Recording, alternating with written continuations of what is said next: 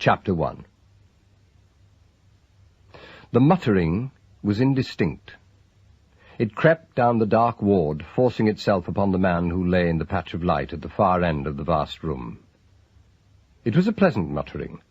It made a reassuring undercurrent below the worry, that terrifying anxiety which was thrusting icy fingers deep into his diaphragm. He tried to concentrate on the muttering. Mercifully, it was recognizable. There were two distinct voices, and when he could catch them, the words meant something. That was good. That was hopeful. In a little while, the words might start connecting, and then, please God, he would learn something, and this appalling fear would recede. From where he lay, he could just see a wedge of polished floor, a section of a neat, empty bed, and a tall, shrouded window, fading into complete darkness at the top, where the shaded light over his own head was too faint to reach it. All these were entirely unfamiliar. He was not even sure that he was in a hospital. That was part of the whole situation. He knew what a hospital was. That was comforting. They were large, grey buildings, made grimly gay by enormous posters announcing scarifying deaths.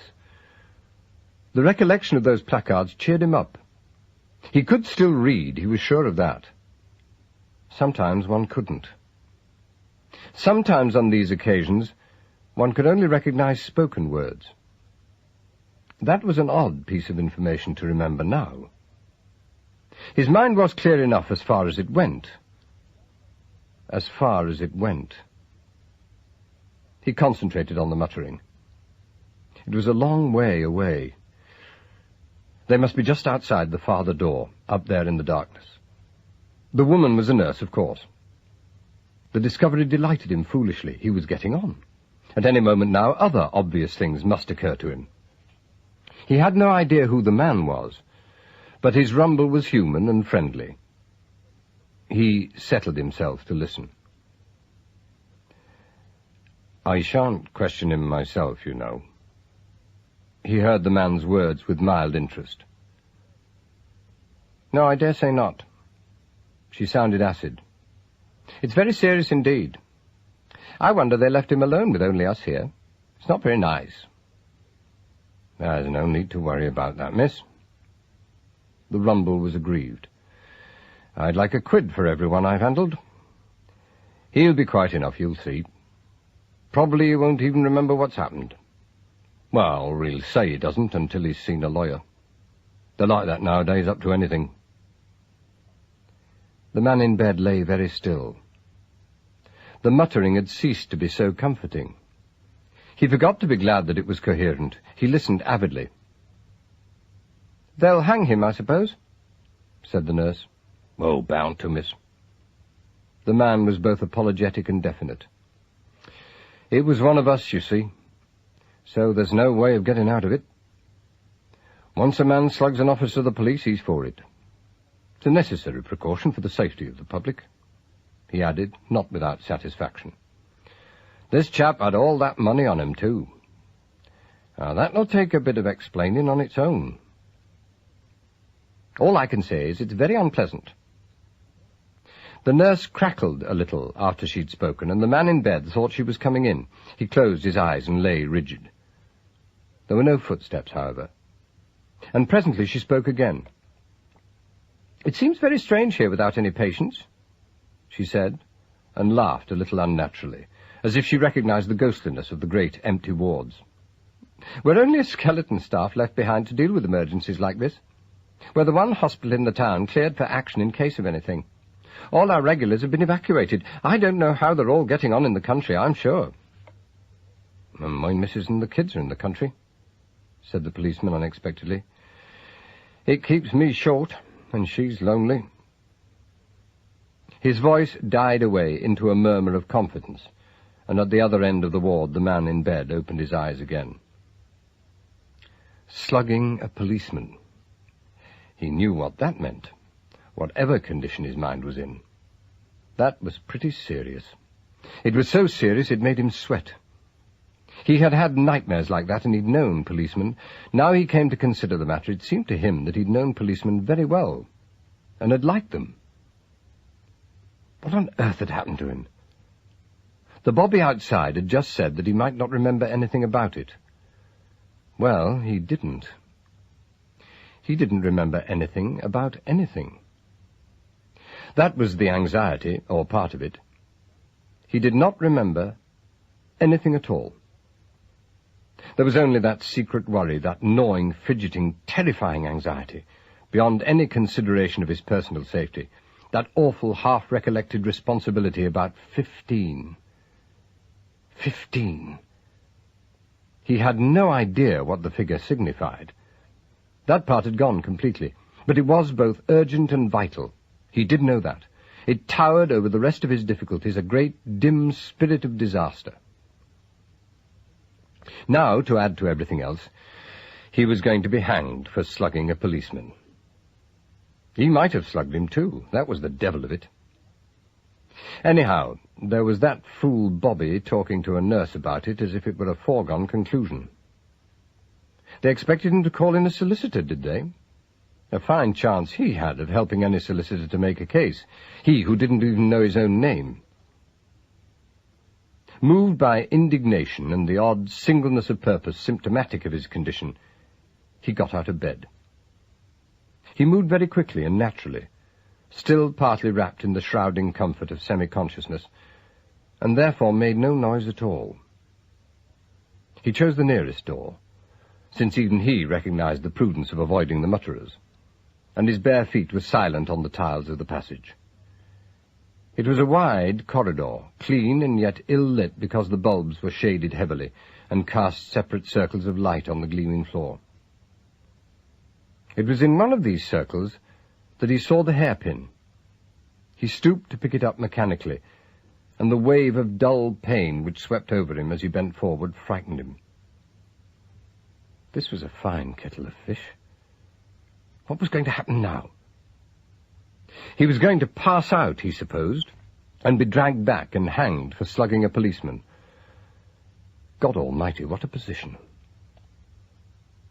The tiles, striking cold on his bare soles, pulled him together a little, and he became aware for the first time that he was undressed, and the coarse hospital pyjamas were his only covering. He glanced at the row of shining doors on his left. At any moment one of these might open, and the authority emerge. It would be a dreadful, supercilious authority, too, properly clothed and antipathetic. It was a real nightmare. This idea seemed feasible, and he seized on it gratefully. The conviction relieved him of a great deal of worry. For one thing, it didn't matter so much that his brain was so unreliable. All the same, even in dreams, certain problems are urgent, and it was obvious that some sort of clothes were imperative if he would have a dog's chance with the lurking authority behind those shining doors. He glanced round him anxiously. The walls were as bare as an empty plate, save for the fire buckets, and the alcove beneath that crimson row escaped him until he was upon it, and then the glimpse of the red-rimmed glass case within jerked him to a standstill. He stood before the cupboard transfixed. There was the usual paraphernalia inside. A black oilskin coat hung at the back, and the toes of a pair of thigh boots showed just beneath it, while the hose was draped round the ensemble in neat heraldic festoons. The man in pyjamas ignored the invitation printed on the enamelled plate requiring him to break the glass. Instead, he concentrated on the keyhole in the smooth red wood. When he lifted his hand to touch it, he rediscovered the hairpin, and a warmth of satisfaction spread over him. So it was one of those merciful dreams in which things came out all right. That was it, if it worked. He had no time to speculate on his own somewhat peculiar accomplishments. The bent wire flicked over the lock easily, as if it had done it 100 times. The absence of oilskin trousers bothered him, but the boots were tremendous. They came well up over his thighs, and the coat had a belt which took off and could be slipped through the boot loops. The sou'wester cap which fell out of the ensemble struck him as amusing, but he put it on and buttoned the coat up to his throat with deep relief. Any incongruity in the costume didn't occur to him. He was still moving with the simple directness of emergency.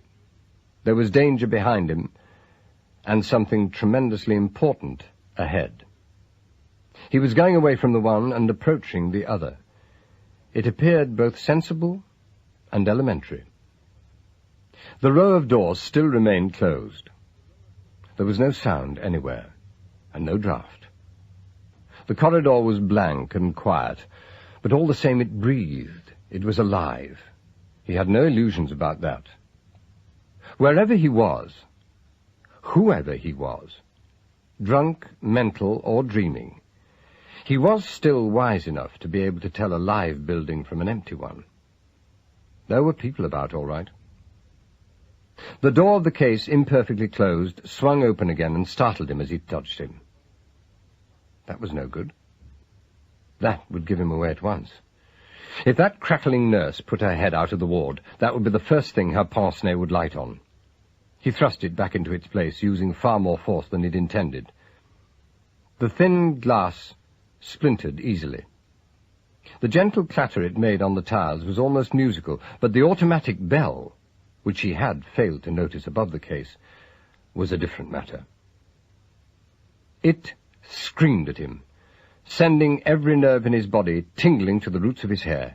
It bellowed, it raved, it shrieked, tremblingly hysterical in the night, and from every side, above him and beneath him, other bells echoed it in a monstrous cacophony of alarm.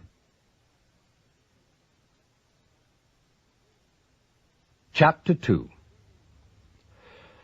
The building was alive, all right. His sense had not deserted him. Doors swung open, rushing feet swept down on him. Cries, sharp demands for information, raised, anxious voices. They whirled round his head like bees from an overturned hive. He ran for it, with his oilskin coat flapping and scraping round his hampered limbs. He passed the lift cages and sped on to the staircase. As he reached the second landing, he collided with an elderly man in a white coat who caught his sleeve.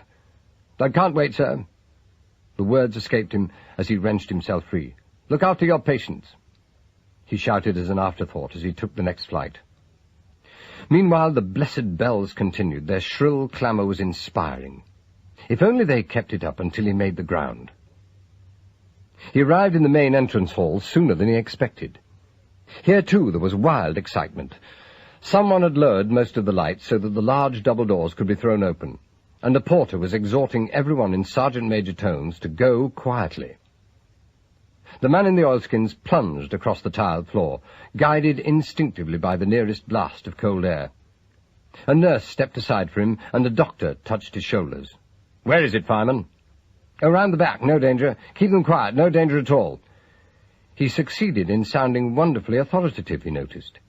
He had almost reached the threshold of the emergency doors when a girl slipped in front of him. As he dodged round her, she spoke quietly. "Is it by the gate?" she inquired idiotically. He glanced at her over his shoulder and received a momentary impression of a heart-shaped face and disconcertingly intelligent brown eyes. "The fire's at the back, miss. Nothing serious," he said briefly, and passed on. It was a completely meaningless encounter, and the girl might well have been half-witted for all he knew. But she left an uncomfortable doubt in his mind, and he dived out into the darkness eagerly. It was not a pitch-black night. There was a moon behind the thin coverlet of clouds, and as soon as his eyes became accustomed to the change, the shadowy greyness of the darkened town became fairly negotiable. The scene meant nothing to him. He was in a large, semicircular drive in which a dozen cars were parked, while beyond, roofs and spires rose up in velvet silhouette against the lighter sky. He took the nearest car. It seemed the wisest thing to do at the time, although he had some difficulty in managing the controls, hampered as he was by the mighty boots. Still, the little runabout started, and he took her gently down the slope to the open gates. He turned east when he reached the high road, mainly because it seemed more likely to be lucky than the other direction, and treading hard on the accelerator, he rattled down the dim ribbon of asphalt, which was just visible in front of his single hooded headlight. He had picked a terrible car. The discovery was particularly disconcerting because he fancied he was in the habit of driving something different altogether. Not only was this uncomfortable little machine cramped, but the steering was alarming, with a full turn play on the wheel at least, while somewhere behind him a suggestive clanking was growing noticeably louder. The road, which was broad and lined with dim houses set back behind overgrown shrubberies, was quite new to him. It might have been any road in England, for all he knew. There was no traffic and no street lamps. He drove anxiously, coaxing the unresponsive machine to further effort. Now it was a real nightmare, the familiar kind in which one struggles down a dark tunnel with terror behind one and feet which become more and more leaden at every step. He had travelled half a mile or so before he met another vehicle, and it was with relief that he saw a pair of darkened sidelights swaying down the road towards him. They turned out to belong to a bus. The interior was darkened, but as it came up with him, he caught a glimpse of the dim number over the cab. It was a 15. The sight jolted him, and for an instant recollection rushed at him in a great warm sweep of bright colours, only to recede again, leaving him desperate. Something was frighteningly urgent and important. There was something he had to do instantly, and the responsibility concerned was tremendous. For a moment he had it almost within his brain's grasp, and yet now it was all gone again, all lost. What he did know was bad enough, he recollected with something of a shock. The police were after him, apparently for murder. The clanking at the back of the car ceased to be ominous and became downright sinister. At any moment now the big end must go, and he'd find himself stranded in the suburbs of an unknown town where his present costume would damn him the instant he was seen.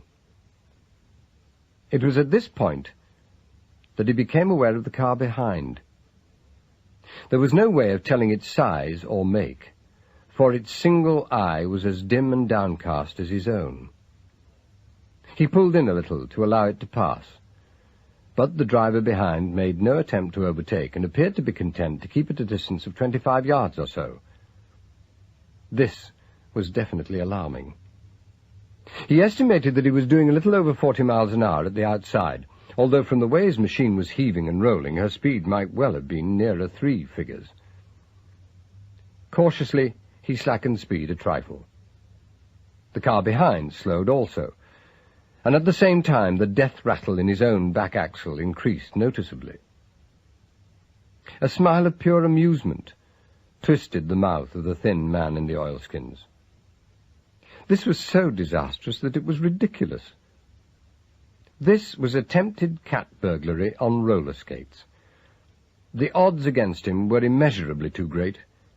He had no chance even to run for it in these colossal boots. A side turning, yawning in the darkness on his left, decided him, and he swung round into it for a final spurt. The driver behind him overshot the corner, and a flicker of hope flashed through his mind. But before he'd reached the next road junction, the following car was back on his tail again. The open country took him by surprise. The hospital must have been nearer the outskirts of the town than he'd imagined. It was coming now, he supposed, as he drove down a tunnel of bare trees into the lonely darkness beyond. They must make their arrest at any moment now, and he prepared himself for them to shoot past him and stop.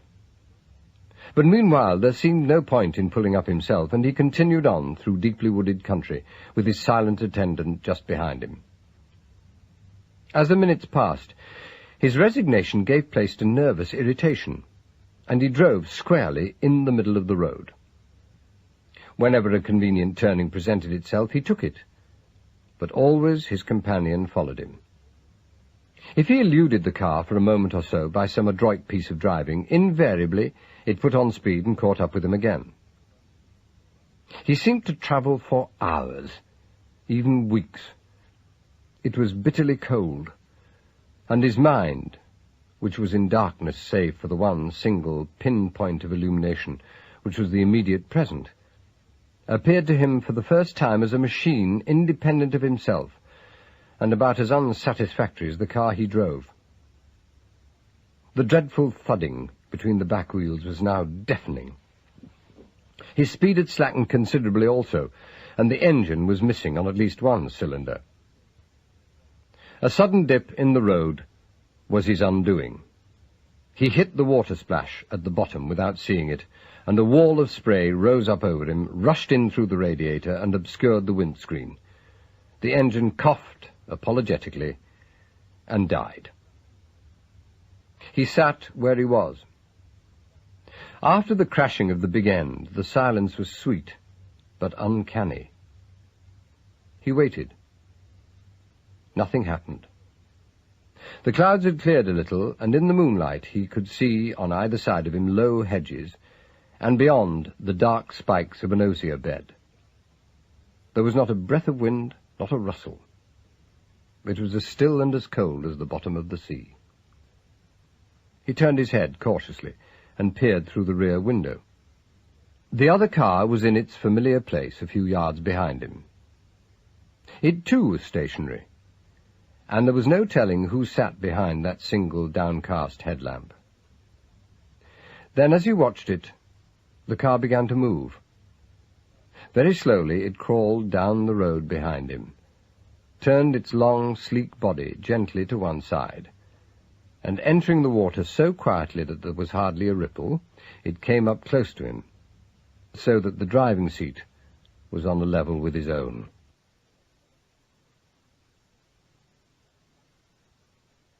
Chapter 3. The side windows of the two cars slid down simultaneously, and the man in the fireman's coat braced himself to meet whatever was coming. "Would you care for a lift by any chance?"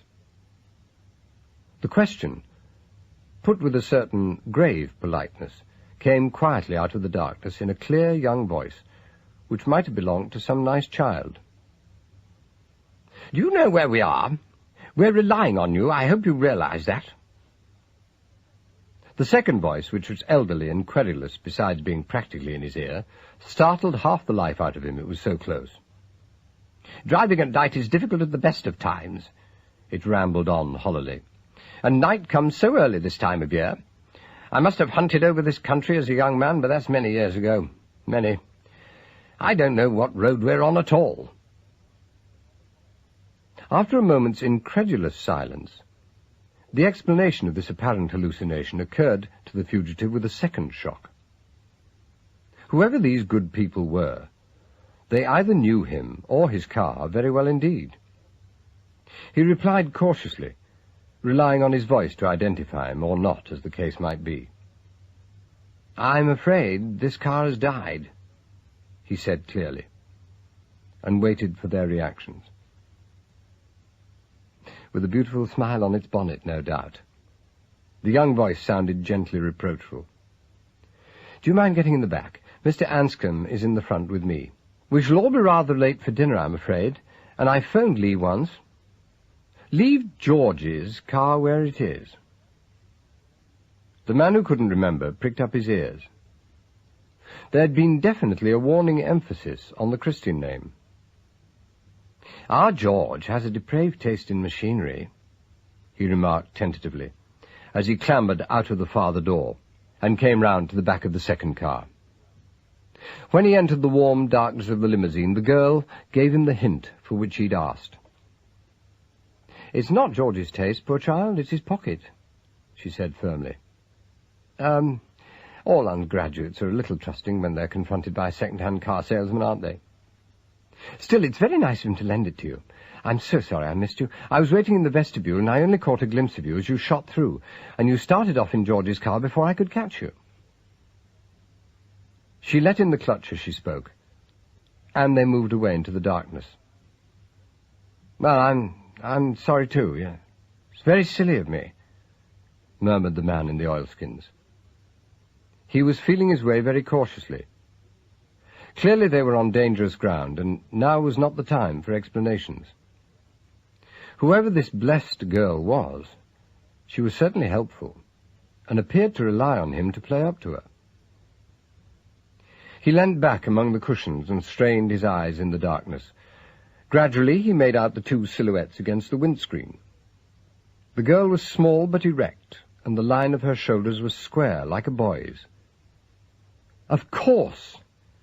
She was the young woman with the heart-shaped face and the disconcertingly intelligent light brown eyes who had spoken to him in the hospital vestibule. She must have been trying to tell him that this car was by the gate. No wonder she was treating him now as if he were mentally deficient. So he was, God help him. So he was. The man who sat beside her was less definite in outline.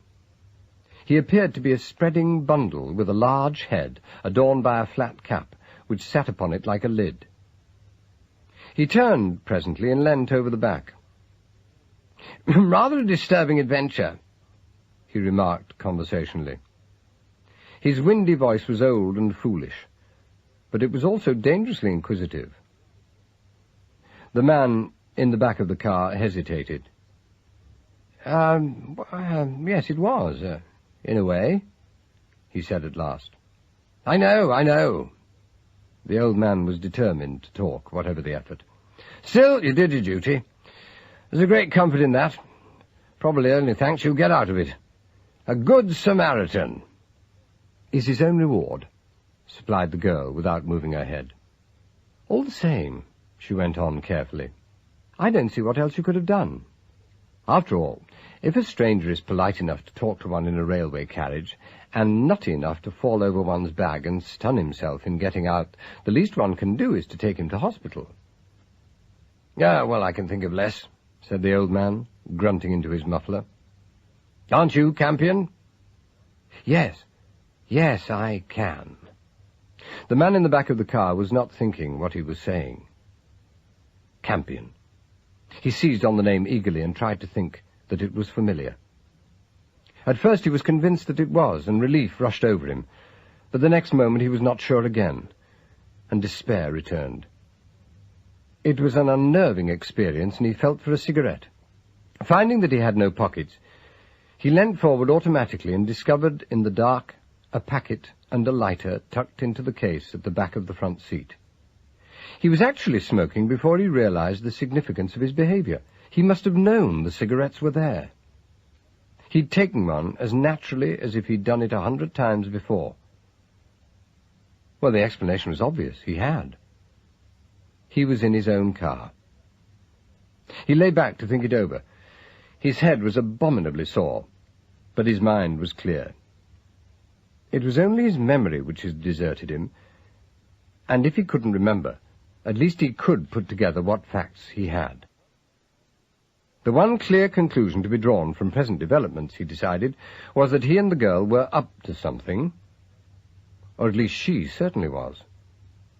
She was protecting him the whole time, feeding him with story after story and doing it very well, almost as though she were used to it. Well, perhaps she was. The conviction that she was his wife came slowly. The more he thought of it, the more likely it became.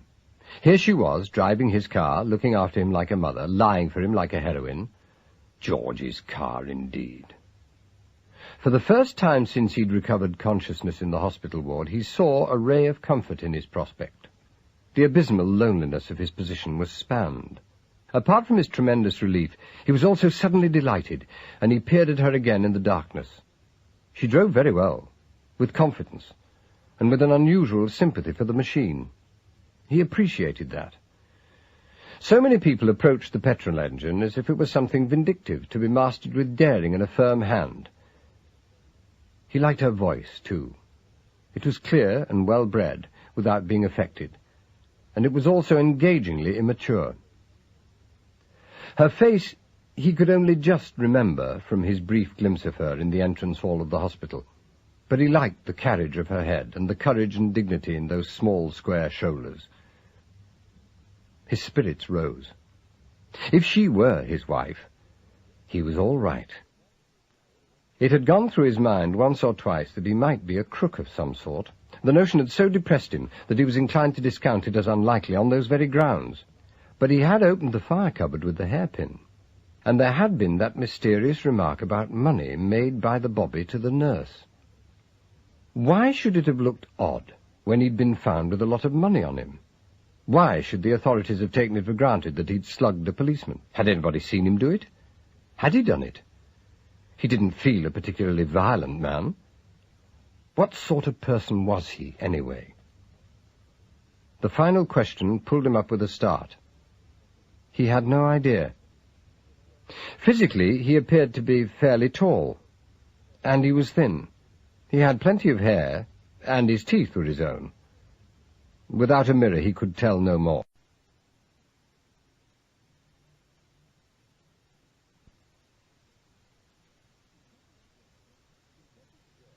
His impression of the girl was that she was young, perhaps very young, and he considered the question of his own age thoughtfully. He was fit, and apart from a natural shakiness after his experience, which, whatever it had been, had left him with aching limbs and a reeling head, he felt fairly athletic. He wondered. He was clearly not a boy, but on the other hand, surely he was not old. Finally, he plumped for 29. It was a nice age, anyhow, and he felt no more. He began to feel better, almost adventurous. The big car was brushing aside the miles, and he had half persuaded himself that the police slugging episode was part of some past delirium, when the elderly man stirred himself. "Ah, I see where we are now," he said contentedly. "We must have come 15 miles out of our way." He broke off abruptly and laughed, the silly little high-pitched giggle of a foolish old man. I mean 5 miles, of course," he added clumsily. "I don't know what made me say 15. The man, who had been told that his name was Campion, glanced up sharply in the darkness, and the shadowy tide of anxiety rolled up into his mind once more. "It's not far now, anyway." The girl's cool voice was comfortingly matter-of-fact. "If you don't mind, Mr. Anscombe, we'll put you down at your house and rush on to change. Aubrey has put the meal back to 8:30, and we can't in all decency be late. We'll see you there, shan't we?" Yes, I shall be there." The old man sounded enthusiastic. "I never miss an opportunity to dine at the Institute, now that Aubrey is the skipper. I remember his predecessor, the great Dr. Hale. He was an able fellow, but nothing like Aubrey. Yes, Lee Aubrey is one of the big men of our time." "Yes," said the girl thoughtfully. "Yes, I think he may be. He's not afraid to surround himself with brains." Anscombe grunted. Particularly brilliant man on his own account," he announced didactically. "We were more than lucky to get him here at Bridge. I remember the famous session when his appointment was announced to the secret conclave. As hereditary secretary to the society, I was very much congratulated. But I said, 'Don't thank me, Masters of Bridge.' That's the customary address, you know. 'Don't thank me. Thank the man himself for coming to us, eh?'" He settled himself in his seat and sighed. It was clear to Campion that he was talking of matters very near to his heart. Pride, and more than a touch of pomposity, glowed from him. Anscombe. Well, the name meant nothing to Campion, but Bridge and the Institute struck a vaguely familiar note. He fancied that they were well-known terms, something he'd heard about all his life. Presently the old man spoke again. "Yeah, Aubrey is a wealthy man, too, you know," he said. "It's not generally known, but he donates the whole of his £2,000 salary to some scholarship fund in the north. His private income must be considerable. Still, suits him, you know. He has a unique position which no money in the world could buy, and a house which is virtually a museum piece, also not for purchase. You're comfortable there, aren't you?" "Oh, very. It's a glorious house, isn't it, Albert?" It took Campion some seconds to realize that she was talking to him, but his response, when it did come, was manfully enthusiastic. Mr. Anscombe turned in his seat. "Oh, you're tired," he said. "That experience of yours took it out of you. Well, that sort of thing often does. London is exhausting, too.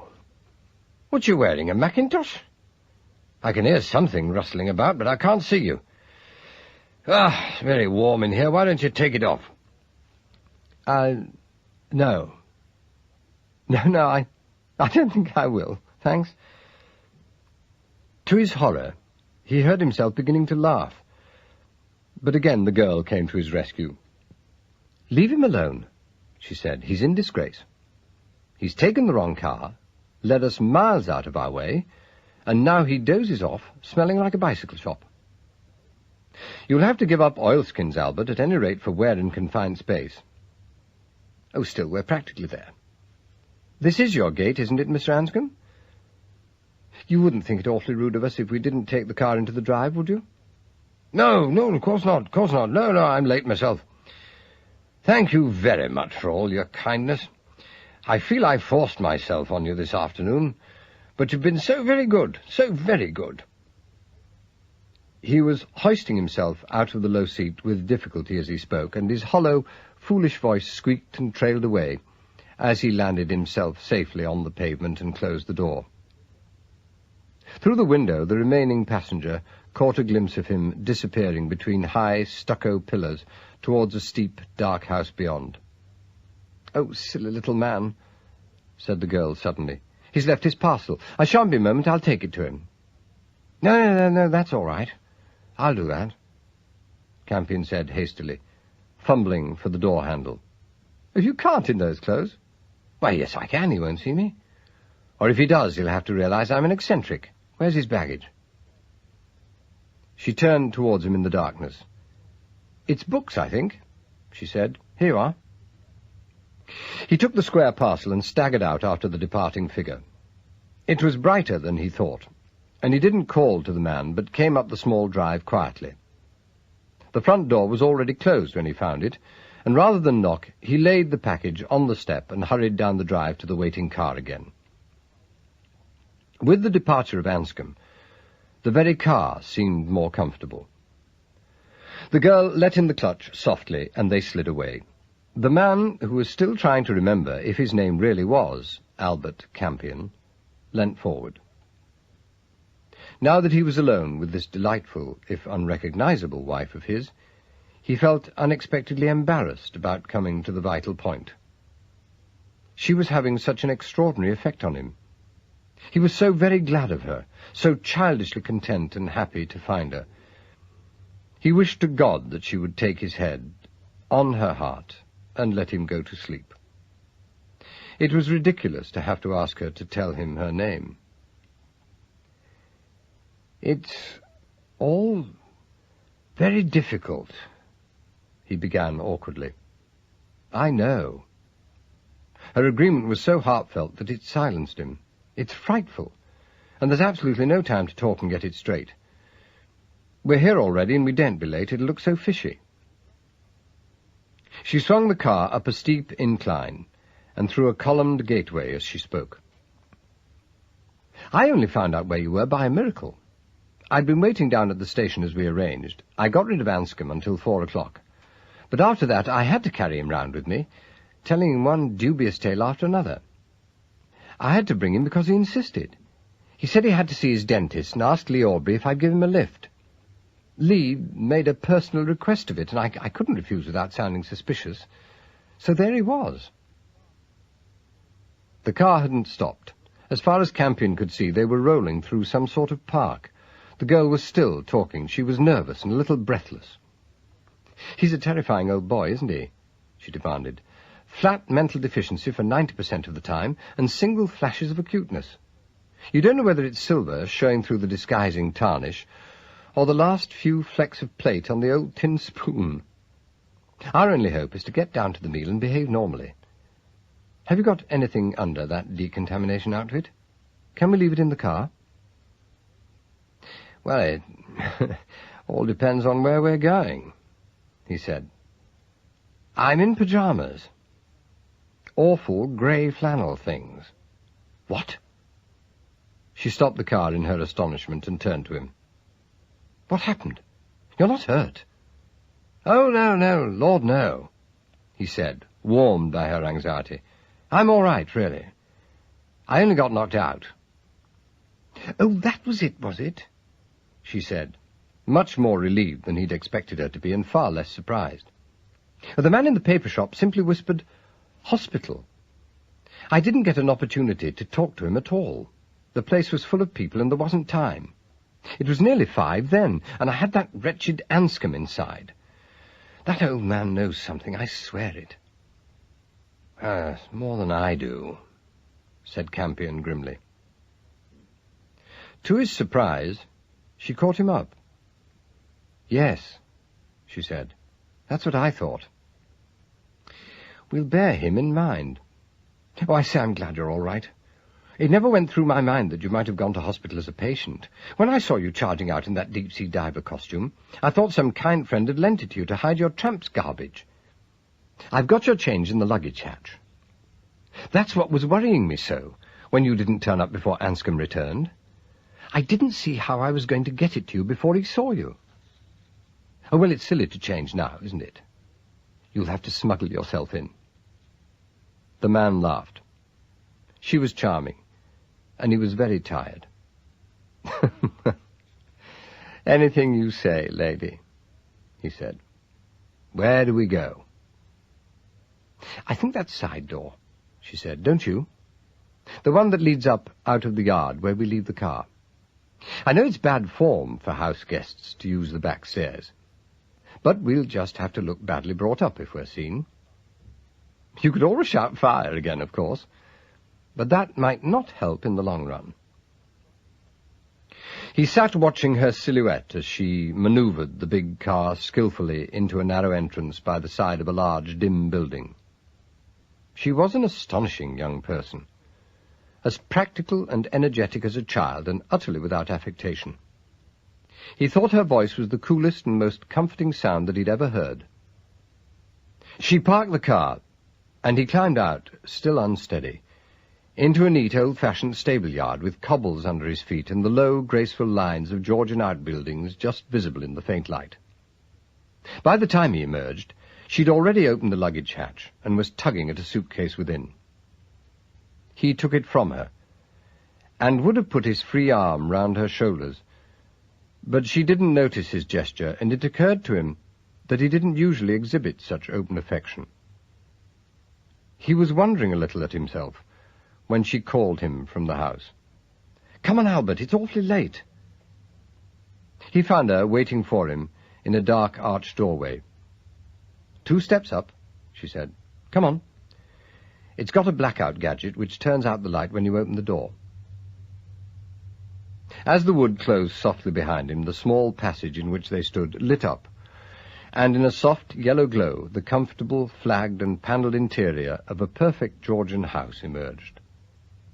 A baize door opposite him clearly cut off the reception half of the establishment, and a narrow flight of oak stairs on their left led to a similar door on the first floor. The girl made for this upper door, and as she ran up the staircase he suddenly saw her and recognized her. The first real and familiar thing to emerge in the terrifying darkness of his mind. Her thin young back under the perfectly cut brown tweed of her suit, her red curls, and her small brown hand on the banister were all suddenly well known and inexpressibly dear to him. "Amanda," he said. "Yes?" She swung round on the top of the stairs and stood looking down at him, a picture of arrested movement, her light brown eyes questioning, and every line of her heart-shaped face alive and young. He laughed, and came hurrying up the stairs after her. "I only wanted to hear you answer to your name." The smile faded from her face, and he thought she looked a trifle embarrassed. "I'm not really rattled," she murmured unexpectedly, and as if he'd reproached her. "It's only that it's all so horribly important and imminent. You've come back all carefree. Did something good happen?" "No. I'm rather afraid it didn't. This is light-headedness, he said, and followed her through the second baize door into a small world of past elegance. Amanda crossed the upper hall, where stripped pine panelling, Chinese carpet, and sage-green drapery made a Georgian setting without either the stuffiness or the full-blooded ostentation of that great period of nouveau riche, and opened a door under an archway. "Oh, yes, they put your things out, thank God," she said, peering across another expanse of carpet. "Lee has got the servant problem taped, hasn't he? It's the combination of love and money, you know. They not only adore him, but he pays them the earth. You get dressed and so will I. I'll give you 10 minutes. We can't wash much. That's all there is to it. And then I'll come back. I must see you before we go down. Bless you." She was gone before he could stop her, whisking into a room on the other side of the hall, while her vivid, friendly personality still warmed and comforted him like the glow of a coal fire. Albert Campion went into the room that presumably was his own and looked at the dinner jacket laid out neatly on his bed. The tailor's tab inside the breast pocket assured him that it was his, and that he'd bought it in the preceding spring. Now that he'd been on his feet for some little time, his weakness had become more apparent, and with the departure of Amanda, his earlier lost feeling returned. He began to dress carefully, moving slowly and with a certain amount of difficulty. After a minute or so, he gave up trying to fathom any further deeper mysteries than those concerning the whereabouts of his underclothes and washing tackle. He had to hurry. Amanda was coming back in 10 minutes, and that was time enough to get all the serious questions settled. He clung to the thought of Amanda. As his wife, she was the one satisfactory, friendly truth in a world of villainous fantasy. Meanwhile, the obvious thing to do was to get himself safely changed. He accepted his reflection in the shaving mirror, discovered in the adjoining bathroom, without seeing it, as do most men every morning of their lives. His self-searching mood had disappeared, and his sole anxiety was to get his chin smooth. The cool comfort of well-fitting clothes soothed him, and he had tied his tie and was getting into his jacket when a knock sounded on the door. He sprang to open it with an eagerness which wrenched his stiff body unmercifully, and stepped back in blank disappointment an instant later. It was not Amanda, but a dinner-jacketed stranger who smiled at him familiarly and wandered into the room. "My dear chap, I'm so glad you've got back," he said, revealing a voice several tones deeper than the average, and so flexible that its charm was instantaneous. "Trouble all cleared up?" Campion nodded without speaking. Even if some flicker of memory had not struggled to help him, he would have known the newcomer was his host as soon as he set eyes on him. The tall, big-boned figure, with its suggestion of elegant negligence, was impressive, and went with the house. He recognized the type, or rather the species of original spirit, immediately. Lee Aubrey was a personality. That is to say, he exuded a force and a spiritual flavor as actual as if it had been warmth, or a small electric current. His big head was extravagantly molded, the features fine but large and overdrawn, and his smiling eyes were kindly rather than friendly. The most striking thing about him was that he could not, apparently much to his regret, provide any stretch of common ground on which to walk with normal men. There was no suggestion of equality in his bearing, but rather an exaggerated humility, as if he were in the habit of going down on mental all-fours to conduct any simple conversation. Now, as he stood lounging awkwardly against the mantelpiece, he was laughing a little, indulgently ashamed of himself for his clumsy efforts to relax. "I was rather glad to put food off for half an hour," he said. "Fish from the Warhouse has been down. Extraordinarily inferior mind. Oh, decent chap, quite sound, of course, but thunderingly dull. It took Butcher all day to tell him what he wanted to know, while any intelligent undergraduate could have mastered the thing in a couple of hours. It's absurd, isn't it? He laughed again, half apologetically for making the criticism. Yes, absurd, said Campion. It was coming back to him, or some of it was.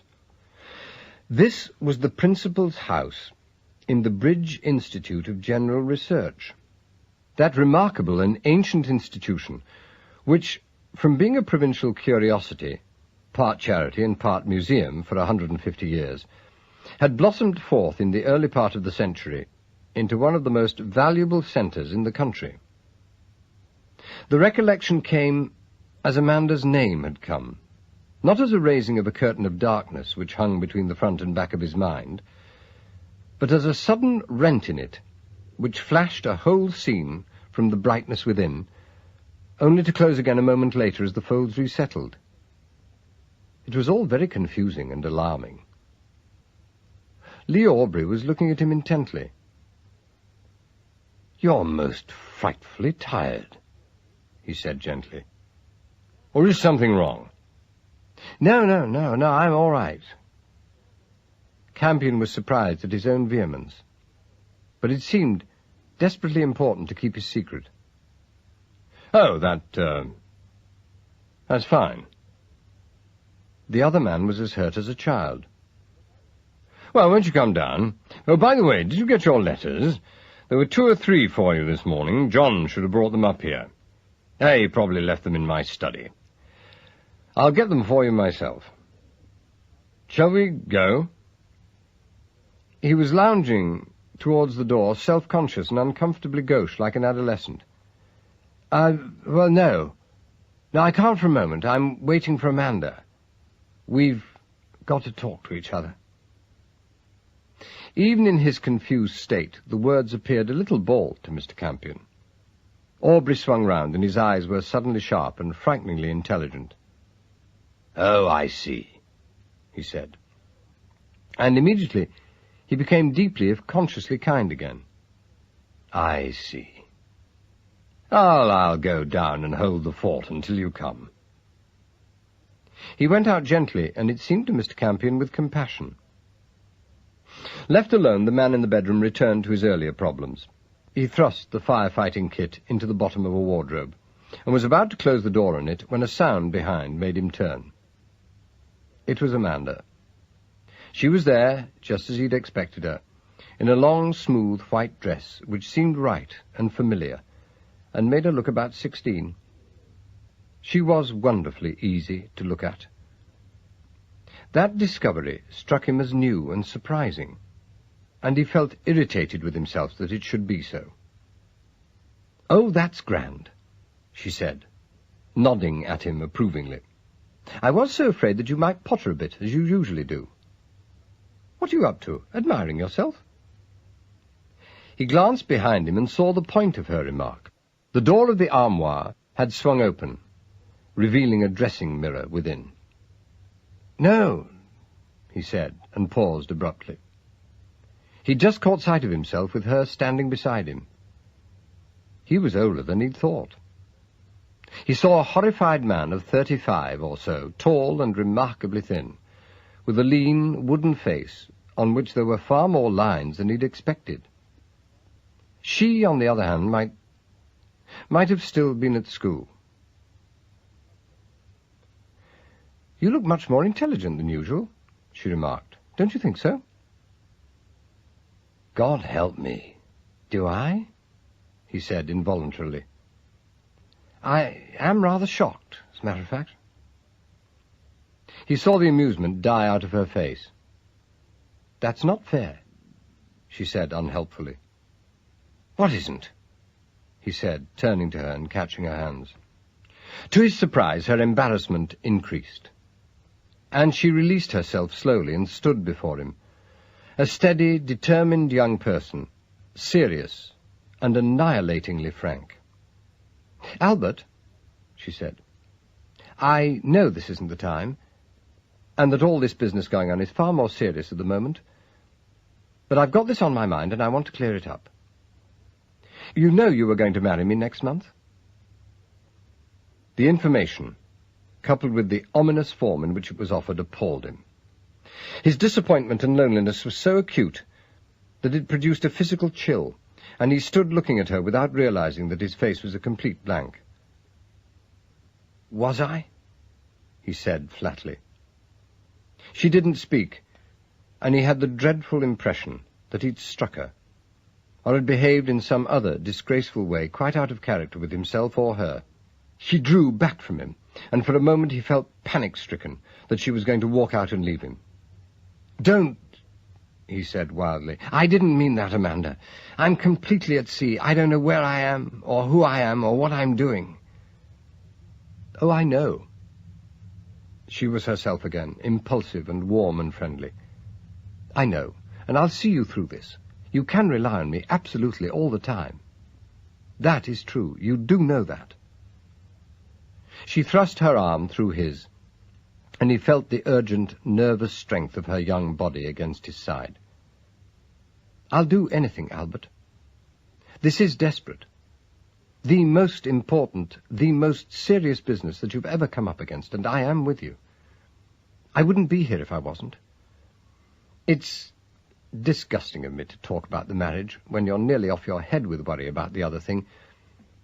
But you know how hopeless I am about hiding anything, and I couldn't bear to behave like a hussy even for 10 minutes. You see, we've never had a love affair, have we? I've just been going to marry you ever since I was 17. We've known each other so long, and quite frankly, it was me who ever suggested getting married at all. You'd almost forgotten about it in the strain of this other business, hadn't you? Oh, my good ape, don't be polite about it. It's silly when we're so used to one another. Well, now, I want to call all that off. I don't have to explain any more than that, do I? Albert Campion let the honest young pronouncement sink into his shuddering mind. "How old are you now?" he asked. 25? As old as that? And you've been going to marry me for 8 years? Well, yes, don't be silly. You know I have, more or less. We don't go talking like this as a rule, but it's got to be mentioned sometime. It wasn't really fixed by either of us, and it was simply that I've never considered marrying anybody else. The question has never sort of come up, has it? But now, well, I thought I'd like to lay off.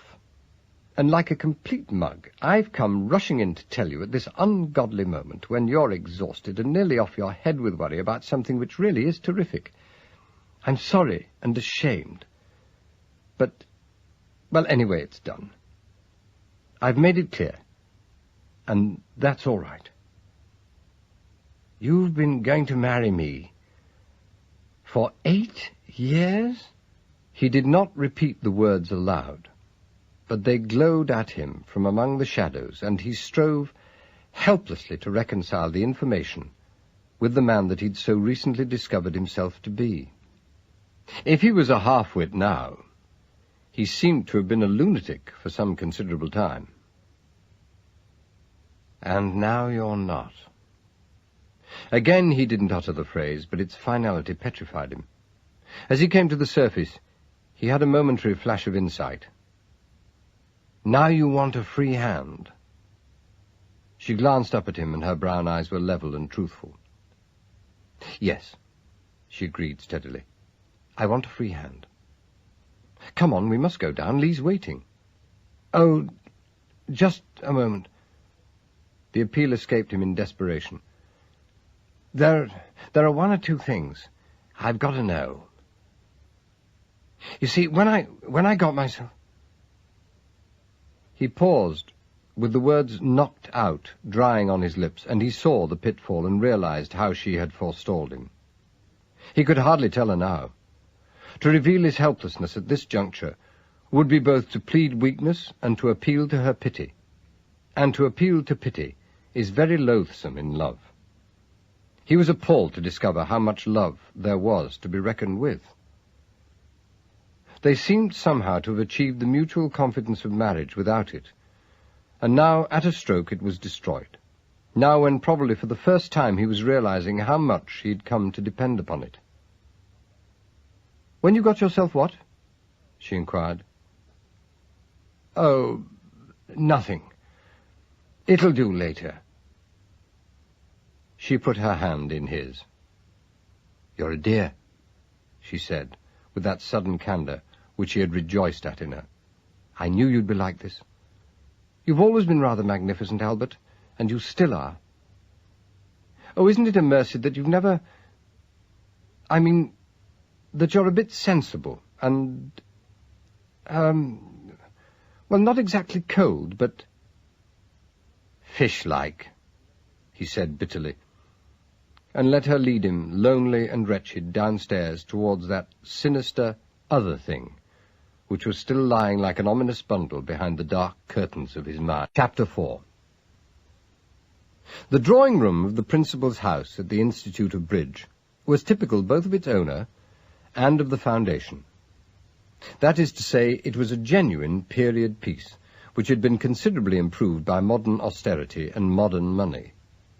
Its fluted columns and Wedgwood plaques had been stripped and cleaned, and each piece of furniture that it contained had been chosen with care, and a splendid disregard of cost, either one way or the other, so that an old fruitwood chair, picked up for £0.50, rubbed shoulders with Mozart's own spinet, acquired at considerable sacrifice. When Campion followed Amanda in, he walked into one of the few recognizable atmospheres of that nightmare evening. Intelligent academic formality, than which there is nothing more indestructible, closed over his head like a sea of glue. 5 people stood about sipping sherry from beautiful old apple-green glasses, and the soft light of candles in silver sticks flickered on determinedly unfashionable clothes and proud, clever, conservative faces. Lee Aubrey came over to them at once, excusing himself briefly to the middle-aged woman with whom he had been talking. He smiled briefly at Amanda, and turned to peer at her companion with one of his typical glances, as if he were humbly taking a little look at the soul, and finding much to sympathize with there. In the normal way, Mr. Campion, who was acute in these matters, would have recognized the phenomenon, and enjoyed it for all it was worth, but tonight he was not himself, and he felt suddenly savage. Lee was disarming. "This is fine," he said. "Now, it's just Anscombe to come. Now, I don't think you've met everyone, have you?" He performed the introductions with casual efficiency, and 4 faces, 1 male and 3 female, peered up into Mr. Campion's own in dreamlike succession. A pair of round, dark eyes under grey brows registered on him as he bowed to the 3rd masculine member of the party, and he received a blurred impression of a wedge of a man with a great chest and dwindling legs. But the women meant nothing to him. One was elderly, with an untidy white haircut and black eyes, but she barely spoke to him, fixing her attention entirely on Amanda. Lee carried him over to the other side of the room, ostensibly to find some sherry. "Rather a depressing assembly, I'm afraid," he murmured diffidently. "But it simply couldn't be helped. This is municipal intelligentsia, my dear chap. The Bridge Institute may do work of national importance, but it's still the so-called philanthropic little plaything of the masters of bridge. There is something frightful about hereditary possession." "I wonder the state doesn't take it over," said Campion, and realized that the observation was idiotic as soon as he'd made it. Aubrey looked at him with bewildered incredulity. "Well, naturally they'd like to," he said. "But it belongs to the town, and it's pretty much of a financial asset, isn't it?" "Oh, yes, of course, yes, I'd forgotten." In spite of his care, the final words carried more emphasis than Campion had intended, and again his host peered at him with concern. "My dear good man, you're exhausted," he said. "For heaven's sake, have a drink. Would you rather have something other than this? I don't want to be an infernal nuisance, but isn't there anything I can do?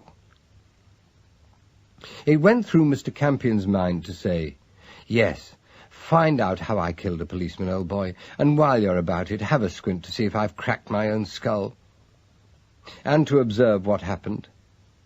But he checked this irresponsibility. He felt as if he were just half drunk, he decided, sober enough to realize that it was definitely not wise to talk. "Well, it's very kind of you," he said, "but I'm all right. A little tired, nothing else." He'd spoken more loudly than he would normally have done, and his host recoiled as the words sounded clearly in the hushed and frigid air. "I see," he said very gently. "I see. Do forgive me. Oh, yes, wait a minute. Here are your letters. I brought them along." He took a handful of mail out of the coat pocket of his loose dinner jacket as he spoke, and withdrew at once, with his odd self-conscious diffidence. Campion glanced at the letters with a slowly growing sense of satisfaction. All but one were readdressed to him from 17A Bottle Street, Piccadilly, and the sight of his name on several envelopes appeared to lend him, however unreasonably, a certain faith in his own identity. He opened the letter, which had not been readdressed, but which had come to him direct at the Bridge Institute, and stood looking at a clumsily typed sheet, which no one but an executive who normally employed a secretary would have dared to send out. It was headed baldly, "My Office, The Yard, Tuesday," and ran on, "Dear A.C., interesting conversation this afternoon with Pugh, whom T brought in. Fancy a man called Anscombe is your best bet. He is secretary to the masters. Oldish, I think, and with a sister. For God's sake, get busy. Keep your eyes on the calendar. The figures 15 turn my belly whenever I see or hear them. Nothing else this end. Saw the minister again. Hardly recognized him.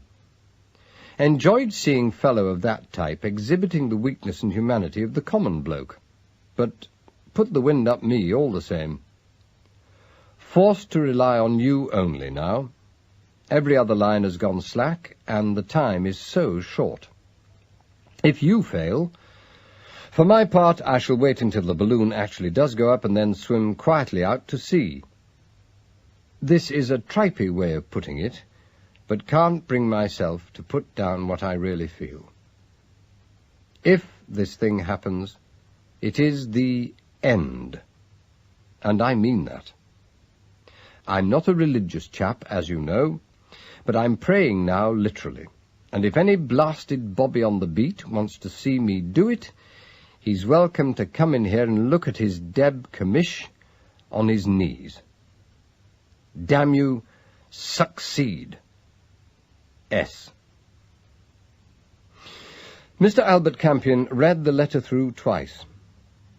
The words themselves were convincing enough, but there was something else.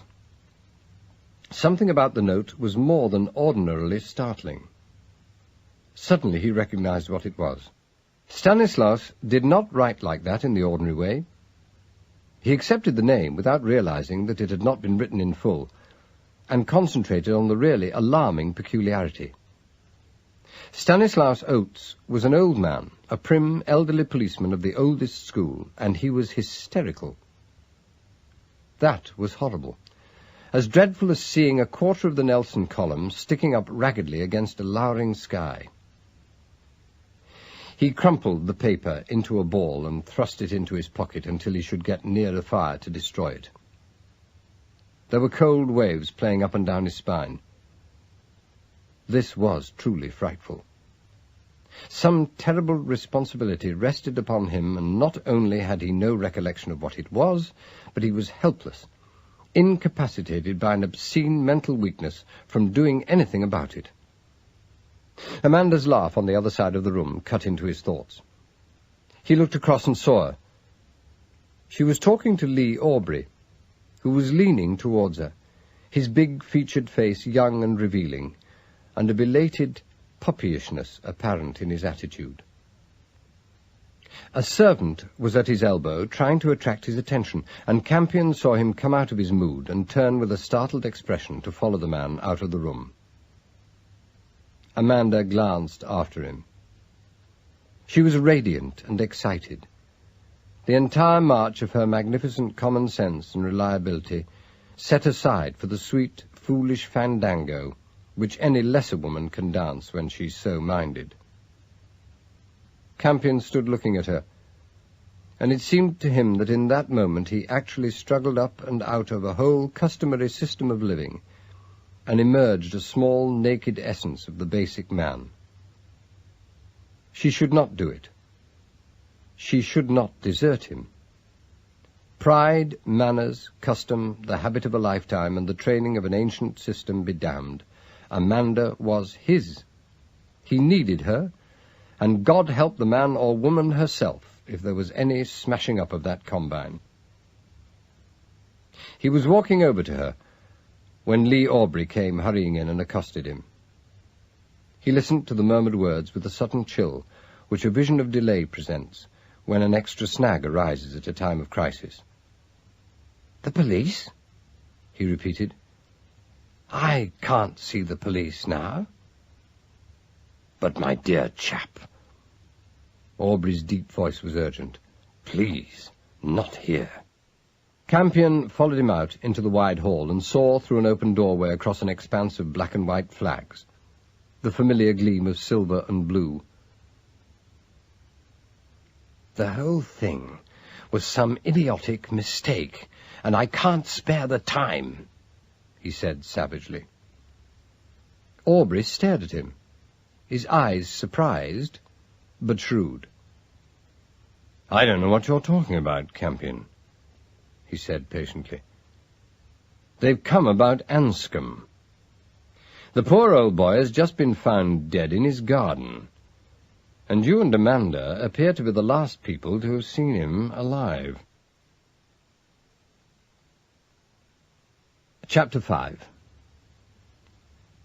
Anscombe? As the echo escaped Campion, the personality of the old man as he remembered him slid into the front of his mind with startling vividness. He saw again the ragged silhouette with the flat cap atop, as it had heaved towards him so ingratiatingly over the back of the car seat. The recollection of the crumpled letter in his pocket also became very clear before his eyes, like a close-up of a document on a movie screen. He could reread the operative words. "A man called Anscombe is your best bet." His new mood of reckless determination, which he suspected was completely foreign to his nature, was still in complete possession of him. "Dead?" he said aloud. "He would be." Aubrey made no direct reply, but Campion thought he saw the whites of his eyes for a second. "Well, all the same, my dear chap," he said at last, his tone only faintly reproving, "we must do what we can. There's a sister, and heaven only knows what other complications. Come on." The immense blue greatcoat containing the police sergeant moved out of the doorway as they approached, and the bright room spread out before them. Lee Aubrey's private study was an impressive chamber at any time, with its arched bookcases, unexpected curios, and deep green hangings. It was a room with an air, a room used to soothing and entertaining people of widely different types and standards. A diplomat among rooms, gracious and superior, capable of stimulating as well as subduing. But none of its charm cut much ice with the man who stood waiting for them, as he warmed the back of his legs before the open fire. Campion knew that he was a county CID superintendent the moment he set eyes on him. He knew that as surely and in the same inspirational way that he had known Amanda's name, or where to find a cigarette in the car. There was no mistaking that tall, bright-eyed, smiling superiority combined with a meticulous physical neatness. This last was a muscular and sartorial spit and polish, almost naval in its perfection. The stranger was the country policeman at his highest, an impressive specimen anywhere. Aubrey, whose gaucherie had given place to a remarkable energy, apparently engendered by the emergency, thrust his visitor forward. Superintendent Hutch, he said briefly. This is Mr. Campion. Hutch. Here we are. What can we do? That's a question, isn't it? Said the superintendent, revealing an unexpectedly soft country accent. And Campion, glancing up sharply, became aware of the brightest eyes he'd ever met, smiling into his own with a startling intensity of horse sense behind them. The remark was clearly not intended to be taken at its face value. For an appalling instant it occurred to Campion that he'd been betrayed, and that Aubrey had got him to come quietly by a pretext. His face became wooden, and he waited, his hands in his pockets, for the next move. When it came, it surprised him. Superintendent Hutch laughed a little. He might almost have been embarrassed. Glancing down at a disreputable piece of paper in his hand, he said formally, You are Mr. Campion, are you, sir? It's 100 to 1 on, I should think. God help me. Campion did not say the words aloud, but they came into his mind involuntarily, and he smiled, only to freeze a moment later. The superintendent, catching his expression, had echoed the grin secretly, alarmingly. His manner then became uncomfortably informal, and he spoke as important policemen are apt to speak to cornered delinquents, affably, and as if they were part of the family. I just want the usual, you know, he said cheerfully. A brief account of your last meeting with the deceased. Where did you leave him, and when? He had a jaunty manner which sat well on his slightly comical countryman's face, with the long duck-bill's nose. He was evidently a local character, and was very fond of himself. Campion took the plunge without a pause. Hesitation, he felt instinctively, was death. I last saw Anscombe at his own gate, he began glibly. We'd come from, the town. What town? He had not the least idea. The shaky lands spread out before him, and he wavered. I think we ought to have Amanda here. Amanda, sir? Yes, my fiancée, Miss... The hopeless pitfall loomed too late. Lee Aubrey was staring at him, but his surprise was not at Campion's astounding ignorance. I had rather hoped to keep Lady Amanda out of this as long as possible, he said briefly. He showed his annoyance, and there was a suggestion of colour on his high cheekbones. Lady Amanda? Lady Amanda who? The utter hopelessness of the situation might have defeated Campion at that moment, had it not been for Aubrey's irritation. Who was Lee Aubrey to spare Amanda? What was this blasted proprietary talk? Damn him and his chivalry. Ah, yes, of course, my mistake. That will be Lady A. Fitton, won't it? Murmured the superintendent, glancing down at the slip in his hand. No, it's Lady Amanda. As the sister of a peer, she takes her Christian name. Aubrey gave the snippet of information casually, and a touch of schoolmaster came oddly from him. Lady Amanda was driving this afternoon. She gave Mr. Anscombe a lift into Coachingford when she went to meet Mr. Campion off the London Express. They were delayed and didn't get back until after 8. Those are the brief facts. Mr. Campion can give you anything else you need, I think. You won't need to trouble her at all, will you? The last words were barely a question. He spoke with the complete assurance of authority. The superintendent shifted his weight. He was not a young man, and there was a deal of experience in his long head. Campion, who had been sidetracked momentarily by the two valuable names Fitton and Coachingford, was now impressed by his hesitation, and it dawned on him that as principal of the Bridge Institute, Aubrey was no ordinary power in the land. I think I ought to see her, sir, if you don't mind." Superintendent Hutch's soft voice was apologetic, and he had a shy way of grinning, as if he had a secret joke on somewhere. Campion, who was not at all sure that he had not, found the habit disconcerting. Lee Aubrey clearly found his insistence astounding. He swung round on the policeman. "Mr. Anscombe died naturally, surely?" Hutch looked uncomfortable. "We're not absolutely certain, sir. He didn't do it himself. That's one sure thing. The chief constable is on his way over now. More I can't say, can I?" "Good Lord."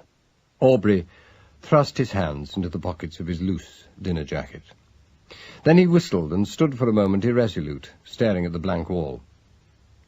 At length he turned abruptly. "I'll fetch her," he said. "Mr. Campion will tell you all he can. Apart from everything else, this is rather unpleasant. The man lives on the Institute estate." He went out, leaving Campion with the two policemen. Hutch said nothing. He stood studying his notes, his head bent earnestly over the small bundle of old envelopes and loose half-sheets of paper on which he appeared to have made them. His hesitation was unnerving. Campion was fully alive to the dangers of his position. Any question about the drive home from Coachingford must, if he stuck to the story Amanda had told Anscombe, introduce the suicidally dangerous subject of hospitals. It was the delay he dreaded most. He was getting a sufficiently clear angle on himself to realize that whatever he might or might not have done, it was no ordinary, straightforward crime of violence, and meanwhile there was clearly something of importance for him to do, and to do immediately, if only he could get some sort of line on what it was. What troubled him particularly was that he had a growing conviction that he had been nearing success when disaster had overtaken him. There was a sensation of discovery at the back of his consciousness, an impression that things were moving. Moreover, the curtain between this misery of ignorance and a very clear vision indeed was tantalizingly thin. Hutch was looking at him now with his familiar half-smile. He was waiting as though he expected Campion to speak first. The man who could not remember took a deep breath. "How did Anscombe die?" he inquired. The policeman grinned. There was no other word for the terrifying secret leer which spread over his face. "We were going to ask you about that, Mr. Campion," he said. In the moment of paralyzed silence which followed, the step in the doorway behind them came as a merciful release to Campion, and the brisk new voice sounded comfortably commonplace. "Hello, Super. Mr. Aubrey here." "Oh, it's you, is it, Campion? What a bad business, eh?" It was the greeting of a familiar, anyway, and Campion turned towards the newcomer anxiously. He saw a heavy, round man in early middle age, with a distinctive ugly face and impudent eyes beneath brows as fierce and tufted as an Aberdeen's. He conveyed energy and efficiency, and the sturdy decisiveness which goes with a simple point of view and no nerves. It occurred to Campion that he looked like a man who didn't believe in ghosts. But for the rest, he was as much a stranger as anyone else in this new and confusing world. At the moment, he was very full of the story. "I'm supposed to have dropped in for coffee," he said, "but the chap who let me in tells me you haven't started to eat yet. He told me this dreadful tale about Anscombe, too. Poor old boy. He couldn't face it, I suppose. Or am I letting cats out of bags?" The superintendent eyed him. "It wasn't suicide, Mr. Pine." "Wasn't suicide?" The newcomer seemed first astounded and then embarrassed. "Well, I'm glad to hear it," he said. "What a gaff! Lucky there were only you two to hear me. I'm always putting my foot in it like that. There's been a lot of gossip about, you know. You've heard about it, haven't you, Super? About the secretaryship of the Masters?" "Seems to me I did hear something." Hutch was very cautious. "Oh, you must have done." Pine's eyes were amused beneath his tremendous brows. "It's been told me in the strictest confidence by everyone I've met in the last 3 months. I heard that the job, like all these hereditary offices, took a fine old packet to keep up, and that the old man was on the verge of a smash and had made up his mind to resign. Well, naturally, as soon as I heard he was a deader, I thought he'd done it himself. Well, one would.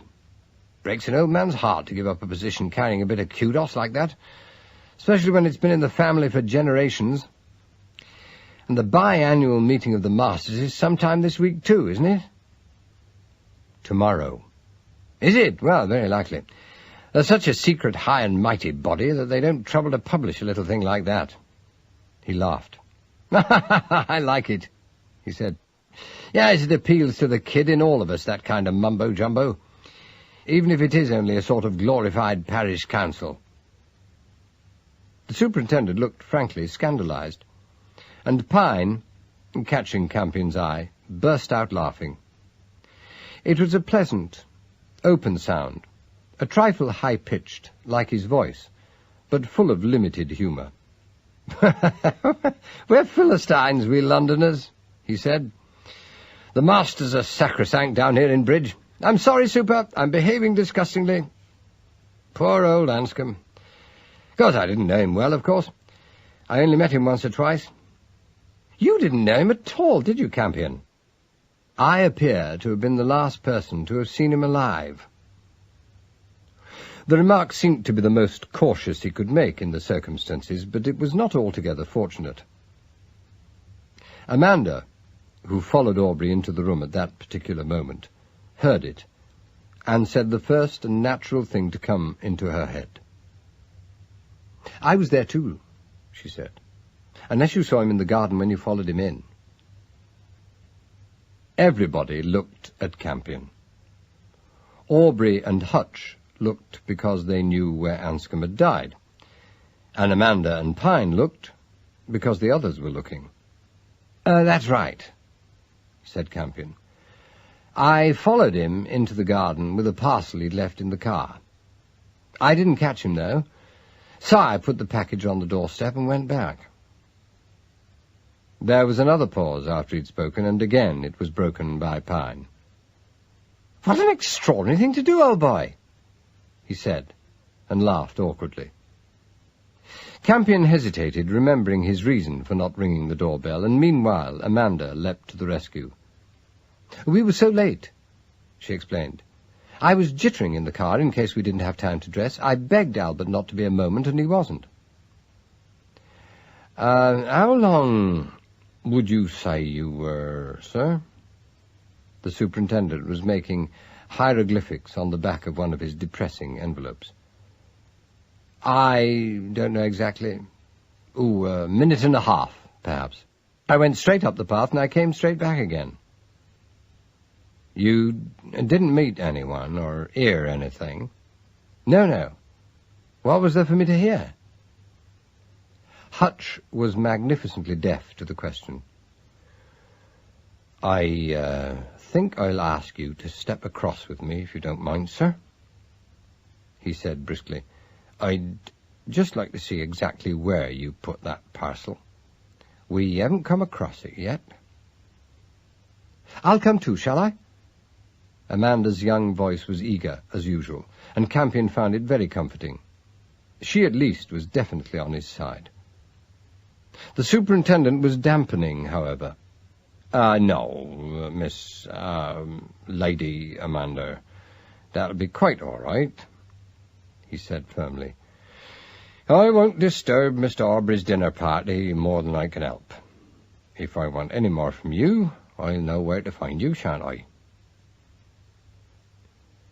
"You'll come back later on, then, Hutch." Aubrey spoke for the first time since his return from the drawing-room, and Campion, glancing at him, saw that he was annoyed by the whole situation. It was such an unexpected reaction that he noticed it, and filed it for future reference. Such magnificent aloofness from the ordinary point of view was impressive. However, Aubrey caught his glance and evidently realized that he had betrayed a weakness, albeit a somewhat godlike one, for he smiled at Campion awkwardly and murmured apologetically, "It's absurd, but I believe I'm worrying about my wretched duties as a host. One finds oneself doing incredible things like that." His complete frankness was disarming, as also was his sudden return of gaucherie. All the same, he didn't change his mind, and Campion saw himself delivered over to Hutch, alone and unprotected.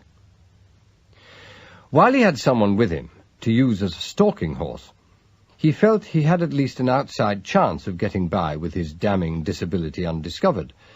But alone, he felt that the superintendent must detect him in 5 minutes. Some of his old alarm must have shown itself in his face, for as he turned from Aubrey, Pine suddenly laid a reassuring hand on his shoulder. "I'll come along with you," he said. "Any reason why I shouldn't, Super?" The touch of belligerence in the question was unmistakable, and Campion was aware of Hutch's bright eyes regarding him curiously. He forced himself to meet them squarely, and to his intense relief and surprise the policeman shrugged his shoulders. "No, none at all," he said grudgingly. "We'll go at once, if you don't mind. The chief constable will probably be there by now, and we can't keep him waiting." He led the way, and they followed him, Pine still holding Campion's shoulder. As Campion passed Amanda, she looked up at him and winked. It was such a swift gesture, and her face remained so composed both before and after it, that he was hardly sure it had happened. At the same moment, Aubrey touched her arm and drew her back into the hall towards the dining-room. The 3 men made the short journey on foot. It was a ghostly night. The moon had come out of the clouds and was riding high and serene, her blunt horns cutting into the sky. But the ground mist had become thicker, so that the superintendent, marching along in front, looked like a ridiculous bust of himself, his head and shoulders alone clearly defined in the cold light. They passed down the drive with the gravel crunching under their feet, and out of the misty sea around them, other buildings, some of them very square and modern, rose up on either side in the middle distance. Pine shook his head. "You can't help handing it to Aubrey," he remarked, panting a little, for they were walking fast. "In 7 years he's turned this place from a museum into a living brain factory. You know, there's more valuable work done in these 12 acres than in any other place in the country. He's got breadth of vision, that chap. I've never met such a personality, have you? Gets me every time." Campion hardly heard him, but his voice, friendly and matter-of-fact at his elbow, was very reassuring. He wondered how long he'd known the man, and what degree of friendship was theirs. It seemed ridiculous to think of it, but they might be partners, or school friends, or members of the same profession. They passed through the wrought-iron gates, and turning on to an old and narrow pavement made of the thin rectangular flags of other days, they came up to the entrance through which Campion had last seen Anscombe disappear. There were several cars drawn up against the curb, and a shadowy figure in uniform came out to challenge them. While Hutch was talking to him, Campion grew acutely aware of Pine. The stocky man had become unnaturally still. He was standing on the pavement, looking up at one of the high stone pillars of the gateway which rose up in the moonlight. "Interesting," he murmured to Campion. And there was just a shade more than the ordinary casual question in the remark. Campion looked at the gate pillar and saw nothing more than the heraldic leaden eagle on the top. It was a nice piece of period decoration, but too small, and in no way remarkable. "Charming," he said politely, and turned back to the man. The light was deceptive, but he thought he saw a gleam die out of the bright round eyes. The superintendent's minion had stepped aside by this time, however, and the little procession moved on into the dark garden. Just before he passed behind it, Campion glanced at the pillar again. He caught it at an angle and saw upon its smooth surface something that he had not noticed before. His heart jolted violently, and once again all the old dark anxiety, which was mingled with an exasperated yet fearful curiosity, swept down on him, strangling him like a garroter's scarf. In shallow relief, and now outlined by the shadow which the angle gave it, the house number showed up clearly. It was a 15. Campion's first reaction after the shock was one of complete relief, and his first impulse was to turn to Pine as to a proven friend, a brother in some mystic conspiracy, and the first man in whom he could confide. But second thoughts brought misgivings. The dead man Anscombe had also indicated that he attached some special significance to the number, and he had not been a friend, or at least Amanda had not seemed to think so. It occurred to Campion that he was pinning a lot of faith to Amanda. Pine was friendly and evidently knew him well, perhaps even better than the girl. He fancied he was accustomed to having many friends. He decided to await his opportunity and put out a feeler on the subject. God knew it was as well to go cautiously. Just then there was not much time for investigation. As he entered the drive, Hutch crossed over to him and walked by his side, while to his intense discomfort he found that the sergeant had come up at his other elbow, separating him from Pine. Just show us exactly what you did, sir." Hutch spoke formally, and it occurred to Campion that the words were very familiar, as if he'd heard them many times before, which was absurd. He did what was required of him and pointed out the exact spot in the corner of the doorstep where he had deposited the bundle. "It wasn't a big parcel," he said. "It measured about 6 by 5, I should think. I took it that it was a couple of books." Hutch seemed satisfied. "Yeah, you just went away without ringing," he remarked. It occurred to Campion that the literal truth, which was that he happened to be dressed up as a fireman and didn't wish to be seen, might be misunderstood, so he repeated his original story about the hurry. The superintendent made no comment. "One does things like that every day," said Pine, obviously with only the best intentions. "They only sound so jolly fishy when something happens. You're being damn mysterious, Superintendent. There's no question of foul play, is there?" "Oh, there's always a question, sir." Hutch sounded reproachful. "I'd like you to see him, Mr. Campion. He's been taken into the house. Lead the way, will you, Sergeant?" Even in his uncertain state, Campion realized that the request was extraordinary from a policeman to a layman. It seemed hardly likely that Hutch had reverted to the ancient custom of confronting the suspected murderer with the body of his supposed victim, and it went through Campion's mind for one wild moment that he might himself be some sort of eminent pathologist. But he dismissed the theory immediately, since the idea conjured up no answering memory. Yet, as they stood in the brightly lit bedroom, overcrowded with furniture and still full of medicine bottles, books, and intimate personal impediments of the dead man, again Campion was touched with that sense of the familiar. He knew the scene was pathetic and expected it to be so. Moreover, he felt no qualms as he looked down at the body on the solid, old-fashioned mahogany bed. Anscombe was lying on his face, and the pillows had been removed so that his head received no support. He was still clothed in the light raincoat which he'd worn in the car, and it and the suit beneath it had been cut to facilitate an examination of the larger vertebrae. The four men, Campion and the superintendent, Pine and the sergeant, stood round the bed in complete silence. If Campion and the police were stolid, Pine was rattled.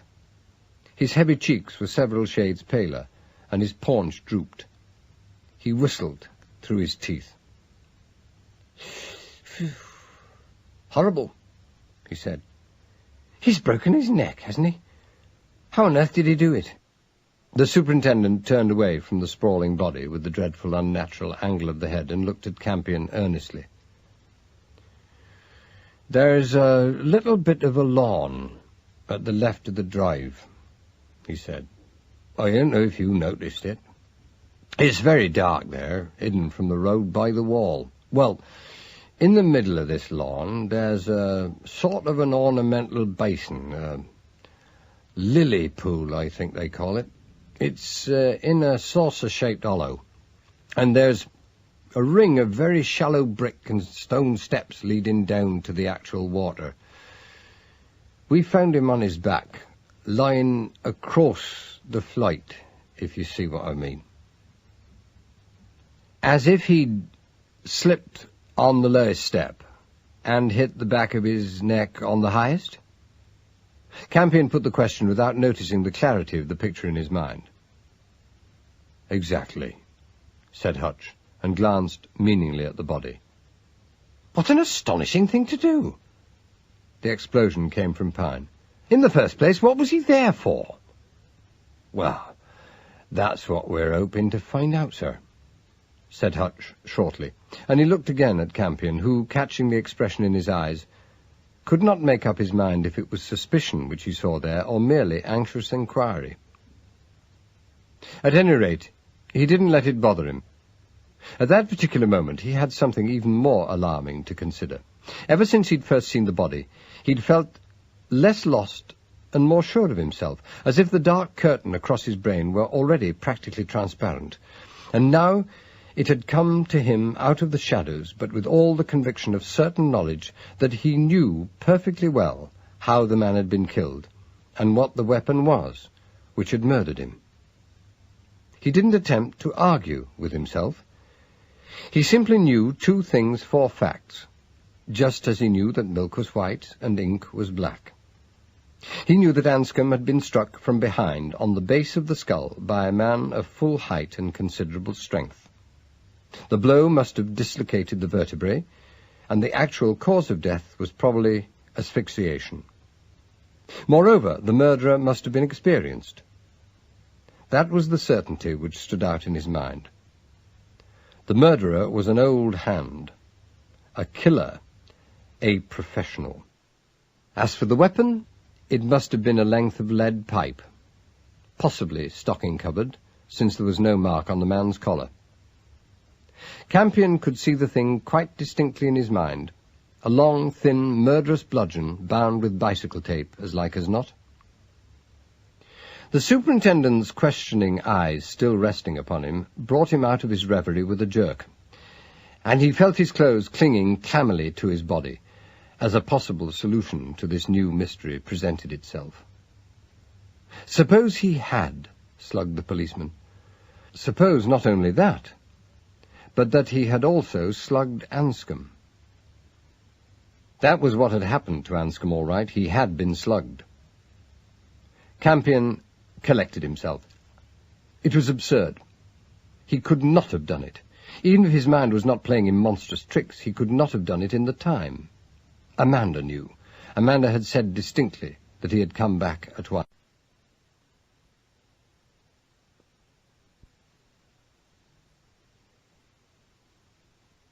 The superintendent was waiting, his comic country face as grave as a judge's. "We found him on the steps," he said. "The doctor is still waiting to think over his opinion. Now, what would you say, Mr. Campion?"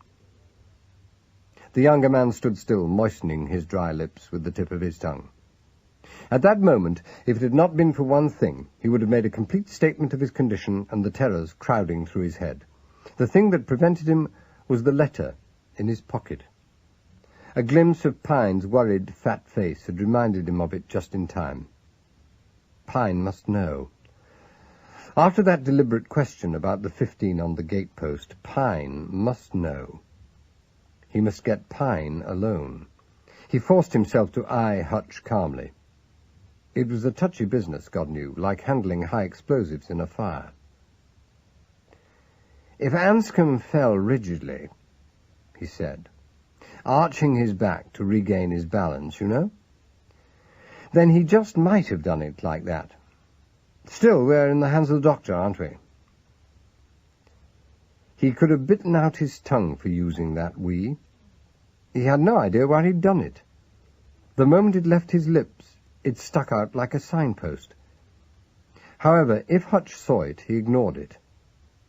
He seemed relieved, but unhappy. "Yes," he said, sighing. That about sizes it up. Would you care to see the steps? Since he had clearly made up his mind to show them, there was no way of avoiding the inspection. But as they crowded into the little pit of darkness at the side of the house and stared by the light of muffled torches at the meaningless jumble of stones and bricks, as unreal and confusing as pantomime scenery in the unnatural glow, Campion edged closer to Pine. It was difficult to choose a sufficiently non-committal opening, but at last he ventured a sighting shot. "Well, not much like the old days," he said heartily. Pine seemed engrossed with the exhibit, or at any rate he took some seconds to reply. Then his cheerful murmur came briskly out of the darkness. "Well, when we were in the States together, you mean?" "Yes." Campion didn't wish to be drawn into any further reminiscences until they'd had time to talk, but it was not going to be so difficult after that. They were old friends. That was the main thing. His immediate hopes were defeated a minute or two later, however, when they were all three walking back to the principal's house. At the Institute gates, Pine took his leave somewhat abruptly. "Well, I must get back at once," he said. "You know what work is, Superintendent, and you know where to find me if you want me, don't you? I'll see you in the morning, Campion. This is a bad business, Super. I believe it's turned me up a bit. I'm a novice, you know. I feel like a kid at a hunt who's been blooded." He stumbled off down the road.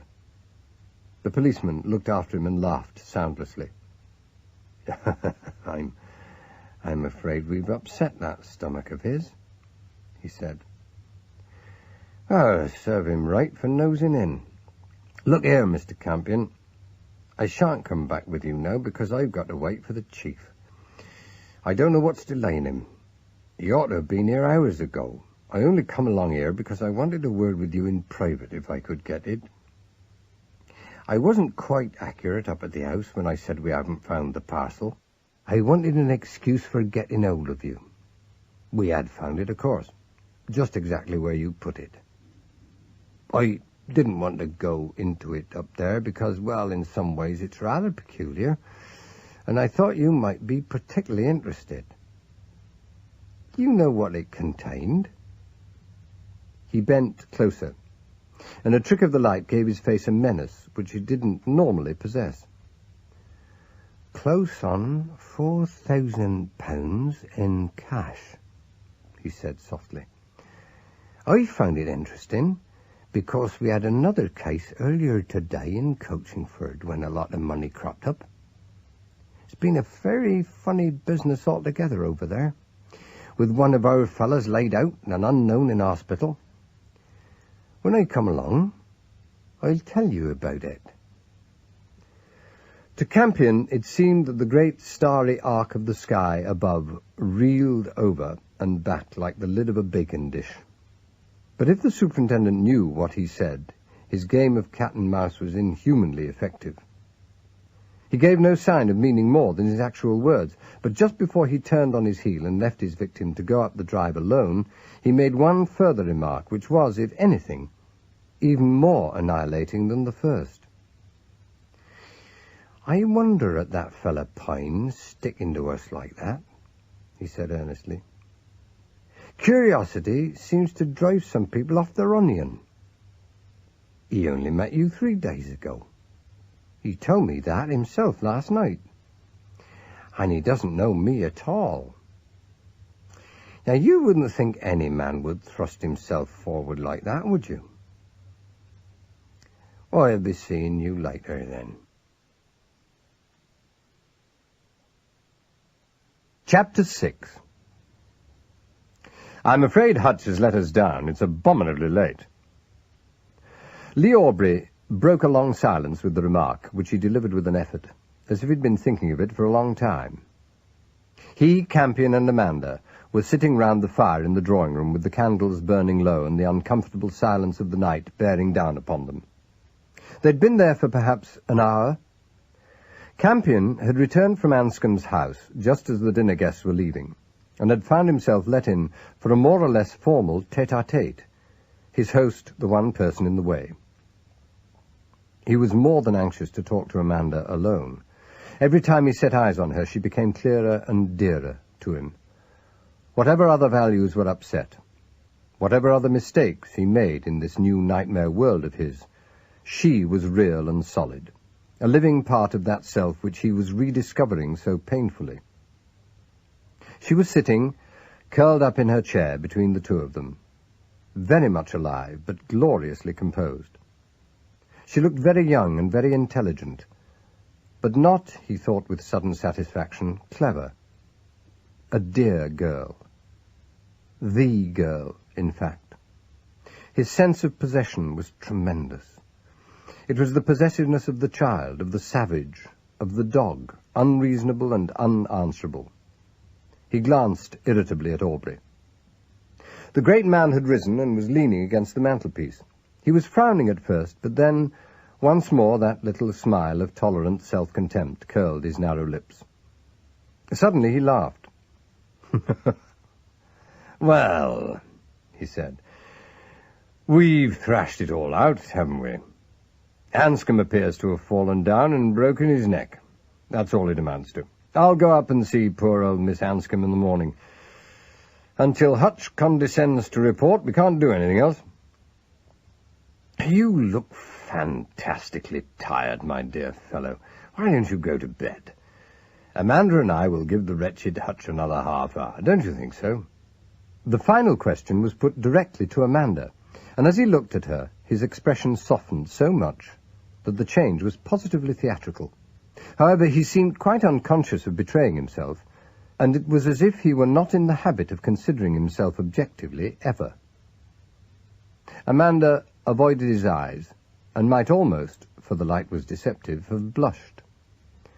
Her involuntary behaviour seemed to annoy her, however, for she looked at him squarely. "Very well," she said. Campion sat up. In the ordinary way, he might well have been startled, for there are few hosts who send their guests to bed so blandly. But now, in his confused state, he was bewildered. Aubrey had spoken with authority, yes, that was it, like royalty, or a headmaster, not with rudeness, but as if he had special privileges. At first, Campion had every intention of refusing baldly, and of forcing himself upon them, but Amanda swept the remaining ground from under his feet. "Good night, Albert," she said. He went up to his room and sat on his bed with the door open, as if he were a schoolboy in the throes of a first love affair. Until that moment, he had not properly assimilated her announcement of earlier in the evening. So many things had happened since then, and the dreamlike quality of his new existence had seemed to allow of lightning changes of front and back. Now, again, it returned to him that Amanda was real, and being real, she was consistent, the one concrete thing in a world of fantasy. She meant what she said. She was not going to marry him. Beside this actual disaster, all the other inconsistencies, the mad cat-and-mouse behavior of the police, the two friendly Pine who had tricked him into a betrayal, and then disappeared on heaven knew what tortuous and subversive mission, faded into fantasy. On top of his blinding desolation crept a new fear. It was a fear for Amanda.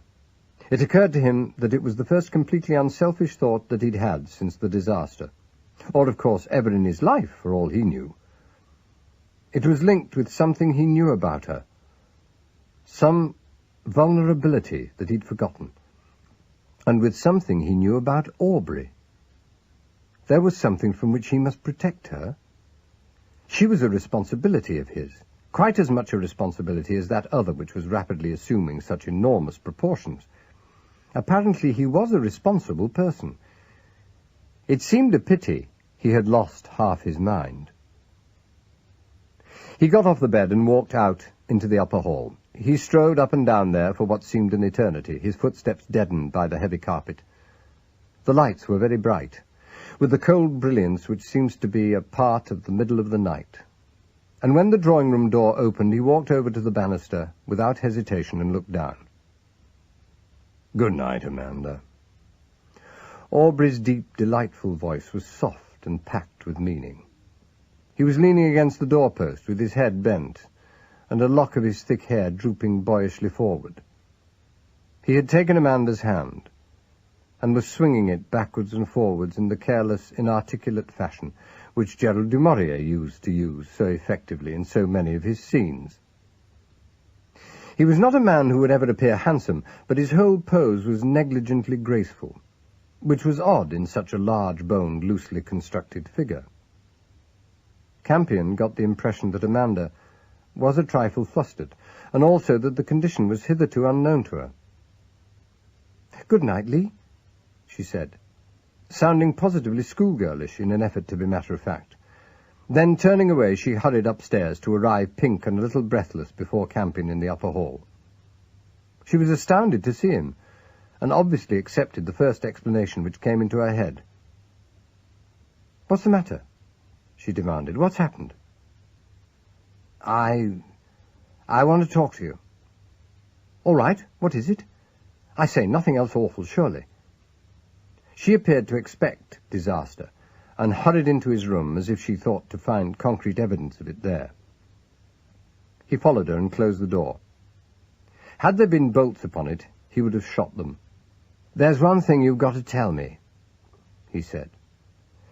"I've been trying to find out all the evening." "What?" "What day is it?" She stared at him. Her light brown eyes were wide with astonishment at first, but as he looked at her, the fine brows came down in a straight line above them, and the fiery colour spread over her face. "Did you hang about on the staircase simply to ask me that? You are behaving rather extraordinarily, aren't you?" He was, of course. He saw that the moment she pointed it out. To the uninstructed, his behaviour and the all-important question could have only one explanation: that he was acting like a jealous child. He felt unreasonably angry with her for his own helplessness. "I want to know the day and the date of today," he said doggedly. "You're the only person I dare ask." "What is it?" "It's the 13th, I think." She was furious, and the dignity which her control lent her was the coldest thing on earth. "Friday, I suppose?" "No, Tuesday. Now I think I'll go to bed." Tuesday the 13th. That meant Thursday the 15th. A day. A day to do what? Amanda moved over towards the door. He thought she was going out without a word and was helpless to stop her. He was completely unprepared, therefore, for what was evidence of one of the most lovable traits in her make-up. On the threshold she turned and quite suddenly grinned at him. "I've gone all theatrical, Albert," she said. "What is up?" He groaned. "God knows," he said truthfully. Amanda came back into the room and sat down on the edge of the bed. "Are you all right?" she demanded. "Don't forget you have had a dust-up. I don't want to fuss you. I know how you hate it. But you do look a bit green, you know. I've noticed it all the evening, and I haven't liked to mention it." He cocked an eye at her.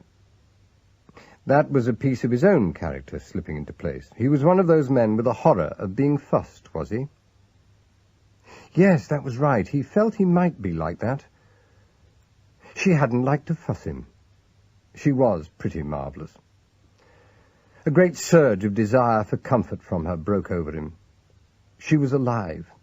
She was his only link with reality. It was on his tongue to risk everything and come out with the awful truth when her next remark silenced him. "I'm sorry I behaved so badly. I've got a bit self-centred. I thought you were playing the fool because I was falling in love with Lee." She spoke without any affectation and was free from any suggestion of the coyly blunt. Her eyes were as candid as her words. "Are you?" "I think so." There was a quiet softness in her voice, a gentle satisfaction which he knew he had never heard in it before. "Why?" She hesitated and finally laughed. It's a thing I couldn't possibly tell you if you weren't yourself, she said. I mean, if I didn't know you as well as I know myself almost. He's like you, isn't he? Is he? Oh, I think so, very. Except for the one important thing. What's that? She looked up at him, and there was a sort of rueful shyness in her young face. He loves me so. He's doing his best about it, but it's bubbling out all over him and making him shy and silly, like an undergraduate or a peasant or something. And since he's a great man, because he is brilliant, you know, well, that makes it pretty irresistible. She paused and shook herself.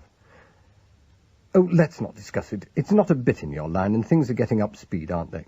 I feel disgusted with myself for getting, well, overtaken by this thing. But it's like that.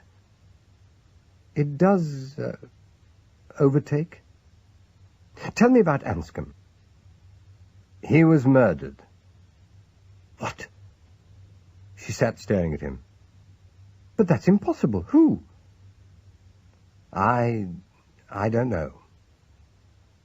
Amanda clasped her knees, and her heart-shaped face looked small and worried as she rested her chin on them.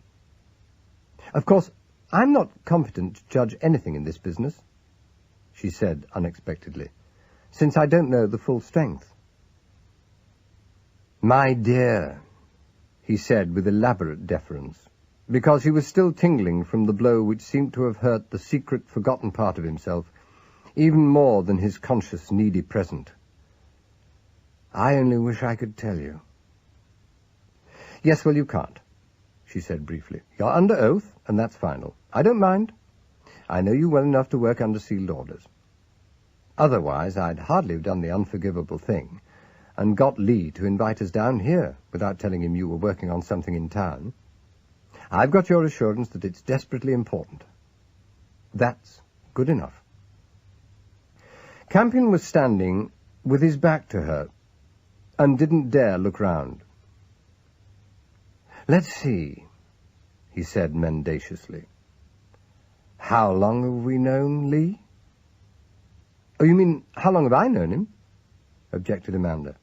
You've known him 3 days, as you very well know.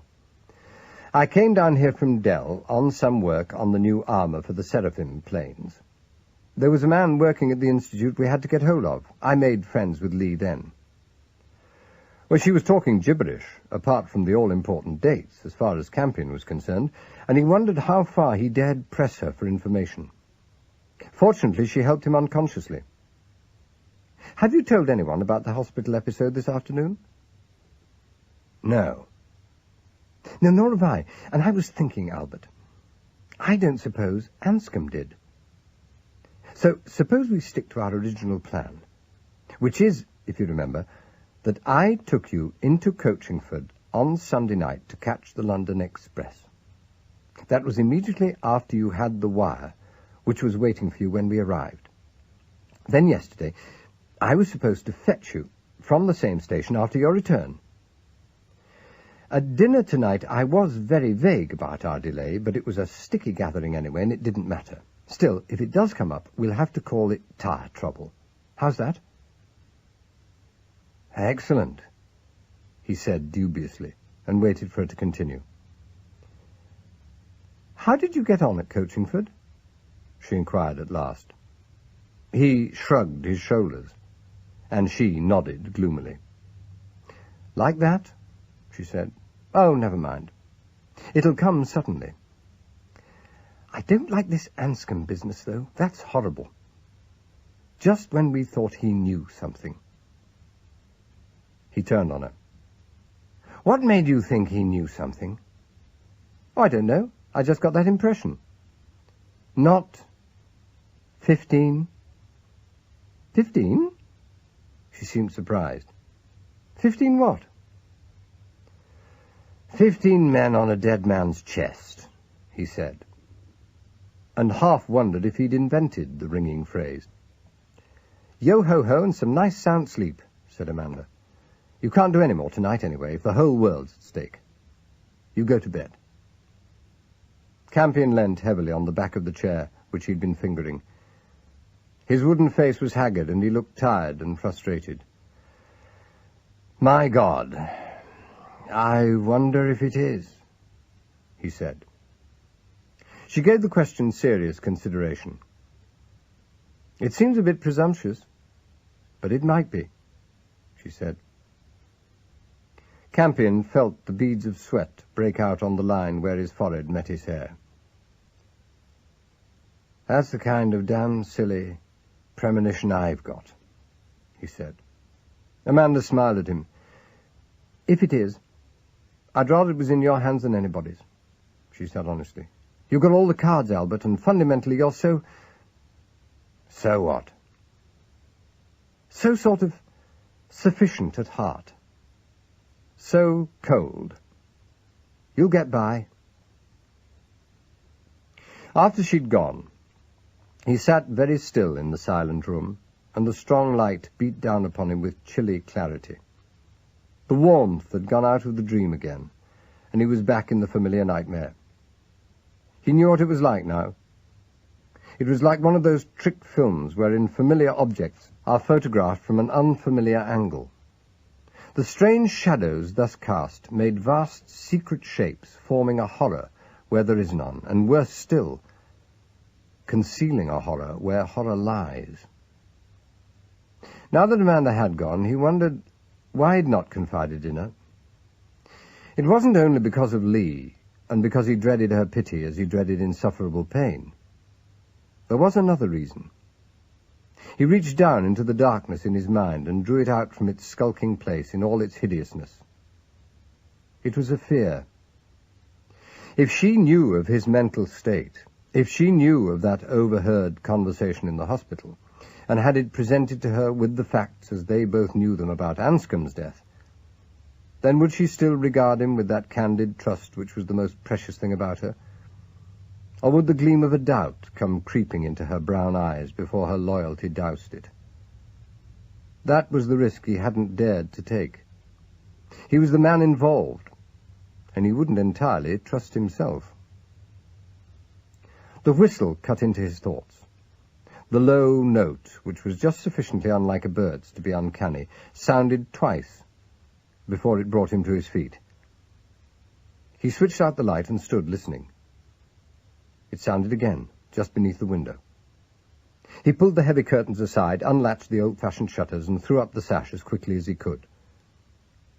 The whistle began and ended suddenly, and there was a long silence. The house cast a deep shadow, and the space below the window was black as a pit. "Is that you, sir?" The voice was very quiet, and almost directly beneath him. "Are you ready? I've been waiting round the other side. I must have mistook your meaning. We'll have to get a move on if we're to get the job done tonight. Can you come at once?" "What?" Yes. All right, I'll be with you in a moment." Campion drew in his head, closed the window, and replaced its various shroudings. Then he went downstairs with the soft-footed tread of a professional burglar.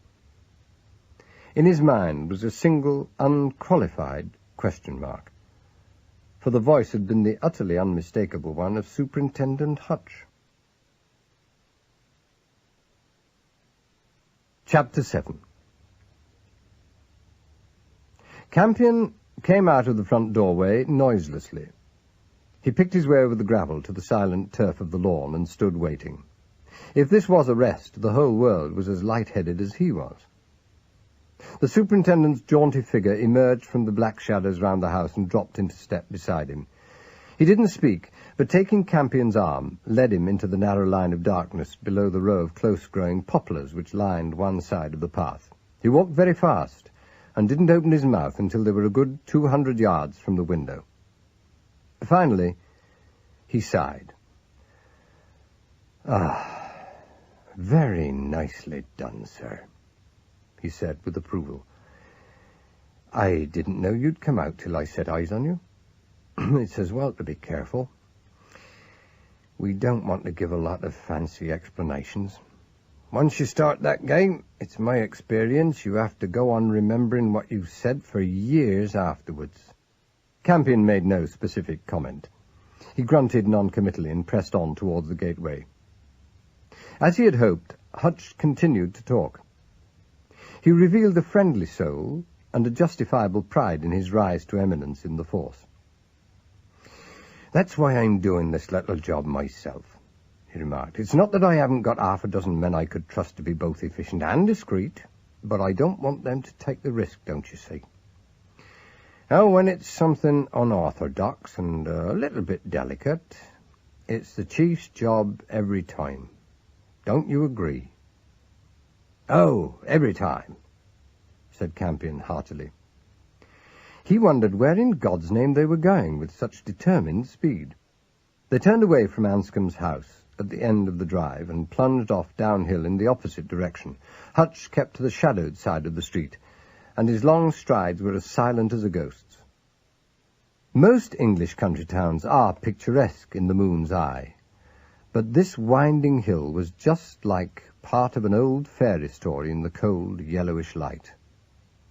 Tudor shops with overhanging upper stories and windows like those on a galleon squeezed prim Queen Anne houses which wore shutters and graceful fanlights. There were mounting blocks and lantern posts at every dozen yards, and through carved archways occasional glimpses of cobbled courts and stone gardens.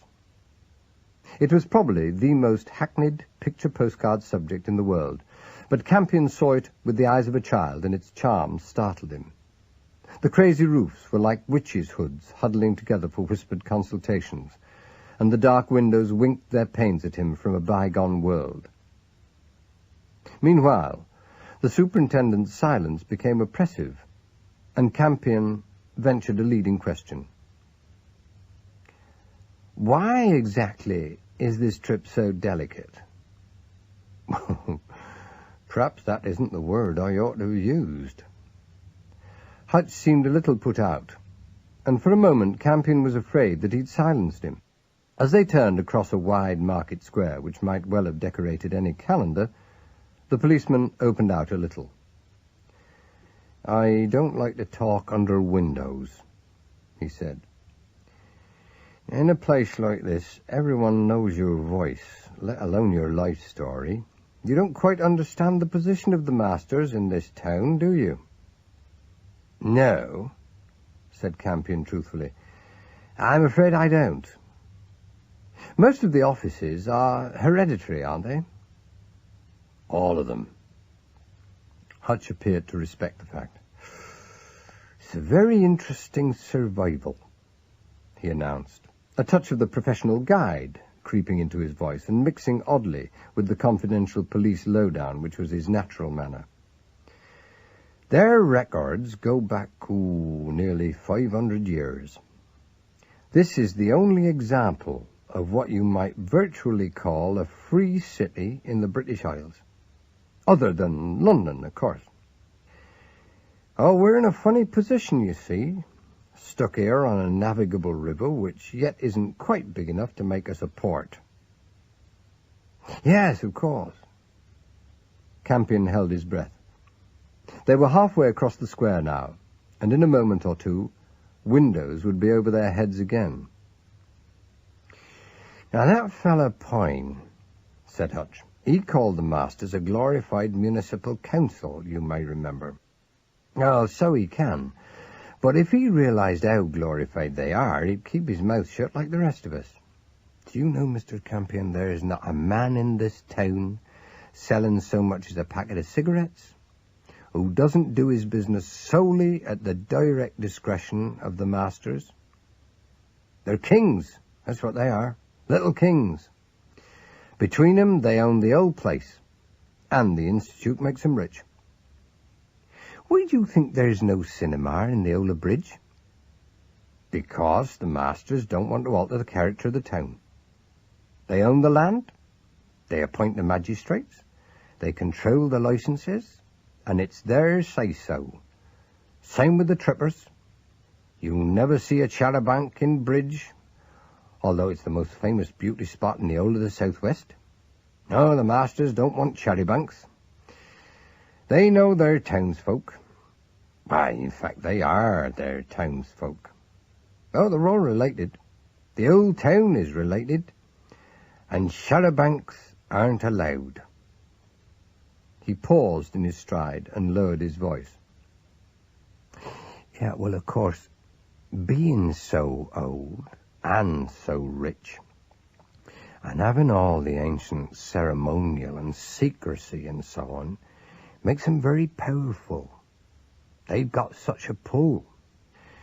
They always put up a member of Parliament, and they subsidise a chair at one of the universities. Oh, they got a finger in all sorts of pies. They're thick as thieves with the government, and in fact I shouldn't be a bit surprised if they wasn't one of the most powerful bodies in the old country in their own quiet way. Quiet. Campion repeated the word aloud, unconsciously. It was coming back to him, or rather it was all there now. He knew it all, just behind the shadow in his mind. The superintendent's urgent words were like a new facet on some old stone which he knew well. Hutch snorted. Oh, they're quiet, all right, he said. There's never been a meeting of theirs discussed at a tea table, let alone reported in the press. It's amazing what you can keep quiet if it's in your interest to do so. That's why I called our little job tonight delicate. We haven't got too much time either. This way, sir, it's quicker. He took Campion's arm again as he spoke, and drew him down a narrow alleyway between two dark houses whose sugar-loaf roofs bowed to each other overhead.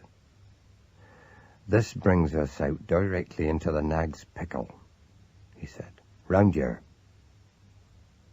Another sharp turn brought them out into the open moonlight again, and Campion, still with his new child's eyes, was brought up short before what is perhaps one of the most dramatic natural pictures in England.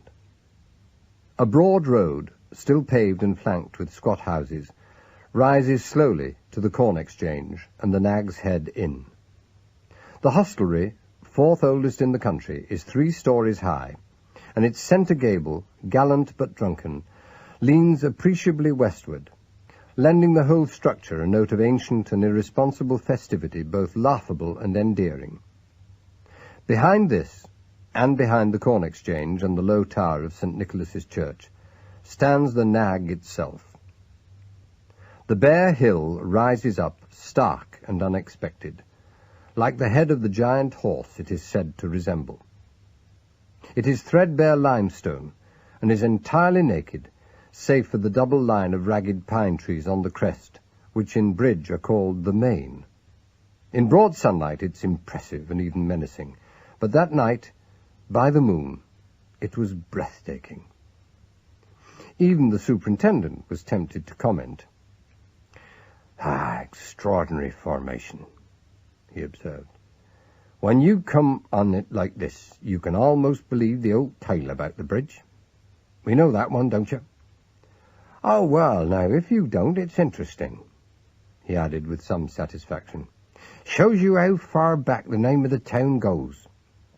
There's the river mouth behind there, as you know, and that other hill on the opposite bank is called the Manger. It's got a big hollow in the top. You can see it on a clear day. The story goes that there was a great flood year once that cut the town right off from the mainland. It was terrible famine, and no one could put out a boat because of the storms.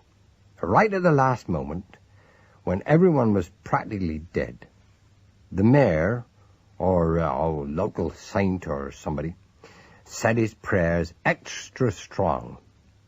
And, lo and behold, with a roar like a million drums, the Nag raised his head and shot out his great neck and put his nose in the manger over on the other side of the river.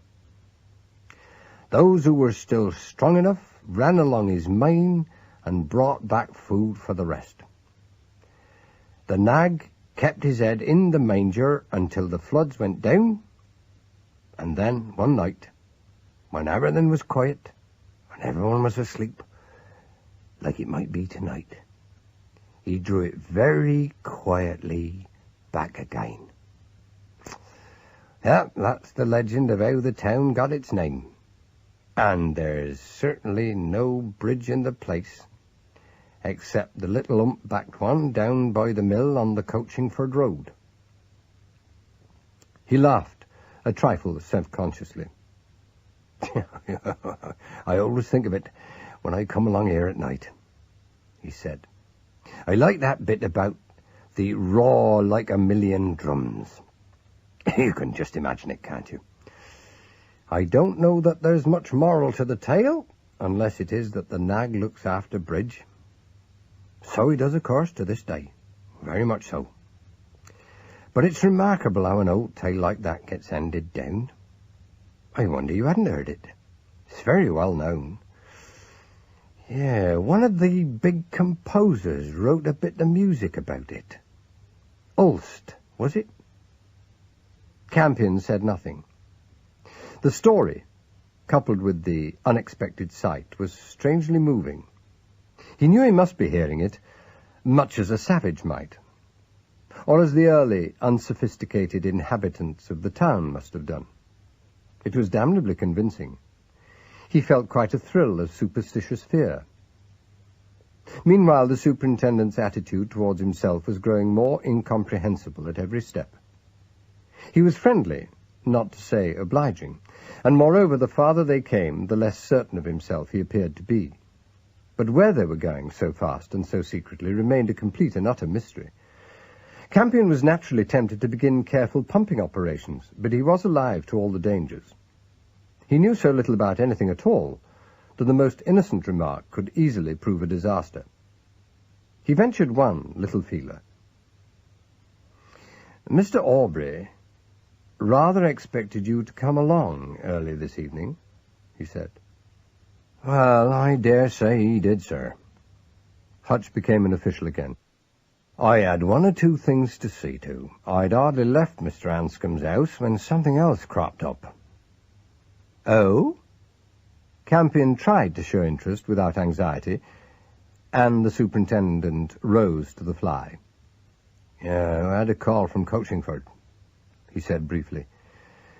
They're having a bit of a manhunt all around here tonight. As far as I could get it on the telephone, the case seems to have all the usual features, but it's a worry in wartime. There was the stolen car abandoned on the high road and all the rest of it.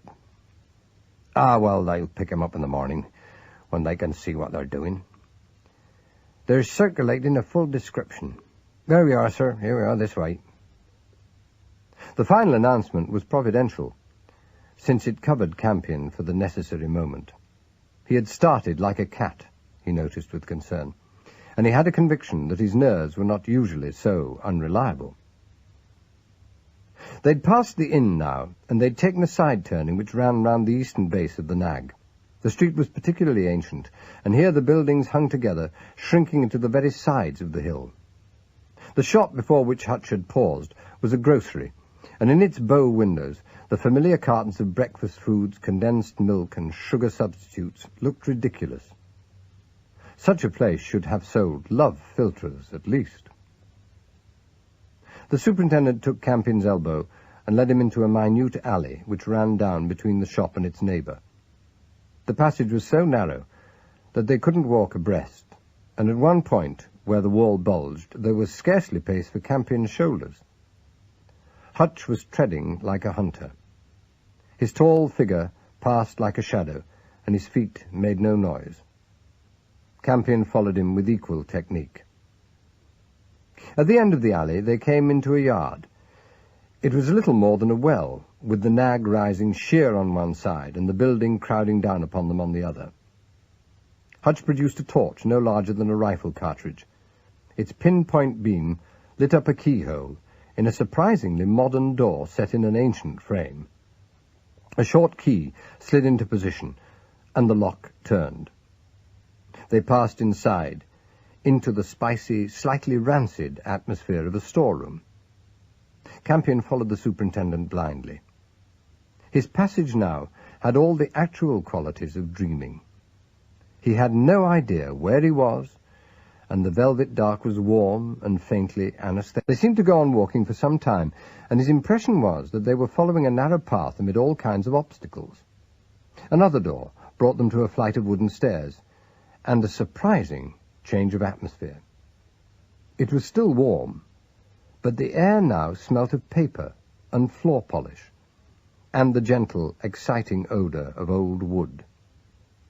It was a long climb, and Hutch began to relax some of his elaborate caution.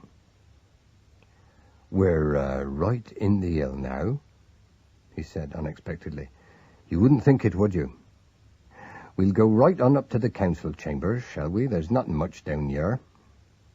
"Oh, by all means." Campion spoke absently.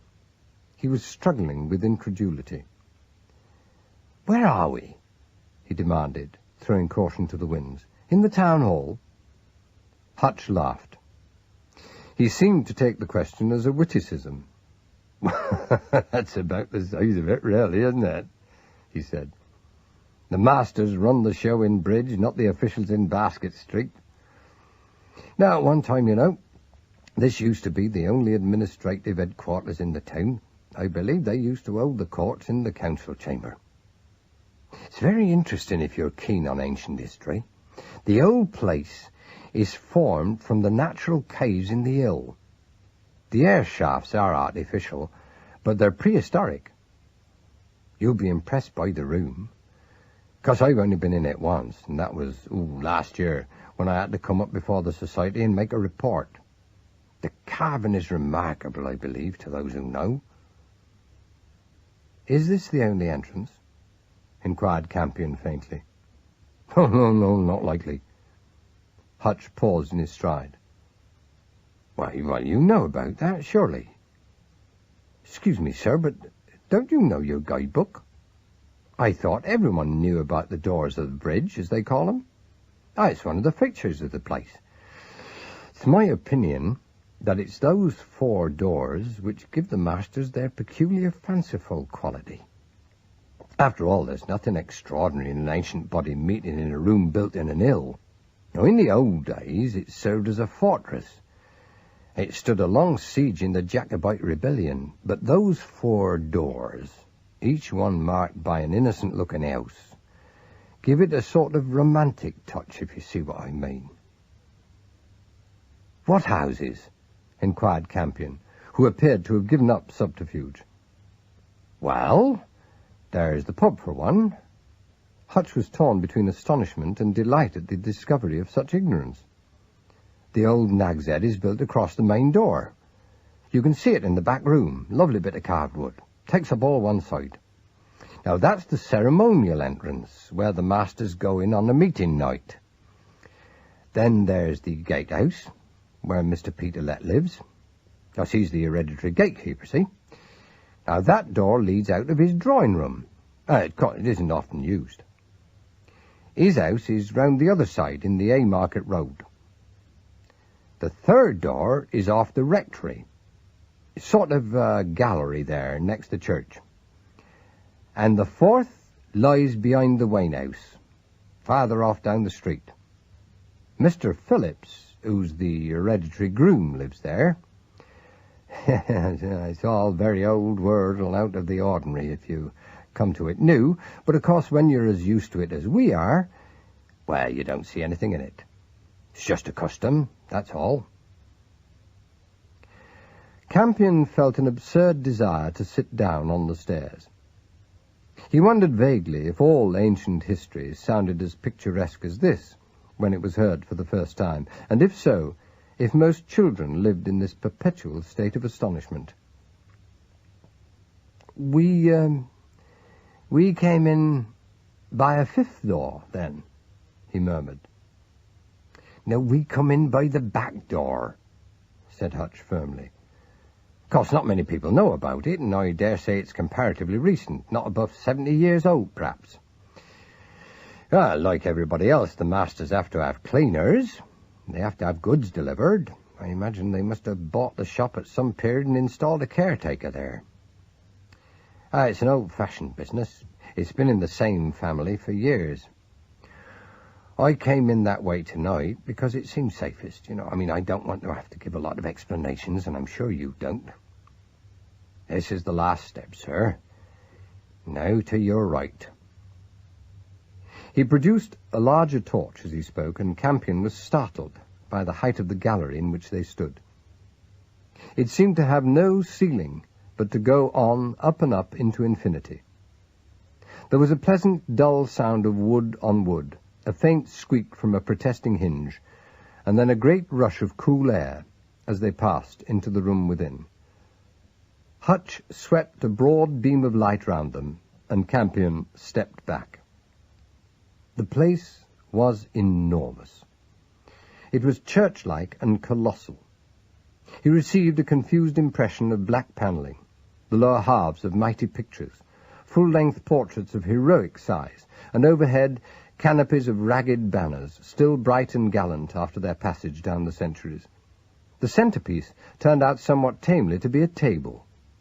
It was a mighty affair of glistening black oak, and it fitted snugly on a carpet which must have been very nearly the size of a tennis court. But apart from this, it was normal enough and almost ordinary. 25 chairs encircled it, and at the head, before a seat larger than the others, was a pile of papers and a very prosaic speaker's water bottle and glass. The silence was remarkable. It hung over them like a smothering pall. There was not a breath anywhere, not a crackle of shrinking wood, not a scurry of dust upon the stone floor. Nothing. Hutch sighed deeply. It was evident that he was about to make some pronouncement, and Campion nerved himself to meet whatever might be coming. The man's words, when they arrived, however, took him completely by surprise. "Well, sir," he sounded a trifle breathless. "Here you are. Well, I've risked my warrant to get us in, and I'll hope you'll forgive me if I say, for God's sake, get whatever you have to do done as soon as possible, so we can get out before the light. I don't like to think what would happen if we got caught. No one would lift a finger for us. But you know that even better than I do, I expect." Chapter 8. Campion did not move. The actor who drives up centre stage in the middle of a big scene, and who stands there blankly with the urgent silence growing more acute at every second, feels much as he did then. His first coherent thought was even more terrifying, however. Since he had evidently engineered this illegal entry himself, and had apparently persuaded the superintendent of police to break the dearest law in the British Constitution in order to achieve it, it must obviously have some vital importance, and he himself must possess much more than ordinary influence. There was something he had to do here, more probably something he had to find out, and there was no knowing what stupendous matters hung upon his success. Already it was long past midnight. The morning of the 14th had begun. The 15th, as far as he knew, was 0 hour. It came to him that he must lay his cards on the table and take the consequences. He turned to Hutch, prepared to speak, but as the first difficult words formed in his mind, the superintendent began again. "I don't like to criticize," he said, his apology making the reproach 100 times more poignant in the circumstances. "And I know men in your position have to keep their mouths shut, but just as a question of policy, don't you think it would have made things a lot easier if your department had seen fit to trust the chief constable and myself with just a little more information? I mean, you can see how it is. We're quite blindfolded, aren't we? We're instructed to give you every assistance no matter what you ask. And so we will. But it would make things simpler if we had a glimmer of what you were up to."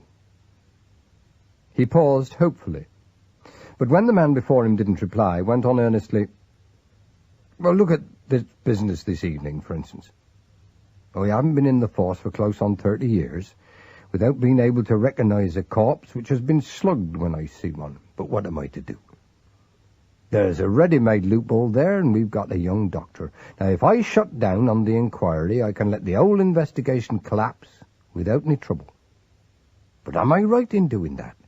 Is it in the country's interests, or is it nothing to do with the case? I don't know. I'm asking you. I'm in the dark. I gave you every opportunity, but you didn't give me any lead.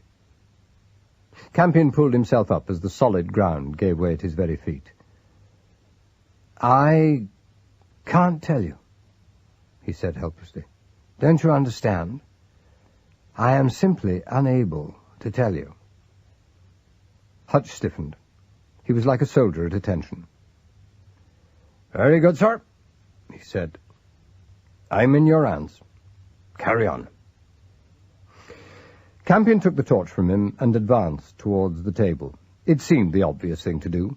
As he came up with it, its enormous size became more apparent, and panic seized him as he looked across that vast expanse of shining wood. It was so empty, so utterly uninformative. He glanced towards the papers neatly arranged before the main chair, and experienced his first ray of hope. They were not all the usual blanks. On the top of the pile was a fold of foolscap, neatly headed Agenda. Anscombe had done his last duty for the masters.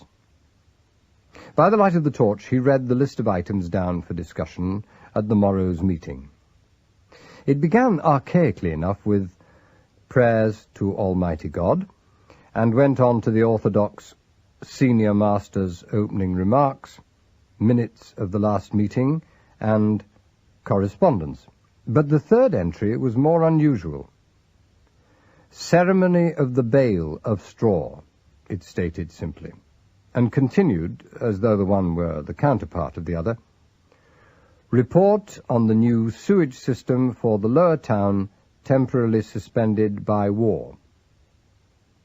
The Institute report followed, and the fifth item recorded, Extraordinary Council. Resignation of John Robert Anscombe, Secretary. The sixth heading brought Campion up short, his brows rising as he read the round, characterless copperplate. Suggested purchase from the government of the French, it ran briefly. Spice Island of Malaguama, 950 million francs. This somewhat staggering project brought him to the foot of the page, and he turned it casually, unprepared for any further statement. But there, staring at him, and in the same childish hand, was yet another consideration for the masters of bridge. Main business of the evening, he read, and saw underneath it, in a large, carelessly drawn circle in red ink, the haunting figures, 15. Below were two further lines, clearly referring to some traditional closing ceremony. 1, the oath, and 2, the toast sec. 5, perish all those who do wrong unto us. He refolded the sheet, put it back into position, and stepped back. His knees were trembling. It was all here. He felt certain, all under his hand, and yet he could not recognize it. The other half of the talisman was lying just out of his reach in the monstrous darkness of his own brain. Hutch remained stiffly at his side. Campion could feel that the man was uneasy, alarmed at the enormity of his own share in storming this sacred fastness. Campion peered round him in the gloom. There are other rooms, of course. Well, this is the only actual habitable room, sir. The others are only caverns. They go right on down to the trough. The trough? Yes, sir. That's the local name of the big cave on the estuary bay. It runs a long way under the hill, and the old river road leads past it. Now, at one time it used to be a great place for picnics and so on, but the water comes right up to the entrance at high tide, and, well, there was so many cases of people getting caught down there that the masters declared it shut, and they ran a railing across the entrance, which isn't very wide. A place like that gets very dirty and untidy if you leave it open to the public, you know. Yes, I suppose so. Can you get down to it from here? Well, I don't know, sir. No one's allowed in here, you see. No, I don't think you can. Far as I know, you can get onto a sort of gallery, which looks down into the trough, but I don't think there's any way down from that. When I was a boy, we used to dare each other to get up into the master's storerooms, but it was a terrific climb, and you needed a rope. And we never got very far. I see. I'd like to go on a bit, though. Is that possible? Well, it's possible, sir. Hutch did not add that it was also insane, in his opinion, with the seconds racing by so dangerously. A new doggedness had come over Campion, and he hunched his shoulders. "We'll have to risk it," he said. Hutch was an experienced man, and he worked quickly. But it was not an easy adventure, since he was as ignorant of the geography of the place as was Campion, and their first need was to get out of the council chamber without stumbling inadvertently through any one of the 4 doors of bridge. They found the way by considering the formation of the cavern in which the chamber was set, and came at first to an astonishingly efficient furnace room with a chimney built up through a prehistoric air shaft in the hill. From there they passed on into a passage which had been roughly lined at some much earlier period, and thence an iron ladder took them down into the master's storerooms. These long caverns were unexpectedly well ventilated, and confirmed Campion's suspicions that the whole nag was nothing less than a fortress, probably dating back to Neolithic times. A brief inspection disclosed that the main use to which the masters put their space was the storage of wine. The first gallery contained rack after rack of dusty black bottles, and a smile appeared on the superintendent's strained face as he looked at them. Well, they must have done themselves proud for generations, he said. Bet there's a fortune here. As a matter of fact, they do own vineyards all over the world, I've heard. Campion did not comment. At the end of the gallery, the entrance to the next cavern was small and had been boarded up at some time. Hutch ran his torch beam over the edges of the torn wood lying in a neat pile on the uneven floor. "Well, this hasn't been down long," he remarked. "They've been making room for more liquor, I suppose." It certainly looked like it. It seemed hardly credible, but the thin shafts from the superintendent's 2 torches disclosed pile upon pile of small packing cases, each sealed and labelled with the grower's name and burnt with the same hieroglyphics. Most of it appeared to be hock, and it was clear that the masters had had the forethought to see that no European upheaval could interfere with their serious drinking. Hutch gaped. "Why, there's a cargo of it," he said, sounding thoroughly shocked. "A perishing cargo. Hello, sir, what's the matter?" Campion had paused in the middle of a step. His body had become rigid, and he stood immovable, his head raised. "Listen," he whispered. Hutch became a rock. He had extinguished his torch, and now both men waited in the suffocating darkness which filled the world about them like black wool. "What was it, sir?" The superintendent's agonized demand was only just audible. "A petrol engine. Listen." Very faint, so muffled that it was more of a sensation than a sound, the throbbing reached them. "It's beneath us," said Campion briefly. "Come on." "Sir," Hutch was a good man and knew his duty, but there is one State Department which does not recognize its servants if they make mistakes. He didn't belong to it, and 30 years' blameless record was at stake.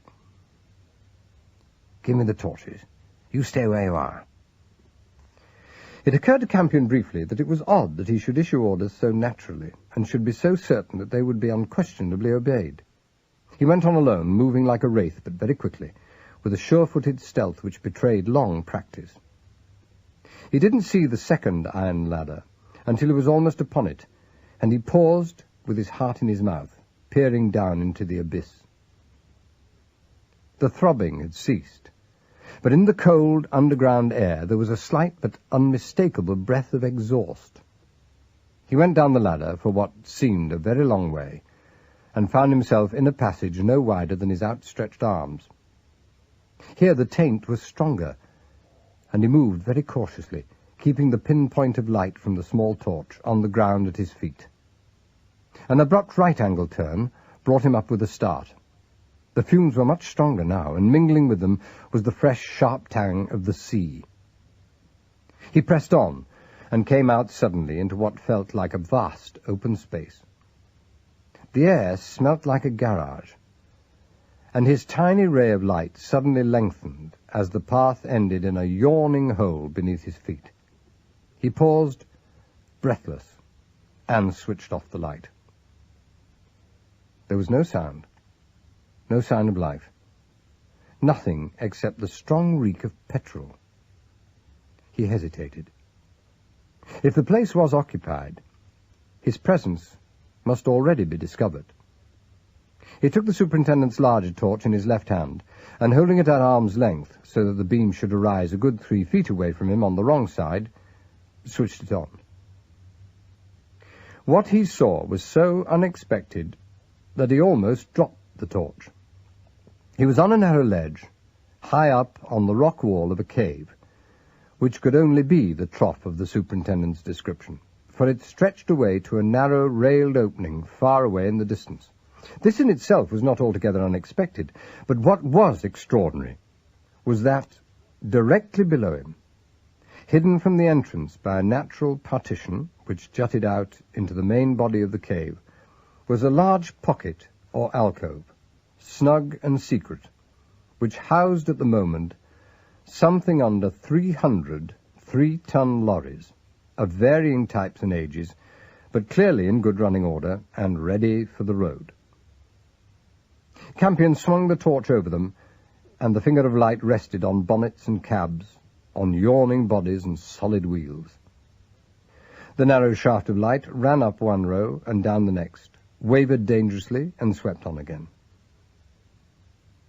Campion forced himself to finish his inspection, but that single glimpse at the end of the row had been enough. He had seen the face of the man, crouching back into the shelter of an overhanging cab. It had been a white face in the bright light, and it had been familiar. It had flashed into his vision, bringing a name with it, a name and a deep feeling of no enthusiasm, as someone once said so expressively. Weaver B. As he repeated it under his breath, it sounded absurd and unlikely, and yet in all the turmoil in his mind it remained familiar and unpleasant. It was at this point that the full realization of his own utter inefficiency came home to him. The curious singleness of purpose which had hitherto characterized his condition was wearing thin, and he began to take a more normal view of the situation in which he found himself, inasmuch as he began to suspect himself at every step. He saw himself making mountains out of molehills, and what was even worse, pitfalls into mere depressions. Moreover, the physical effect of the experience had begun to tell on him again. His head ached maddeningly, and he was not too certain of his legs. He crept back the way that he'd come, but although he paused to listen when he reached the right-angle bend, there was still no sound from the great hidden garage he had left. As he felt his way up the narrow iron ladder, he tried to assimilate what he'd seen since entering the nag. It was both tantalizing and alarming. He had the uncomfortable feeling that it might all be very ordinary if seen with the clear eyes of a normally informed person. Any municipal stronghold of great antiquity could probably appear fantastic to the completely ignorant. Yet, on the other hand, every half-observed aspect of the place might well possess some all-important significance, which he ought to recognize at once. There was the number 15 on the agenda. That must be of interest. And the man that he'd just seen. If his presence were normal, why had he hidden? He struggled on, and by the time he heard the superintendent's heavy breathing just ahead of him, he'd made up his mind. There was only one course open to him, which was not criminally negligent. He He must get in touch with Oates at once. He ought to have done that immediately on receipt of the letter, of course. He wondered why he'd ignored this obvious solution, and suddenly remembered Anscombe and his own invidious position in that matter, which had focused his entire attention on the personal aspect. Hutch had only just explained that, of course. Good God, he was mad. Here he was, stumbling about in the dark, seeing monsters where there were bushes, and innocent shadows where there might be death traps. And all the time the precious hours were racing past. He was a lunatic, very possibly a dangerous lunatic. Mercifully, he was gradually getting the intelligence to recognize the fact. The superintendent was eager for news, but even more to get out of this highly compromising position. He led the way back with alacrity, and they passed across the council chamber like a couple of homing foxes. "Lorries?" he said in astonishment when Campion had replied to his question. "How many?" "Oh, several." Campion couldn't explain his own urge towards caution. Hutch shook his head. "Sure, I don't know anything about them," he said. "Well, it's the government work, I expect. They're doing a lot of experiments with synthetic juice up at the Institute. At least that's the gossip. That's the masters own the Institute, and come to think of it, the trough wouldn't be a bad place to hide a lorry or two. You're suddenly in a great hurry, sir. You weren't seen, were you?" "No," said Campion truthfully. "But I've got to get a move on now." The superintendent opened his mouth to make an inquiry, but the experience of long service saved him the indiscretion. Moreover, they were approaching the storeroom behind the shop again. They got out without incident, but Hutch was not pleased to find it almost dawn. Fortunately, it was misty, and the two men plunged into the chilling vapour as thankfully as if it had been a smokescreen especially provided for their benefit. As they passed down the broad highway of the Nag's Pickle, the squat houses blinked at them through the haze, and the town of Bridge looked a little less like a fairy tale than it had done by moonlight. It was old and very picturesque, but the unreality, the frankly fantastic atmosphere of the night before, had vanished with the moon. Campion was relieved to see it, and to credit his returning intelligence with the change. He felt definitely ill. His head was throbbing, and his body ached. However, he knew what he had to do. Amanda was his card. Amanda must take him to Oates. It was odd that the very recollection of Amanda should wrap such comfort round him. Well, he must get out of that, he supposed, if she'd made up her mind. And yet, it was absurd. All that was ridiculous. Amanda was not only his, she was himself. Amanda... Oh, he couldn't be bothered to work it out. He must get to her. Get to her. Get to her. Hutch caught him as he stumbled, and as they stood swaying together on the cobbles, Campion was aware of some inner reserve of strength, like a separate person within his own body, reaching down, down, and dragging his submerging faculties to the surface again. It was a staggering experience, like being rescued from drowning in a dream. The superintendent's face, which had loomed very large, gradually resumed its normal proportions, and his voice, which had receded to a distant hail, slipped back into tune. "Ah, you've overdone it, sir. That's what you've done. We're just by the station. You'll have to sit down. You can't go on forever without sleeping or eating. No one can." The tone was plaintive and gently nagging. "You'll go sick on your feet, and then where shall we be?" He was leading his charge all the time with the firm efficiency of long practice, and they advanced upon the unexpectedly modern police station set amid the Tudor scenery, in spite of his companion's incoherent protests. A police sergeant met them on the doorstep, and there was a muttered conference between him and his chief. "Is there?" Hutch said at last. I see. Yes, of course. Put it through at once. We'll take it in the charge room. He turned to Campion anxiously. There's a personal call waiting for you, sir, he said. It's from headquarters. Now, can you manage it? Are you all right? Campion had no clear impression of his passage through the station. He came back to himself as he sat staring into the black mouthpiece of the shabby telephone. Oh, yeah, Mr. Campion, said a voice in his ear. It was so small and quiet that it might have been the whisper of conscience. Yeah, have you got the chief with you? Oates? Campion's own voice was strong and apprehensive. It seemed to him that he was shouting. Well, yes, sir, he's gone. We can't find him. He left his room here in the small house yesterday morning. Hasn't been heard of since. Is he with you? No, he's not here. There was a long pause. It seemed to stretch into centuries and shrink again into a minute's space.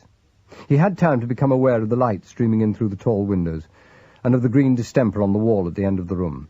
The faraway voice spoke again. Then it's you alone now, sir? You're the only one now who can do anything. None of the rest of us here even know the full strength. I don't know if you think that's why, sir. The chief was in sole control of his agents. Campion could not reply, and after a pause, the little voice came again. Any, luck, sir? Campion closed his eyes and opened them again, as once more the secret reserve which lies in every human body was pumped into his veins. No, not yet, he said distinctly. But there's still an hour or two. And then he slipped forward across the table, his head in his arms. Chapter 9. He woke holding Amanda's hand. He was so relieved to find it there, so comforted to see her, alive, friendly, and gloriously intelligent, that for a blessed moment he remained mindless and content. He lay looking at her with placid, stupid eyes. "You're ill," she said, her clear, immature voice frankly anxious. "I've been trying to wake you for hours. What shall I do, phone Oates?" That did it. That brought him back to the situation with a rush. Everything he knew, everything he'd discovered or experienced since he'd awakened in the hospital bed, sped past his conscious mind like a film raced through a projector at treble speed. The effect was catastrophic. It took his breath away and left him sweating. No, he said, struggling into a sitting position, while the whole top of his head seemed to slide backwards sickeningly. No, that's no good. I mean, don't do that. I'll get up at once. All right, she agreed, and he looked at her with deep affection. She was quite obviously worried about him, and in her opinion he should have stayed where he was, but he was the boss, and she was not arguing. She was so pretty, too, so young and vividly sensible. He liked her brown eyes, and wished she would kiss him.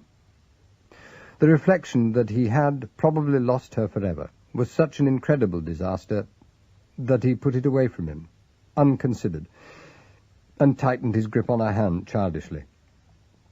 "How late am I?" "About an hour." She released herself gently. "You start the tour of inspection at 10. I'll run you a bath, and then go down and scrounge you some breakfast. You've got 20 minutes before you leave the house." "Tour of inspection?" he said dubiously. What do I wear?" He had hoped for a clue, but for once she was unobliging. "Oh, just the simple uniform of an admiral of the fleet, I should think, don't you?" Her voice, floating back from the other room, was followed by the roar of his bathwater.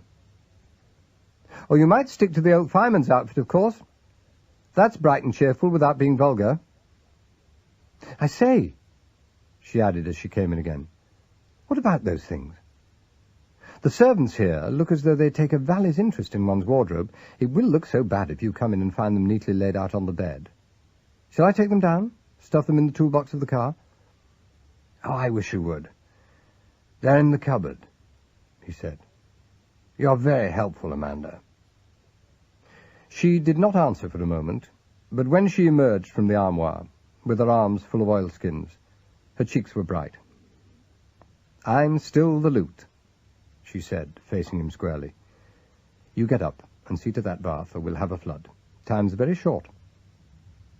Short. As the door closed behind him, he realized how short time was, and cursed himself for sleeping. He could only just remember the later events of the morning. Hutch had brought him home in a car, and had put him to bed like a mother. Mercifully, they hadn't given him alcohol at the police station. That might well have killed him with his head in its present condition. The sergeant in charge had apologized, he remembered, and had substituted a stimulant fashionable in official circles at the moment, sweet, weak tea. There had been gallons of it. The glucose had probably saved his life. He said probably because getting out of bed proved to be a major operation. However, the sleep had done him good. Miraculously, he had lost his terror of his disability. Now he was merely exasperated by it. He didn't realize that this phenomenon was nothing less than a return of his original singleness of purpose, and that it was a far more dangerous condition. He only saw that there was work to be done, that he was alone to do it, and that time was desperately short.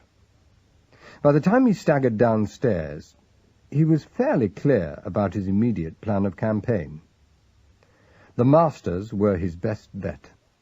They knew the secret of 15, if anyone did, since they were making it their main business of the evening. Lee Aubrey must be persuaded to tell him all there was to be known about the masters. For the rest, since they'd obviously arranged a program for himself when he'd been in full possession of his senses, that program must be part of his original plan, and the only thing to do was to go through with it. He found Aubrey waiting for him in a brown and yellow morning room. He was standing by the window, looking with tragedian's eyes at Amanda, who sat behind the silver. His greeting was gravely commiserating, as though he knew that lesser men had weaknesses, and he could be tolerant and even a little envious of them. Campion, watching him with his new child's eyes, saw what Amanda liked in him, and sized it up like a general inspecting enemy fortifications before the commencement of hostilities. He made a hurried breakfast, and only halfway through the meal realized that it was Lee who was waiting for him. "It's too bad we can't take you with us." Aubrey spoke to the girl with a frankness of regret which was almost indecent. "But I'm afraid it's impossible. We're not exactly wedded to the government, but we're rather definitely under its protection, in the 18th century sense, and my instructions only apply to Campion. It's all quite mad, of course. I sometimes wonder if the fellows who set out these restrictions aren't using a little too broad a rule. There's not enough brains to go round, you know. That's the fundamental weakness in the government, and everywhere else." "Oh, that's all right," said Amanda cheerfully. "I don't want to see your old institute. The whole show sounds like a municipal school of conjuring to me." Lee hesitated, and it was only after a moment that his charming smile spread over his large, curling features. "You've shocked me," he said with disarming naivety. "I get very parochial down here. Well, one does. To hear the masters called municipal gives me a sacrilegious thrill. They achieve almost international status, financially at any rate, don't they?" Campion's thought was running on Spice Islands, and he spoke unguardedly. Lee raised his head and gave him one of his surprisingly intelligent stares. "Well, they're very wealthy, of course." "Yes, well, there you are. A penny here and a penny there. It all mounts up over a period of years." Campion had intended to sound ignorant, but even he was unprepared for the degree of fatuous idiocy he managed to present. Lee looked genuinely embarrassed, and glanced at Amanda apologetically. "Well, when you're ready, we'll go," he said.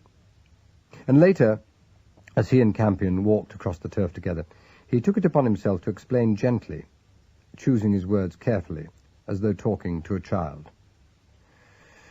"Historically, the Masters are amazingly interesting," he began, reproval in his pleasant voice. "The family which was the leading spirit at their foundation never completely rotted away.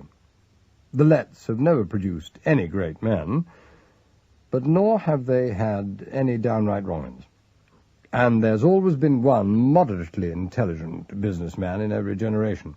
Now, the present fellow, Peter Lett, is just a good, sound, average brain like his uncle before him, and his grandfather and great-grandfathers before that. They've all been religious, respectable, and very parochial.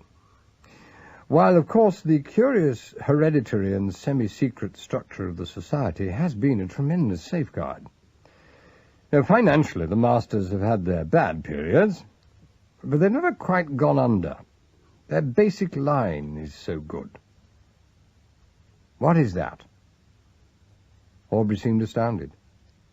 "Patents, of course," he said. "Patents?" "Well," he was laughing a little. "It was monopolies to begin with, naturally. Queen Elizabeth gave them their first big break. One of the kids in the little charity school they started up turned out to be the great Ralph Godley, who invented the Godley loom.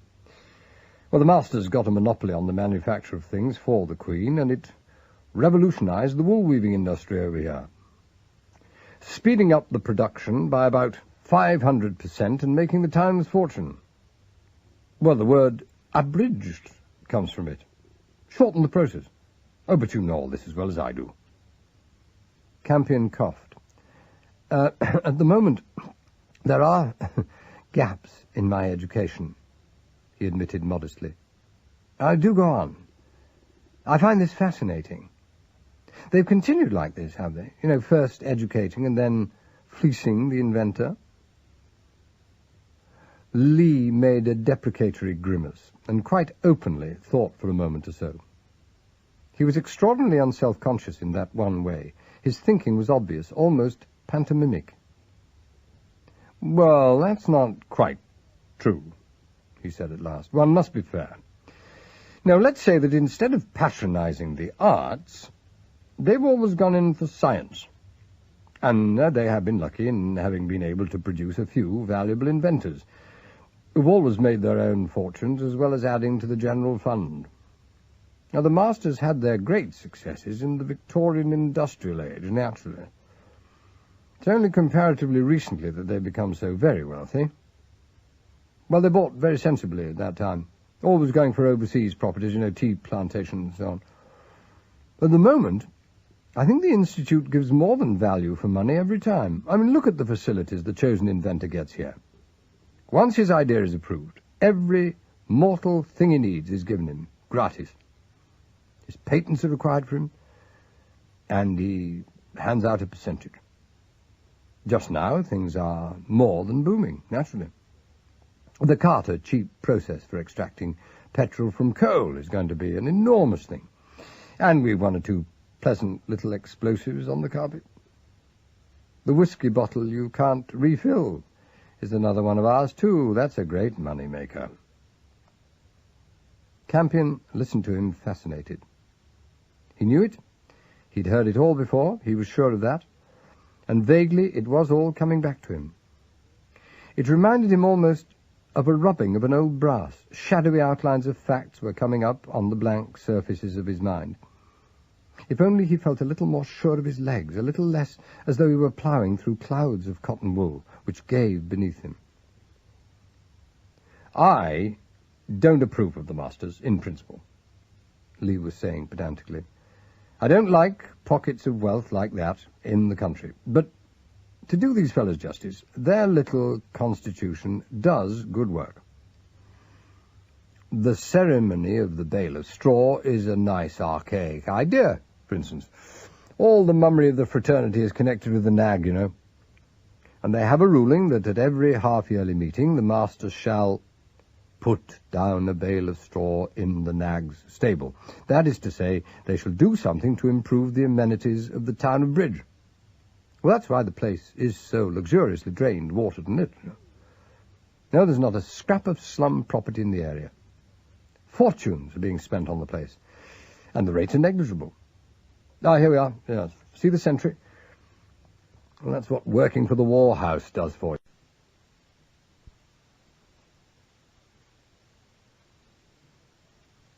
They had come up over the ridge of high ground, which stretched up behind the poplar trees, and had reached the private road leading to the Institute, a cluster of roofs surrounded by a high, moss-grown wall.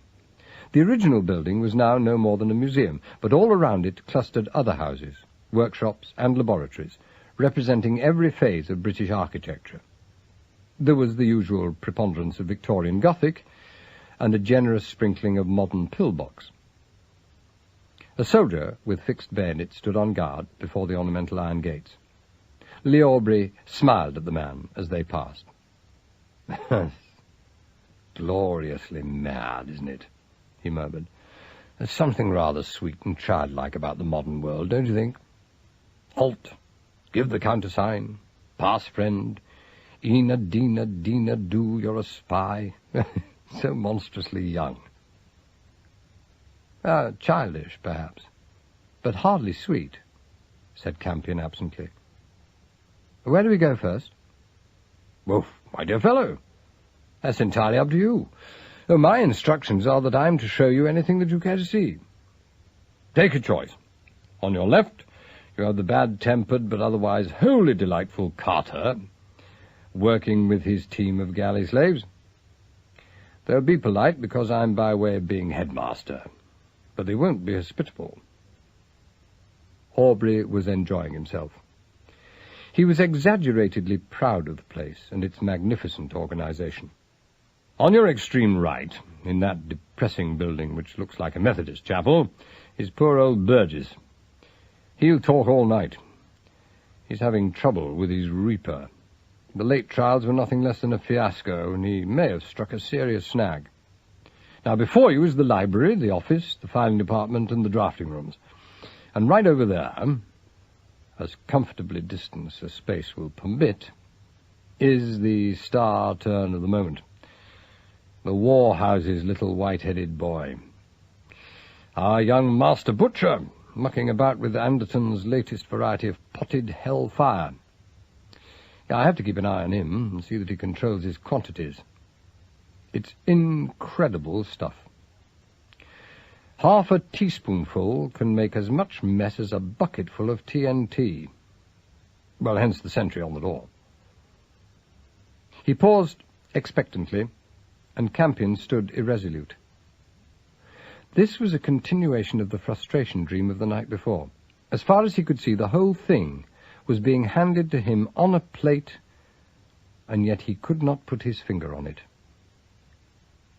"It's almost an embarrassment of riches," he said aloud, and added hastily, "What's in the dovecote?" The building, so unkindly described, had caught his attention because of a certain amount of life going on before it. A lorry loading sacks was drawn up in front of the door. Lee frowned, and the man at his side was aware of the wave of irritation which passed over him. It was a physical thing, as if his personal magnetism had been switched off and on again. "You've got a nose, haven't you?" he said, half laughing. "You're one of those people who always move the chair which covers the hole in the carpet and go straight to the cupboard where the dirty washing up has been hidden. I offer you the exciting drawing-room exhibits, and you go direct to the one dull, ugly scullery in the place. Well, that's our cross, the blot on our dignity. We've been compelled to shelter 50 beastly little amateur workers simply because we happen to have a lot of room. Think of it.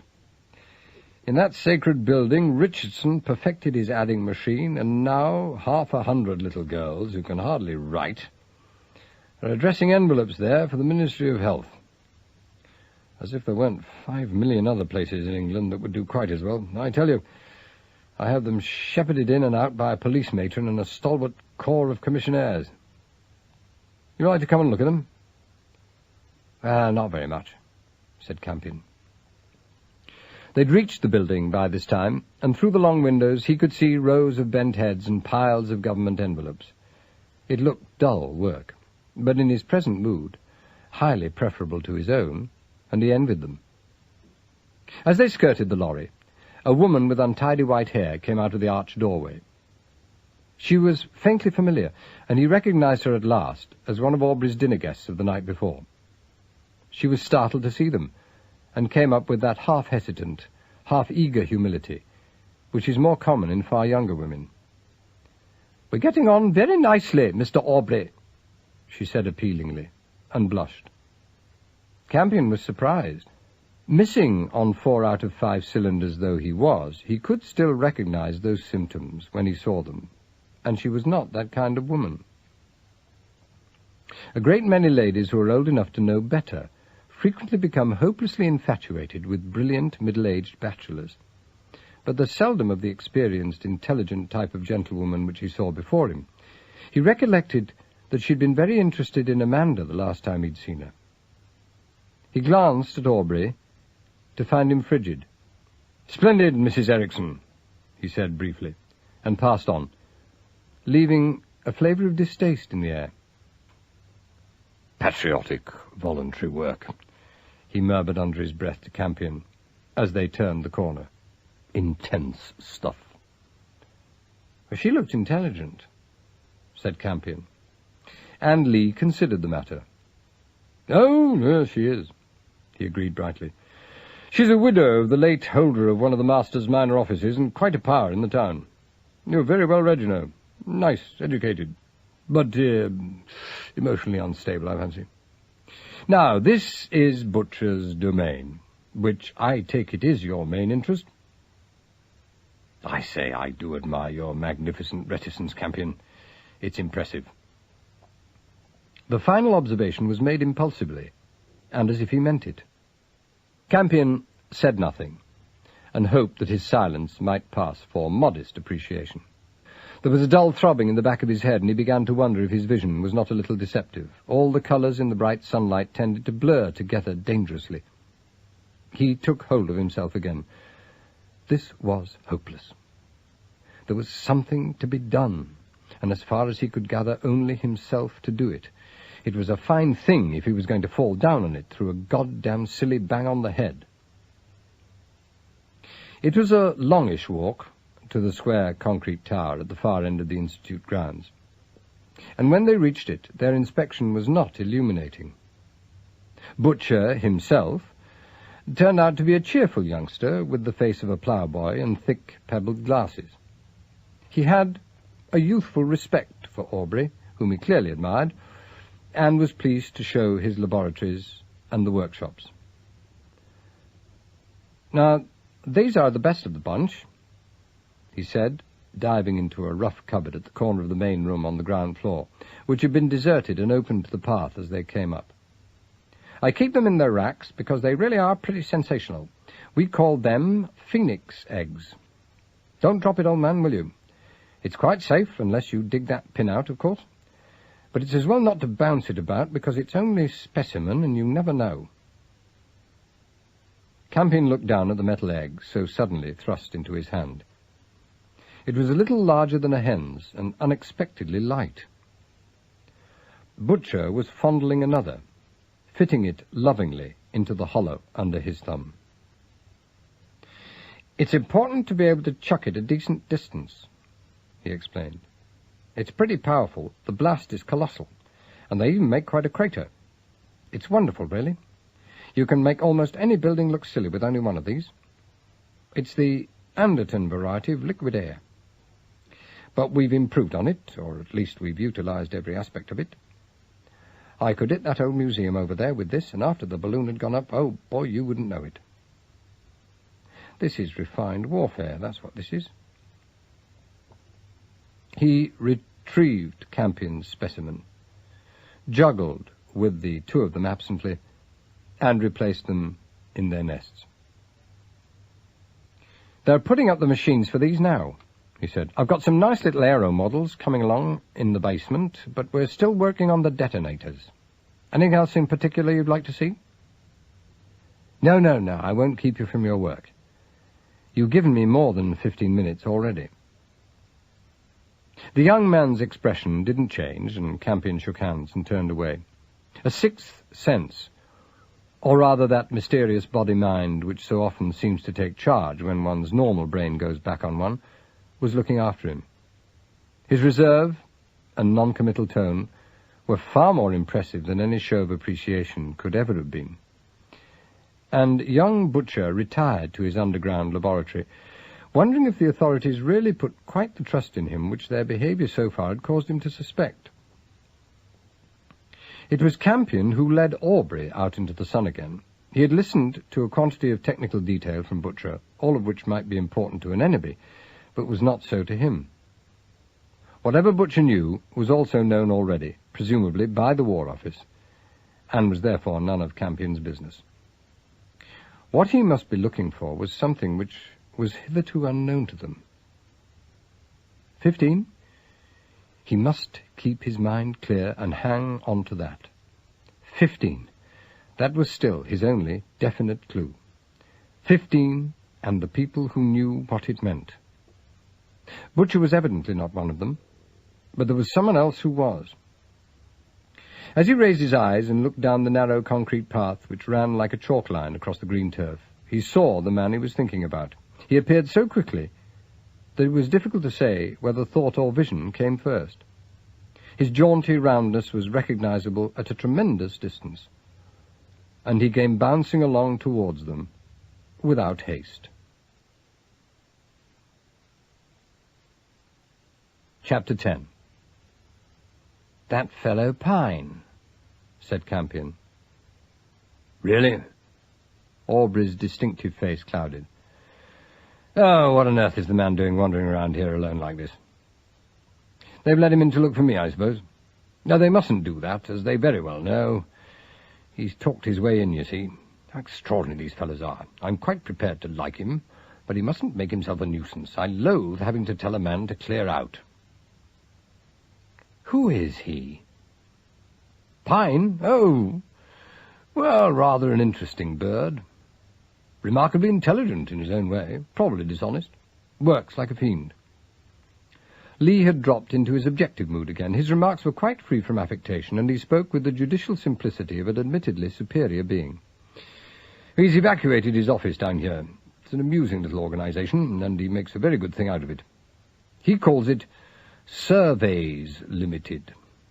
I suppose you've heard of it?" It is faintly familiar," said Campion, not untruthfully. "What do they do?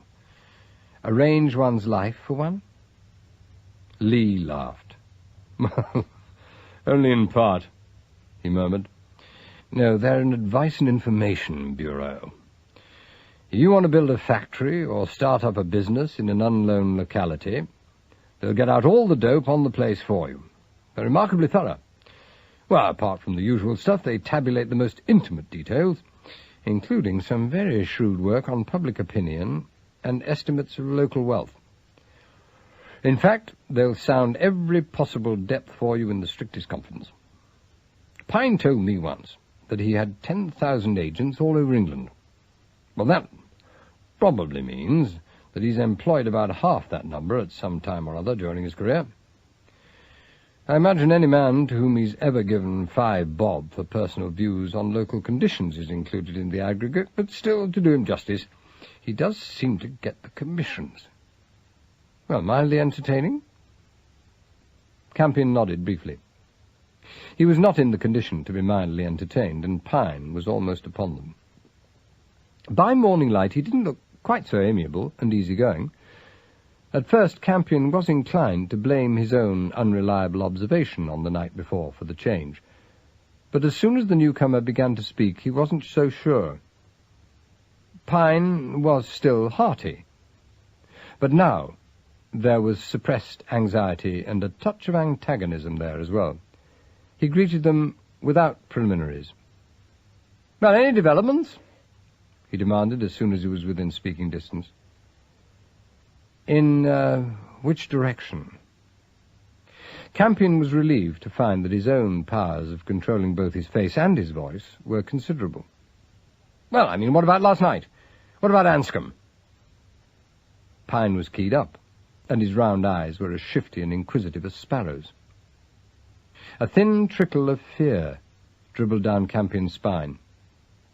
Until that moment he had entirely forgotten the incident. The enormity of the omission appalled him. Anscombe and his disturbing manner of dying had gone clean out of his mind. Good God! If he'd forgotten that, what else had he overlooked? To his relief, Lee looked faintly shamefaced also. "Oh, Lord! Miss Anscombe," he said. "I must go down to see her. Of course, it's early yet, but what a merciful chance you reminded me. Once one gets behind this wall, one passes into another world, you know. Don't you feel it, Campion? The mind simply settles down to consider ideas and their technical development." Poor old Anscombe. I knew him reasonably well, but in here and at the moment he's absolutely remote. Pine wiped his forehead. "Well, you're lucky," he said dryly. "I've been thinking of him all night. I don't like the look of that death. If the police are satisfied, of course, it's nothing to do with me. But I rather wondered if they were." There was a question in his last remark, and Campion, who recollected just in time that no one present knew of his late-night meeting with Hutch, ignored it. Lee Aubrey was less cautious. "Anscombe was of the type who never commits suicide," he said didactically. Pine glanced at Campion. "Murder was the thought in my mind," he said. Lee coughed and moved on up the path. He was offended. His mouth was pursed, and he looked shocked. "My dear chap," he protested, giving the protest just sufficient reproach to make it also a rebuke, "hysteria at this time in the morning is inexcusable. And there's one other thing while I think of it, Pine. You really must not come in here unless I bring you personally. It is simply not allowed. The British government has put its foot down on the subject. I don't want to know how you got yourself admitted, because I don't want to have to report the poor beast on the gate, but for heaven's sake, don't do it again." It was as near a schoolmaster's scolding as Campion had ever heard administered to a grown man. Pine gave no sign that he'd heard. He remained round, pink, and dangerously suspicious. "There's been a manhunt all over this district for the last 12 hours at least," he remarked presently as they walked on. "A fellow wanted by the police escaped from St. Jude's Hospital in Coachingford last night. He pinched an old car, abandoned it at the water splash on the Lower Bridge Road, and disappeared. They're still searching for him. Well, doesn't that strike you as suspicious?" Lee burst out laughing, an almost feminine spitefulness in his amusement. "Oh, come," he said. "That's abominable thinking.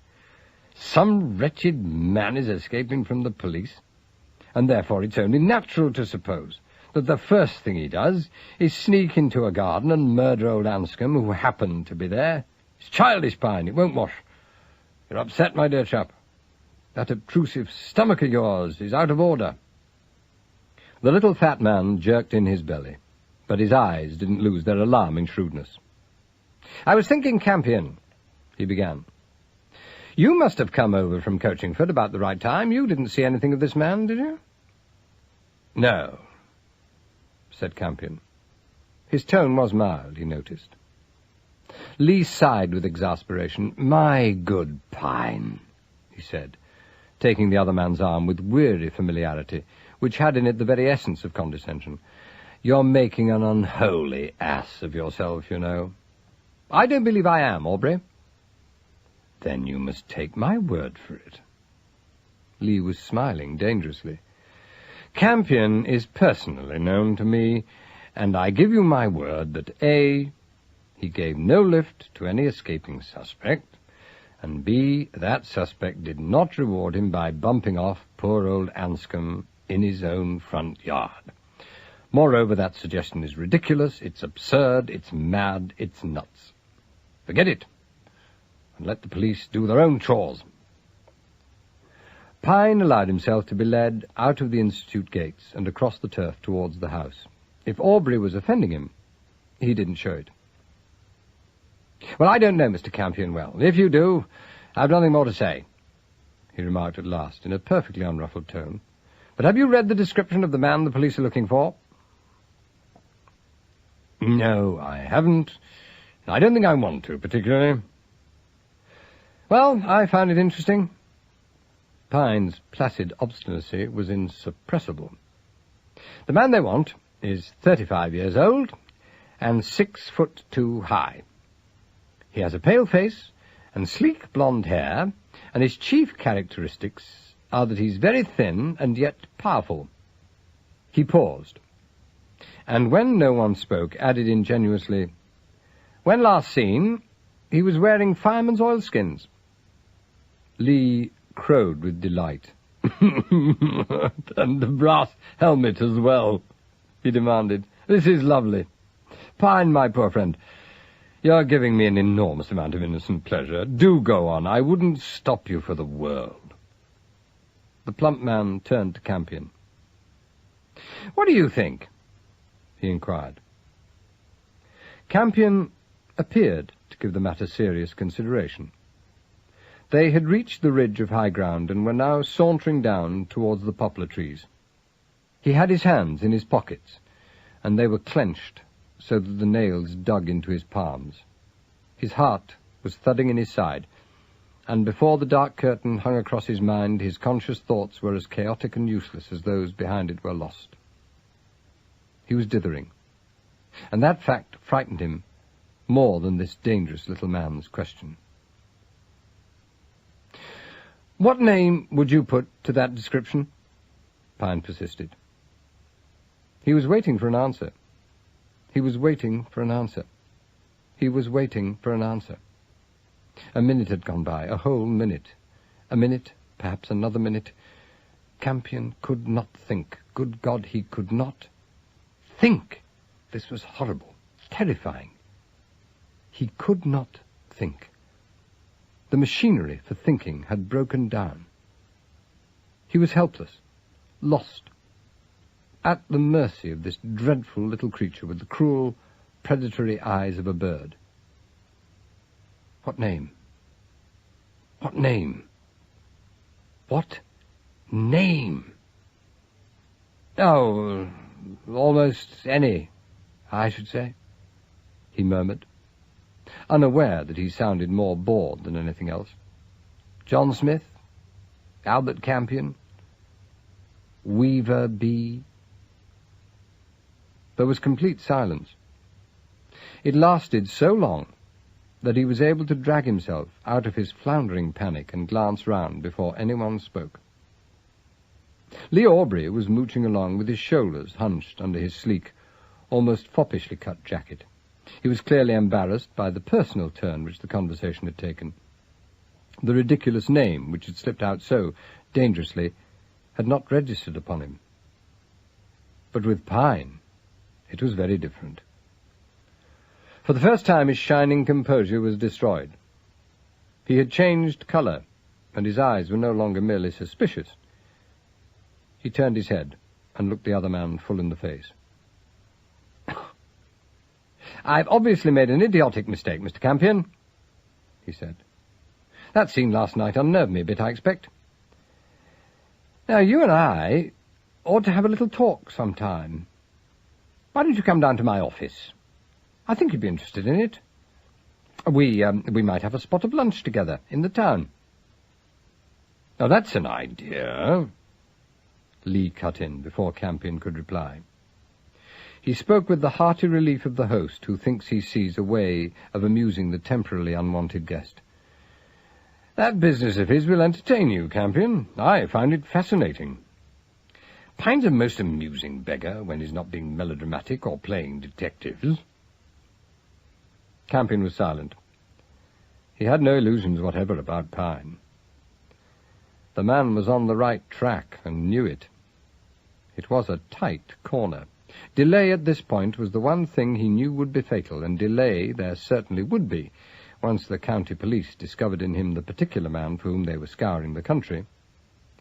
Headquarters might back him up to the hilt, but there would have to be explanations first, and explanations would lead to the discovery of his condition, whatever else they disclosed. Whatever else? That question was too alarming even to consider, and he shrank from it. With what was obviously a habit with him in difficult moments, he looked around for Amanda. To his relief, he actually saw her, turning the corner of the house. He was not surprised. That was the miraculous part of Amanda. She always seemed to materialize at the right moment. It was as though they were partners in some long-practiced game, with years of experience and cooperation behind them. She hailed him, and with a muttered word of excuse, he hurried over to meet her. She spoke quietly as he came up. "I say, the superintendent's here. He wants to see you alone. Apart from Lee, He won't come in, and he's waiting round by the side door. Would you go to him?" Would he? The idea of the lanky Hutch as rescuing angel, robe, feathers and all, did not seem in the least incongruous at that moment.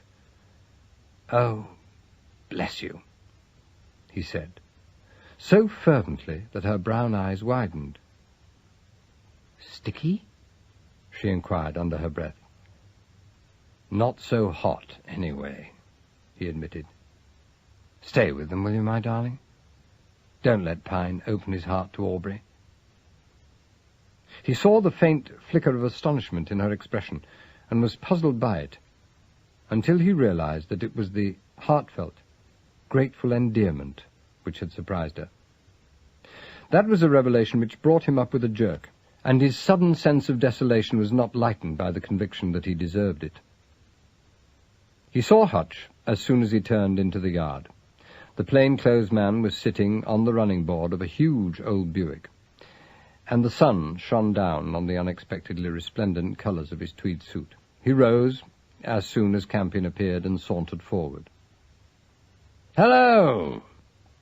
Campion's greeting was unusually hearty. Here at least was an ally, however blindfold. "Good morning."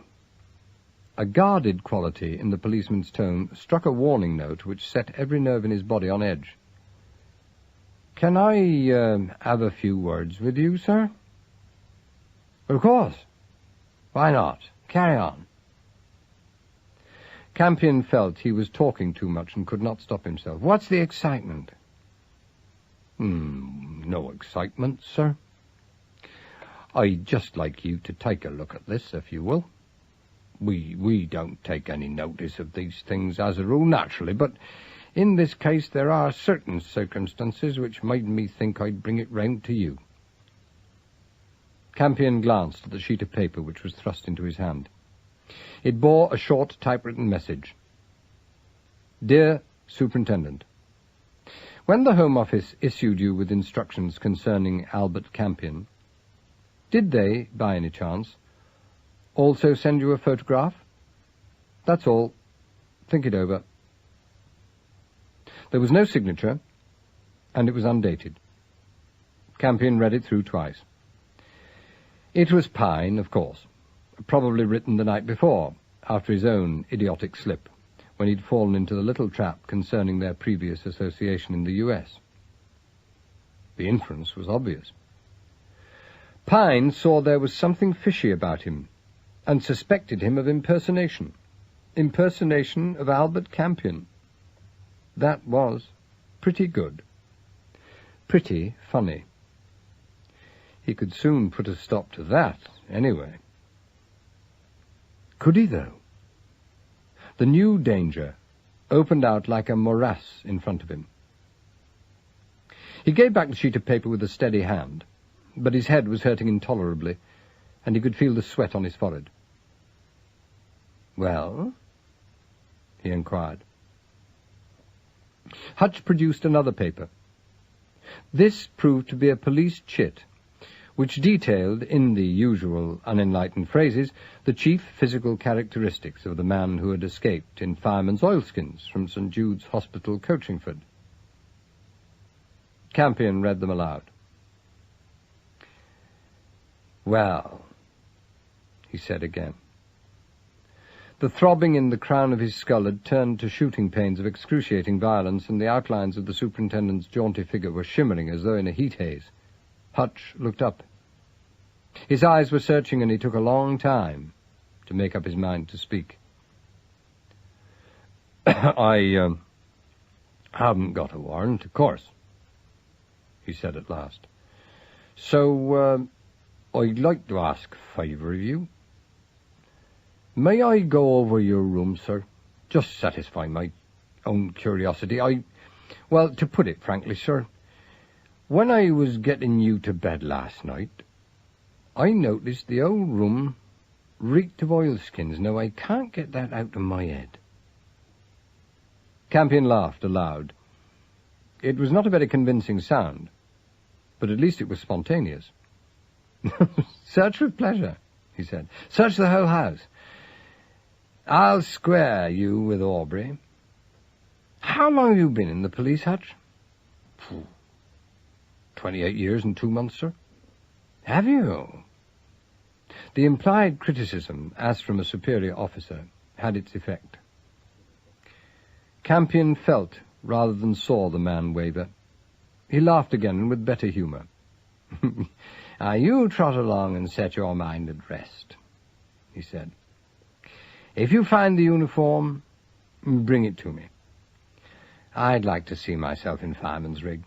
If it shouldn't be in the bedroom, well, try the rest of the house, and then the grounds." Hutch shrugged. He was verging on the sheepish. He took a step towards the side door, changed his mind, and came back. "Just answer me 2 questions, sir, then I'll apologize." This was more dangerous. Campion kept his tone light. "Anything you like, Superintendent." "What is the name of the CDI in room 49 at headquarters?" "Yeo." It was a shot in the dark, but he had not hesitated.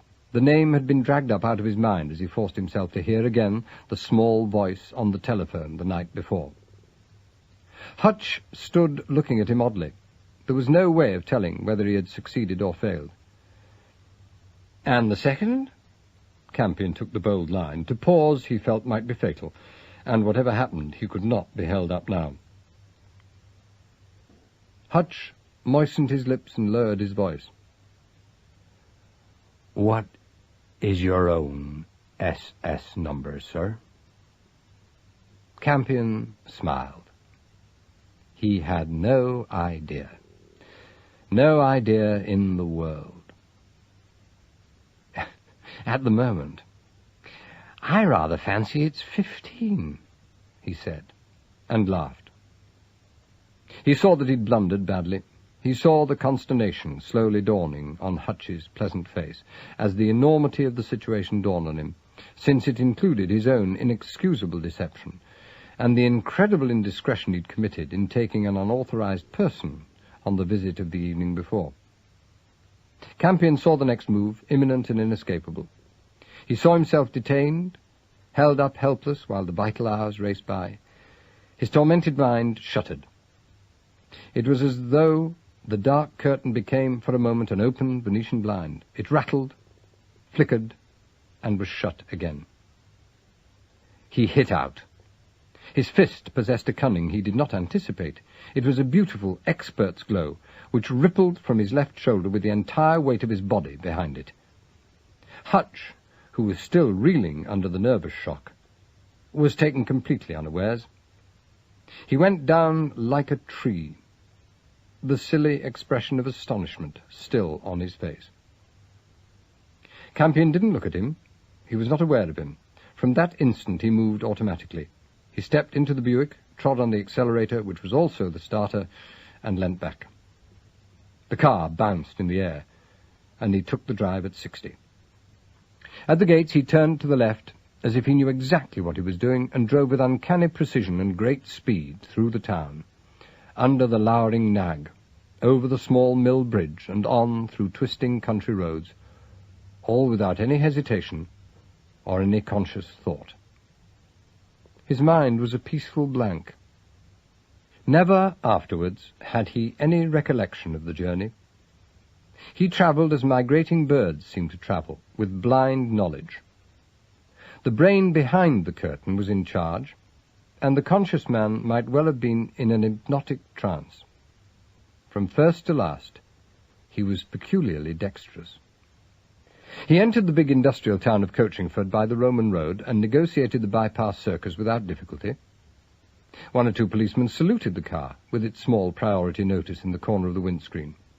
He drove without hesitation through a knot of tiny streets, paused correctly for the lights, and took the complicated turnings with precision.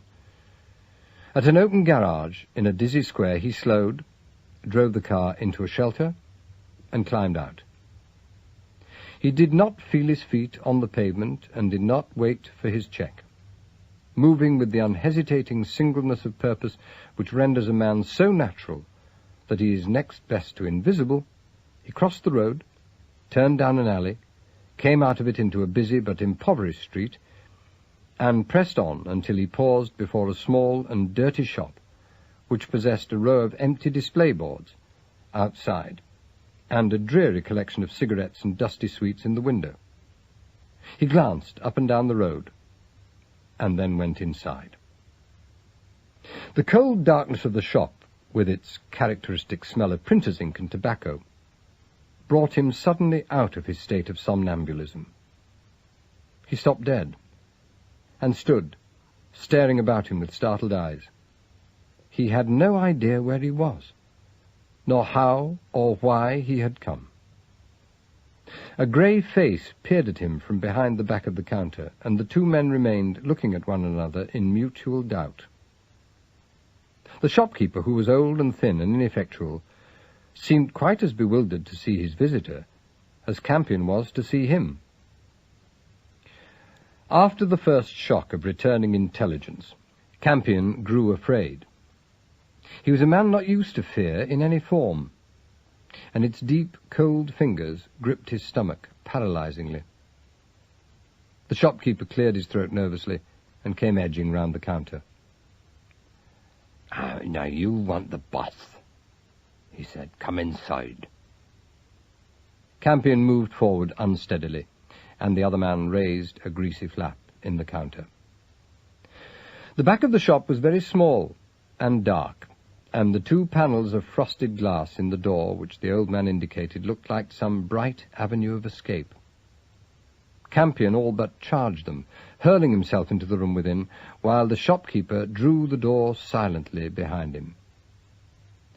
It was in many ways a dreadful little room, papered with sections of grey fruit and still furnished with all the misguided decorations of the 80s. Practically the entire floor space was taken up by a large table, covered first with a red cloth, and then with several sheets of newspaper. Sitting at this table, collarless and in shirt sleeves, was a very remarkable person. He had a white, melancholy face, hung beneath a glistening, bald skull, and his eyes, which were narrow and expressionless, were dull as coal dust. At the moment, he was engaged in cleaning and oiling a heavy service revolver, which looked as if it had been well loved for many years. He raised his eyes as the door burst open, but didn't move his head or speak. Campion said nothing. He leant back against the panels of the door. His ears were drumming, and the beating of his heart seemed to keep time to the intolerable throbbing in his head. The man at the table breathed heavily through his short nose. "So you've come back, have you?"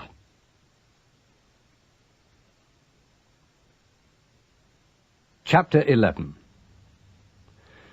Campion did not speak. The walls of the tiny room were converging on him. The air was too warm and too heavy to force open his lungs. The face of the man at the table swelled terrifyingly, widening and widening like the white of an egg in a pan. Soon it must fill the whole universe and suffocate him beneath its flabby weight. Campion's lips moved in a final despairing cry of protest, but no sound came. Across the red tablecloth, the fat man gazed at him with new interest. Suddenly he laid aside his gun and slipped quietly to his feet with that surprising, smooth agility only found in old fighting men. He came round the room and peered into the newcomer's face. "Hey," he said at last, and the word was a grunt uttered deep in his throat. "Come here." He lowered the young man onto a chair and propped his elbows on the table for him, while his own thick hands explored the scalp. "You've had a cosh, haven't you? How bad are you?" His concern was genuine and intensely practical.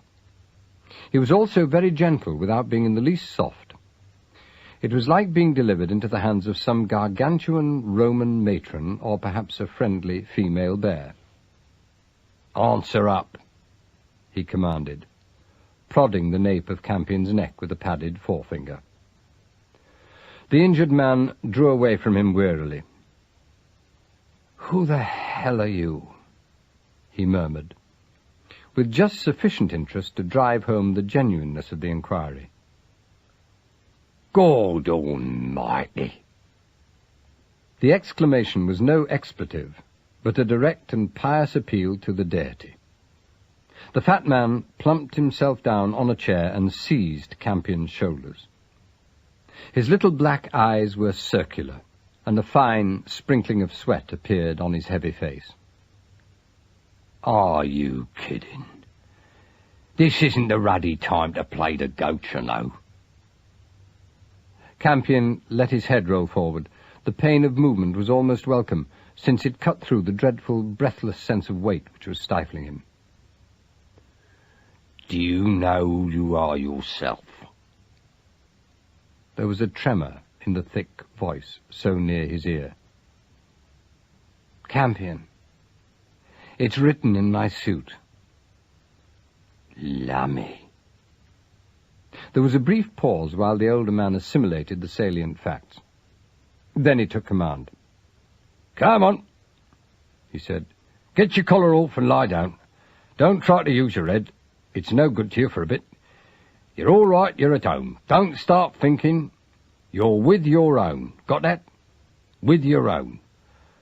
I'm going to put you on that sofa and cover you up while I get the crocus." "No." Campion recognized the word without realizing that it was more than 9/10 of his compatriots would have done. "No, I can't have a doctor. Can't have any officials. They're all after me by now." "Who?" "The police." "Rozzers? Ah, you made a mistake. You're punch drunk. What have you done?" "Slugged a copper. 2 coppers. The last one was the local super, a dear good chap. I can't have killed him." "Killed him? Who's talking of killing?" Generations of inbred fear of the one crime which is never forgiven to any man, however privileged, lay in the truculent demand. "I am." It was a relief to Campion to talk freely at last. "Apparently I did kill the first one. Can't remember it. Woke up in hospital." "Hospital?" The fat man's heavy eyelids lowered a fraction. "There was a man scarpered from the hospital in a fireman's outfit," he suggested. "Yes, that was me. Now I've slugged the superintendent of the police. I can't remember anything after that until I walked in here. Who are you?" The other man did not reply directly. He got up heavily, and as if he'd grown older. "You come and lie down," he said. "I want to have a look at you. I'll get you as right as I can, and then we'll talk. We'd better," he added grimly. Campion allowed himself to be led over to the dreadful imitation leather couch which took up practically all one side of the room.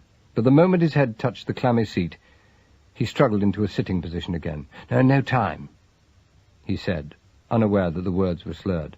"Tomorrow's the 15th. Must get on. No time for this." You'll have all the time you want and more if you don't shut up. Lie still while I do a bit of doctoring. The bald man moved towards the door as he spoke. I'll just drop a word to old Happy Fanny outside to keep his eyes skinned in case they take their sights off us. You don't know if you was followed here, do you? No, that's right. You don't have to tell me. You don't know anything. You lie still, I'll see to you. It was warm and dark in the little room, in spite of the time of day, and the mean, rickety French windows gave onto a weedy yard with a blank wall behind. Campion closed his eyes, and he came to himself to find artificial light burning painfully into his eyes. The fat man was on a chair, fitting a new bulb into a chandelier which hung over the table. It was a complicated arrangement of weights and pulleys, decorated with distressing pink frosted glass shades. He clambered down cautiously, and groping under the table, produced a cone-shaped contraption of black paper, which he fixed round and over the lighting arrangements, so that a brilliant pool lay in the centre of the table, alone, while the rest of the room was in comparative darkness. Having complied with these blackout restrictions, he returned to his patient. "Ah, that's right," he said with relief, as he raised one of the pallid eyelids with a great thumb. "Yeah, you're not as dead as you was. I got you warm, see? Now, I'm not giving you spirits because they might finish you, but I got some muck here you better drink. I cooked it myself, so I know what's in it." He went round the table and bent over a small grate where he'd got a fire going. It was all very homely and grubbily comfortable. Campion was puzzled by it, but not alarmed. The fat man, whoever he was a friend. He returned presently with a steaming jug, which looked ominous, but which turned out to contain nothing more extraordinary than strong old-fashioned beef tea, made according to Mrs. Beeton. Campion was surprised to find that instead of being repelled by it, he could drink it with enjoyment, and its effect upon him was extraordinary. As its warmth spread over him, he felt strength generating in him as clearly as if new blood was being pumped into his veins.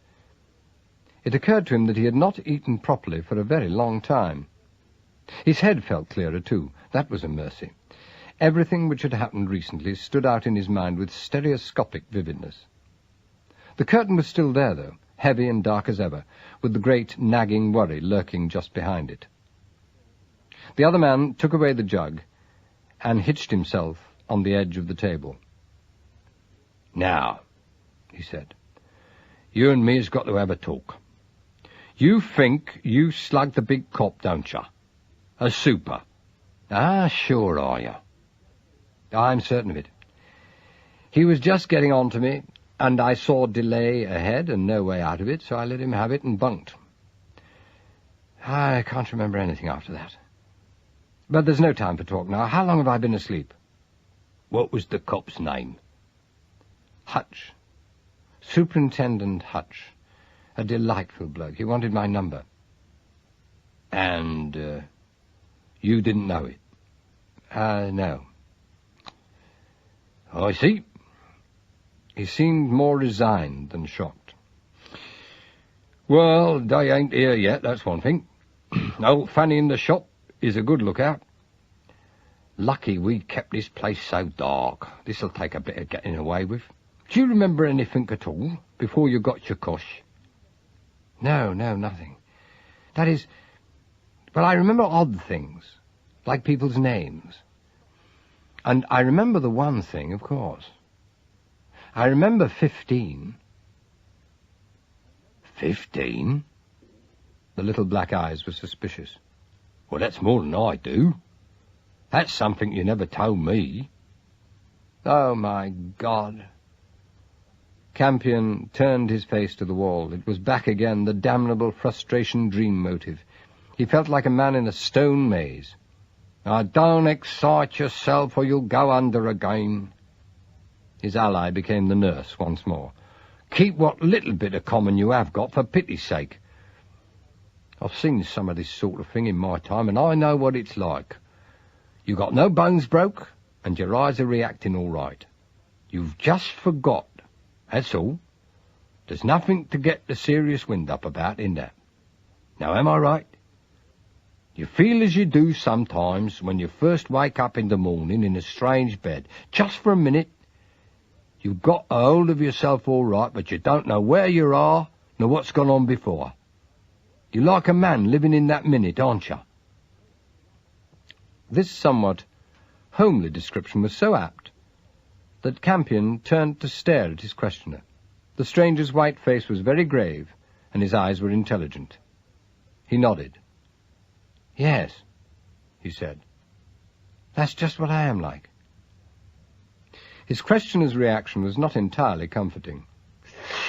Yeah, well, I've known it go on for months and wear off gradual, he said unhappily. And I've known it come back as quick as it went. We'd better get hold of Oates at once. You're fit for nothing now. Campion explained the difficulty in that quarter, and the other man's anxiety became acute. God, we're in the cart, he said. Yeah, in the cart, good and proper. Campion groaned. Oh, who are we, anyway? He demanded. Who are you? The fat man didn't reply for a minute. There was a curious half-smile which had nothing to do with amusement on his face. It was some little time before Campion recognized it for what it was. This odd stranger was deeply and sentimentally hurt. My name is Lugg, he said at last. I've been a perishing servant of yours for 17 years. There was an awkward pause, and then he rose and stretched himself. Well, that's all right, he said magnificently. You're not to blame. I'd have told you at once, only I was hoping it'd come back to you. Hello, what's that? The lights flickered, and a deep, full-throated rumbling echoed through the house. Both men started. Thunder, Lugg pronounced, as a whirlwind of heavy drops pattered against the glass behind the thick curtains. Well, it's got me wondering. Always does nowadays. Ah, well, let it snow if it feels like it. We got more than we can carry anyway, so what does it matter what else piles up? How late is it? I can't waste time. Campion was struggling to his feet as he spoke. Tomorrow's the 15th. Must get on. God knows how. You stay where you are. Lugg had picked up his revolver and was playing with it carelessly. Your head seems to have gone, so we'll have to use mine for a ruddy change. Now, look here. We're in a very nasty position. I'm an accessory after the fact, don't forget that, so I'm going to tell you all you saw fit to let me know about the lark you're on before you lost your senses. You're going to listen, and we're both going to hope it's going to bring something back to you, because if it don't, we're both up the creek. He was right, of course. Campion had the wits left to realize it, even while every instinct warned him frantically against delay. The thing he had to avert was enormous and catastrophic. Avert. Once again, it was a single word which arrested him. That was right. There was something he had to avert. Something tremendous. Meanwhile, Lugg was talking, and his thick voice sounded comforting and sensible against the rumbling of the storm outside. I've been by your side day and night for 17 years, and you couldn't trust me with the old packet. Said you was under oath, he was observing. If you had a done, we shouldn't have been in this mess. No, but I'm not reproaching you, that's not my way, never has been. I've been here for 5 days, and this is it, I should suppose. My instructions from you in London was that I should keep myself under cover here and take all messages. Old Happy in the shop was to do all the front of the house stuff, and I wasn't to show my face until I was told. Happy is quite okay, by the way. I picked this place of his myself. I used to know him years ago when he was one of the old 40 Angels gang up at Oxton. He's straight as a die to his own sort. He's keeping the lookout now. There's been no one particular about since you came. And you must have given them the slip completely, punch drunk or not. Now listen, since I've been here, You've only showed up twice. The first time was the day before yesterday. You come in with a portmanteau, and that time you was wearing your ordinary clothes. You changed here into some duds that even my old man wouldn't have worn, and you went off with a little fish basket under your arm, looking as if you'd been on the tramp from one sick walk to the next for the last 5 years. Now, don't you remember? No, I don't. No, I'm sorry. It's gone completely. Oh, never mind. Don't strain it or you'll never get it. Just listen. I may say something that'll bring the old thing back. Lugg was very earnest, and the suppressed anxiety in his matte black eyes belied his words. Now, the second time I saw you, you come sneaking in by these French doors here, about 3 yesterday morning. I was sleeping where you're sitting now, and I got up and fetched you a bit of food. I asked how things were going, but you didn't open out at all. You seemed worried and distant-like, as though you was puzzled by the way things was running. Was I all right then? Campion stirred as he spoke. This was one of the most unnerving experiences of all. Oh, yes, you got your head screwed on then. You was as bright as I am. You just seemed sort of mystified, as though things weren't running the way you'd thought. Now, about 11 in the morning, you slipped out again, still in your old clothes, and that was the last time I saw you right in the head. It was an unfortunate way of putting it, but evidently Lugg was one of those Britons without the celebrated national gift for euphony. You left your little old basket, he said. You locked it in the table drawer, but you took 1 or 2 things out of it and put them in your pockets. Now, about tea time yesterday, Happy come in with a tale that he'd picked up in the shop about you being mixed up in a row down at the waterside. A rozzer had been killed, and 2 or 3 men took to hospital. He paused hopefully, but Campion shook his head. In spite of the sudden chill which this confirmation of his worst fears produced in him, he still could not remember. Lugg breathed gustily. Never mind, he said again, but without any sort of conviction. Never mind, he'll come back sudden. Then young Amanda called for your suitcase with your good clothes in it, he went on, and Happy told us some of what he'd heard. Yes, I know. She came to the hospital. Campion spoke absently, and did not see the small black eyes flicker. Oh, you've seen her, have you? Did you recognise her? The jealousy was very faint, but it was there, and Campion noticed it. Oh, not for a long time, he said. No, like a fool, I thought she must be my wife. Well, she will be in a week or 2 if you're not strung up. Lugg's dreadful directness was irrepressible. The words came into his head, and he said them. A shadow passed over Campion's lean wooden face. I rather think that's off, he said shortly. She didn't realize what had happened. You see, she doesn't know now, and I don't particularly want her to, so should you see her, for God's sake, don't refer to it. She broke the engagement. She did? Lugg was clearly incredulous.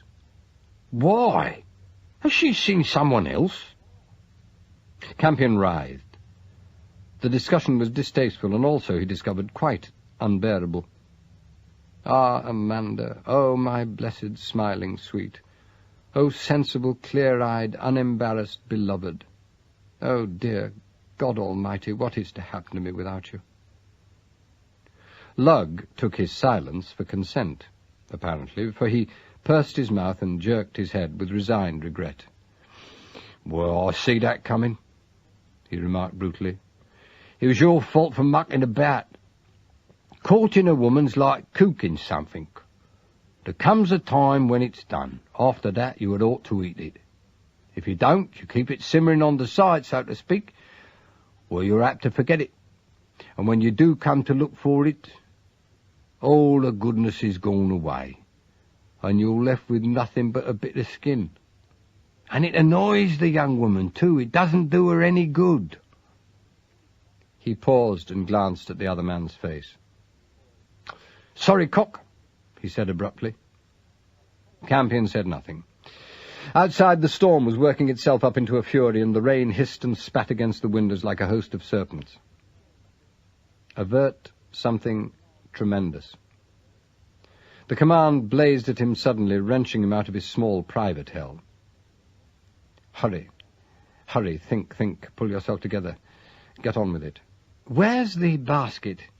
He said. The whole story sounds nuts, but let's see it anyway. There may be something in it. Lugg looked at him curiously. Don't you know what's in it? Well, no, of course I don't. Do you?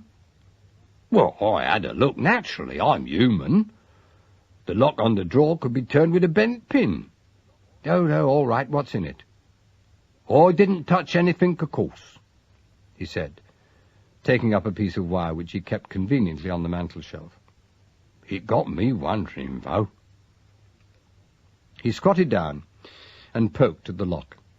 It was child's play to open, as he'd said, and he pulled out a wide drawer, revealing a fair-sized rush bag lying inside. Campion thrust his hand in the basket. An expression of blank amazement spread over his face, and he shook the whole contents out on the table. A slippery, feathery heap of old £1 and 10-shilling notes appeared before him. £684 exactly, said Lugg. I counted it after you left. Campion took up a banknote and rubbed it between his fingers, and then he held it up to the light. Britannia's head and trident shone out of the watermark at him. None of the notes appeared to be new. Their uniform shabbiness suggested months of circulation. Extraordinary, he said, looking blankly at the fish basket. And I took some more out with me, did you say? Yes, about 70 quid. You didn't trouble to count it. What was that? Both men stood listening. At first they thought there was no sound but the storm, but an instant later there was a gentle thud outside the inner door, and the shopkeeper put his head in. Take sights, he whispered. They're all round the house. Plain clothes. I'll watch the front. Lugg swept the notes into the basket, thrust it into the drawer, and pulled back the tablecloth. The whole movement was as smooth as if it had been done by a conjurer. He thrust a gun into Campion's hand, and produced another from his hip. He touched the sick man's arm and nodded towards the French doors, laying his finger on his lips. Campion nodded obediently, and moved silently into the darkness at the back of the room. The gentle knocking on the glass sounded like the last trump when it did come. Chapter 12. It was a quiet, insistent tapping on the French windows. The gentle summons was very near and very intimate. It sped through the weeping of the storm and stood close to them. They waited in silence and let it come again, still discreet, but a fraction sharper, determined, inexorable. Lugg glanced over his shoulder.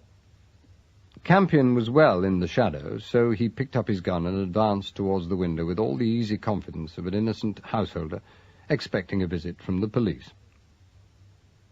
He drew back the curtains cautiously, as a good citizen should, allowing only the minimum of light to escape. For some seconds he stood peering into the darkness, alert as a dog at a rat-hole. Finally he unlatched the doors and pushed one of them open a few inches. "Hello?" he demanded suspiciously. There was no direct reply, but there was a new movement out in the storm, and Lugg became tense, his bald head with its fringe of greyish hair held oddly on one side. Standing just below him in the driving rain was the figure he expected. The drab mackintosh and slouch hat of the plain-clothes man were there, but the stranger was not looking at him squarely. He peered up slyly out of the dark, and from his right hand hung a large white handkerchief which fluttered significantly in the downpour. It was impossible to mistake its meaning. Lugg backed slowly into the room, and the newcomer came in after, holding the white rag ostentatiously before him. He took up a position some little distance from the table, and the heavy shade over the lights cut him off from the breast upwards as far as Campion was concerned. As soon as the window was closed behind him, he held up his hands. "You can take my gun," he said distinctly. Lugg searched him promptly and efficiently, setting down the man's heavy Webley on the table well within the circle of light, and then, with a glance at his visitor, he produced his own gun and put it down beside the first. There was a long pause, and then Campion also stretched out a hand in the darkness and added his weapon to the other two. He kept his face out of the light, however, as did the newcomer. They made a curious, headless group standing round the three guns, since all the light in the room was focused on the weapons and on their three pairs of hands. Lugg and Campion maintained their advantage and waited for the visitor to make the first move. "I've got a message for the man calling himself Campion," he announced at last. "That's you, isn't it?" "Never mind which of us it is," corrected Lugg sharply. "What's the dope?" "He knows." The stranger spoke meaningly, jerking a hand towards Campion. "It's up to him, that's all." This was an unforeseen impasse. Campion's thin hands remained expressionless, and Lugg's great ham-fist didn't stir. The silence persisted. The room was hot, and its very quiet was ominous and uncomfortable amid the bellowing of the storm which raged round the house. Lugg found it unbearable. "The boys outside'll get wet," he observed pleasantly. "I'm waiting." "Well, what do you think we're doing?" "He's only got to make up his mind. He knows." The visitor had begun to reveal a personality. He was not a big man, and his raincoat hung on him in concealing folds. Yet he managed to convey an impression of wiry strength, curiously and rather horribly allied to ill health. His voice was not without culture of a sort, either, but it had a thin, tinny ring to it, and when he coughed, as he did frequently, his lungs wheezed and groaned dangerously. Yet he was a force in the room. There was no question but that he knew what he was doing and was determined to waste no time. Since his head and shoulders were hidden, his hands were his only distinguishing features, and these were frankly repulsive, being womanish, degenerate, and quite abominably dirty. A sixth sense warned Campion to hold his tongue. It was not that the half-seen headless figure was actually familiar, but the atmosphere of rank evil he brought with him was. Campion left the talking to Lugg, who seemed quite prepared to deal with it. "Well, knowing's not always saying," the fat man remarked, managing to infuse a wealth of craft into the observation. "Your call, mate." "He knows," the newcomer repeated, and one of his repellent hands slid inside his raincoat.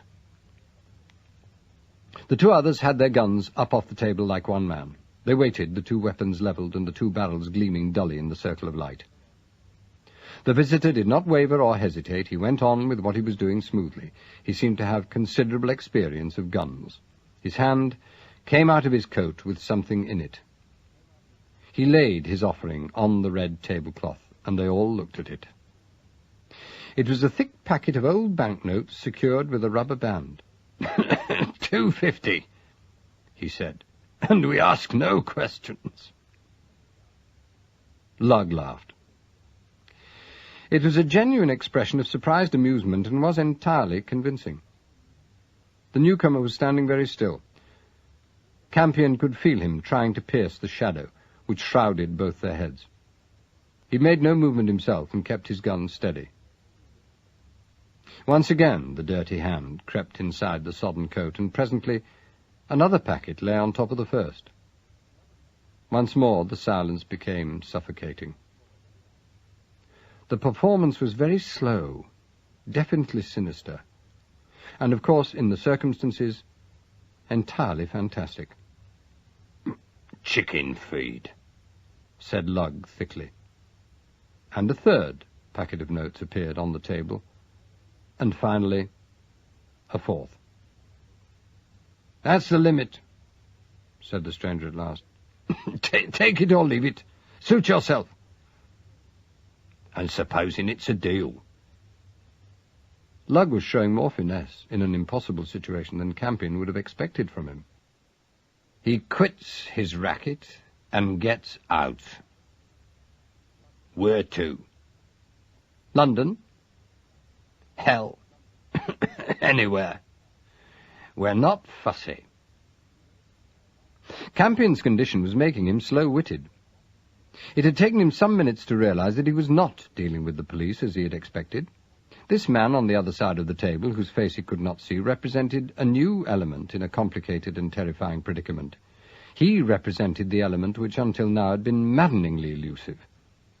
Here at last must be a definite materialization of the enemy. Campion's limping brain seized on the discovery, and he struggled to make as many bricks as he might out of this meagre straw. The stranger belonged to a very definite class. He was a thug, one of that mercifully small army of professional bullies who in previous ages were euphoniously called soldiers of fortune. Men, that is, who would undertake violence for a fee. It did not occur to Campion that it was strange that he should recognize so much. He accepted the fact without thinking, as a natural deduction based on some past experience which he'd forgotten. He went on with his reasoning. Since the man was what he was, it argued that he possessed employers, some intelligent organization which had the sense to use professional servants. The question now was, what sort of organization? It was obviously antisocial, but how large? How dangerous? How big? International importance? The old phrase came into his head, and he rejected it. It was not quite right. National importance? That was it. He'd heard something like that described lately, and in some connection which, taken together, had had an extraordinary effect upon him. It was an amazing experience. He was remembering something, not mentally, but emotionally. The ghost of an emotional upheaval was returning to him. It was both terrifying and exhilarating. The whole thing was recent, too, very recent. Anger was coming back to him, and with it something else, something new and overwhelming. A passion. That was it. Something deeper than affection. Something more primitive and disturbing than love of women. For a moment he felt it again. Experienced it as he had done some time so very lately, a burning, raging, invigorating thing, the stuff of poetry and high imagining, the fountain spring of superhuman endurance and endeavor. Once again a fact came to him without recollection. He knew something suddenly, as surely and clearly, as if he had arrived at it by a long process of thought.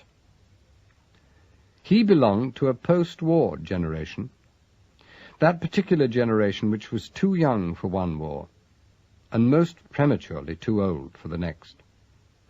It was the generation which had picked up the pieces after the Holocaust indulged in by its elders, only to see its brave new world wearily smashed again by younger brothers.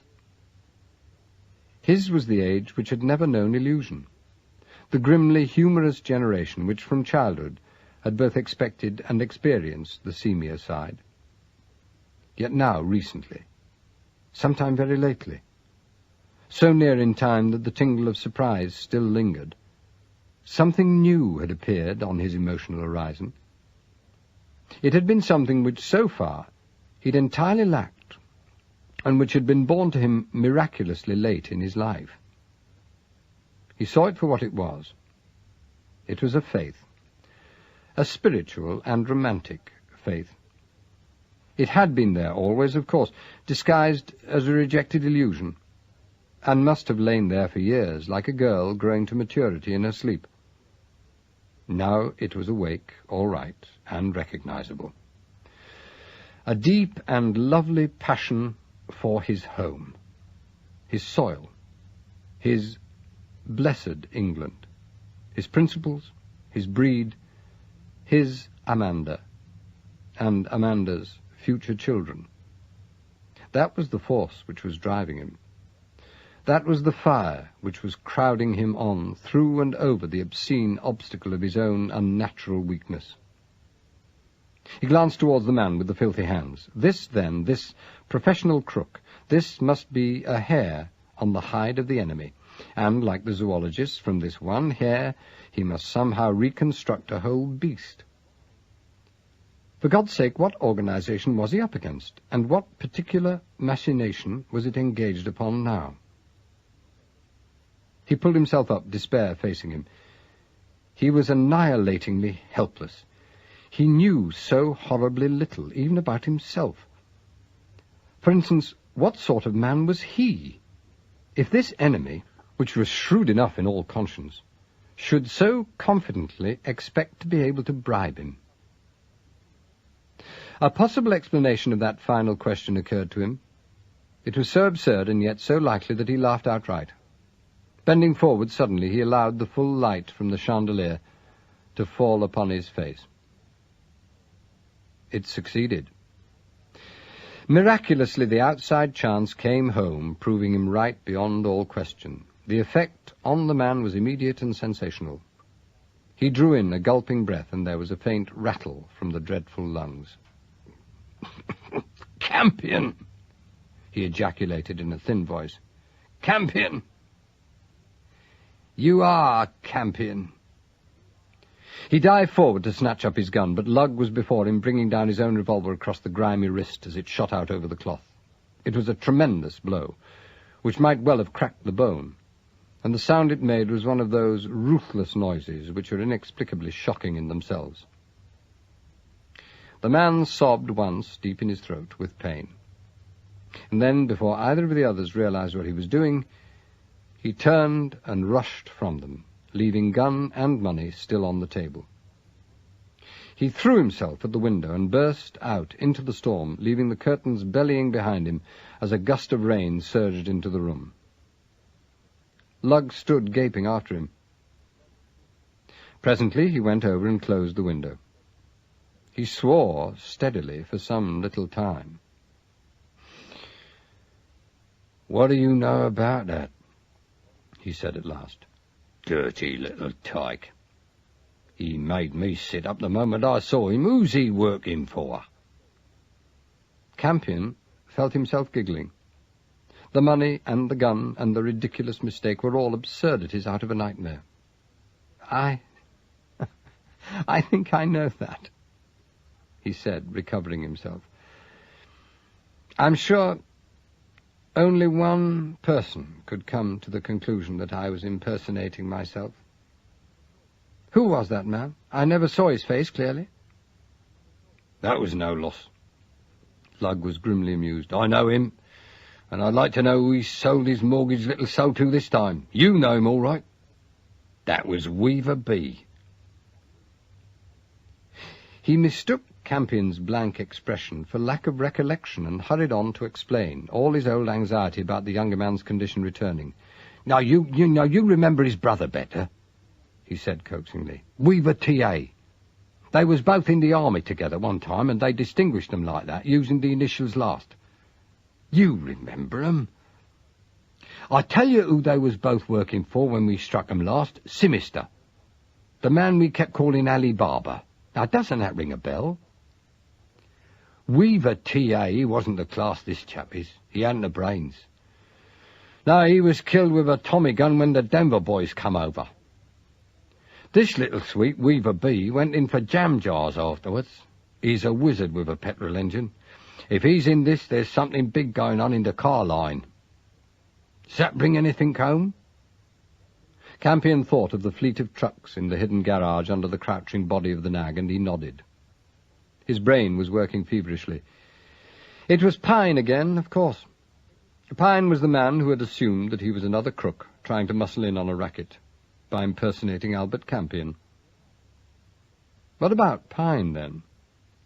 What about his questions and his amusing organization, and his snooping about at the Institute? He glanced at the pile of money on the table. "They're not broke, anyway," he said. "They are not." Lugg's heartfelt agreement was unexpected. He was very serious, and his small black eyes were open to their widest extent. "They're a powerful crowd," he said. "Money to burn. There was a sort of share-out down here before we came, you know. The drunks filled every can in the place. Appy said he never saw nothing like it. He reckons they're onto something colossal. Something that'll need a lot of men from the way money has been splashing around." He gathered up the cash on the table and rolled back the cloth. "Well, wicked to waste it," he remarked virtuously. The drawer was only just closed when the shopkeeper appeared behind them. His startled face came edging round the inner door. "They've scuppered," he said, using the rhyming slang which still serves a fraternity needing a patois. "Only one of them left. He's leaning against the wall a door or two down the road. What happened?" "Nothing to interest you, my lad." Lugg was heavily jocular. "Someone come along to make what you might call an extravagant gesture, that's all." "I don't like it." Their host was inclined to whine. "It's dangerous. There's some pretty funny chaps in this town just now. I saw Lily Pettican walking down the street this morning." "Lily?" Lugg was clearly astounded. "Why, you've got the horrors," he said. "If it wasn't Lily, it was his brother, who happened to have lost the same eye," the old man persisted. "Chew on that." "Go away." Lugg was not amused. His small eyes were frightened. "All right, but I got something for you. What do you say to this lot?" He wriggled into the room through the smallest possible aperture and presented one of those long, narrow ledger books in which small shopkeepers often keep their orders. It was open at the last page, and he pointed to the final entry made in his own wildest handwriting. A.C., it ran. The White Hart, private sitting room, immediately. Come clean. Both Lugg and Campion read the line and exchanged glances. "Where the hell did you get that from?" "From a one." The shopkeeper didn't seem particularly surprised. "She came in just before I shut the shop. I was just going to lock the doors after giving you the word the business were about.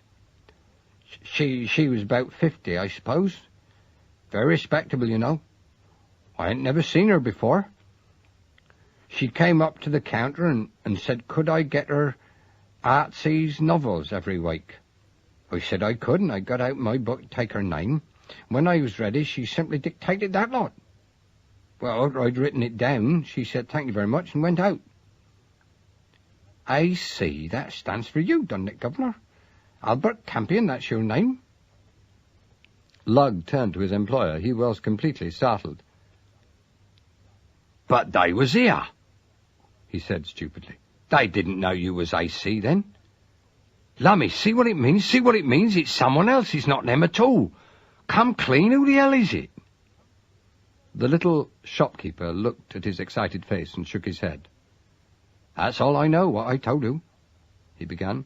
"The White Hart's that big hotel in the middle of the town. Nothing could happen to you there. That's one thing mortal certain.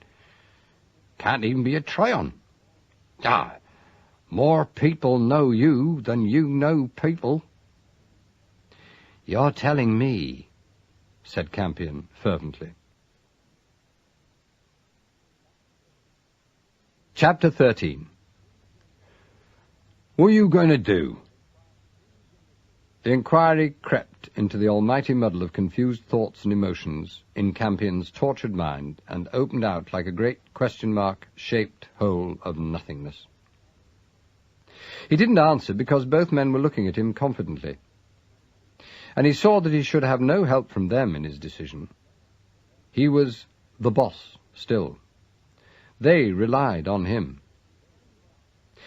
He was trying to marshal some sort of order among his scattered forces when another secret question shot out at him. Just how ill am I? Just how serious is this damned injury? Am I going to curl up and die from it? And if so, how long have I got? He put that query from him impatiently. He guessed he'd find that out when the time came. Meanwhile, what was he going to do? There was something just under his nose which he'd missed. He felt it was there, and he groped for it. When at last he found it, it grinned at him with the dreadful cross-eyed leer of complete insanity. This was the 14th. Moreover, this was the evening of the 14th. Therefore, all the arrangements for the catastrophe, or whatever it was which he was struggling so blindly to avert, must have been made already, and the thing itself be on the very point of happening. And yet Pine, or the enemy, whoever he was, had been prepared to try to buy him off, even at this 11th hour.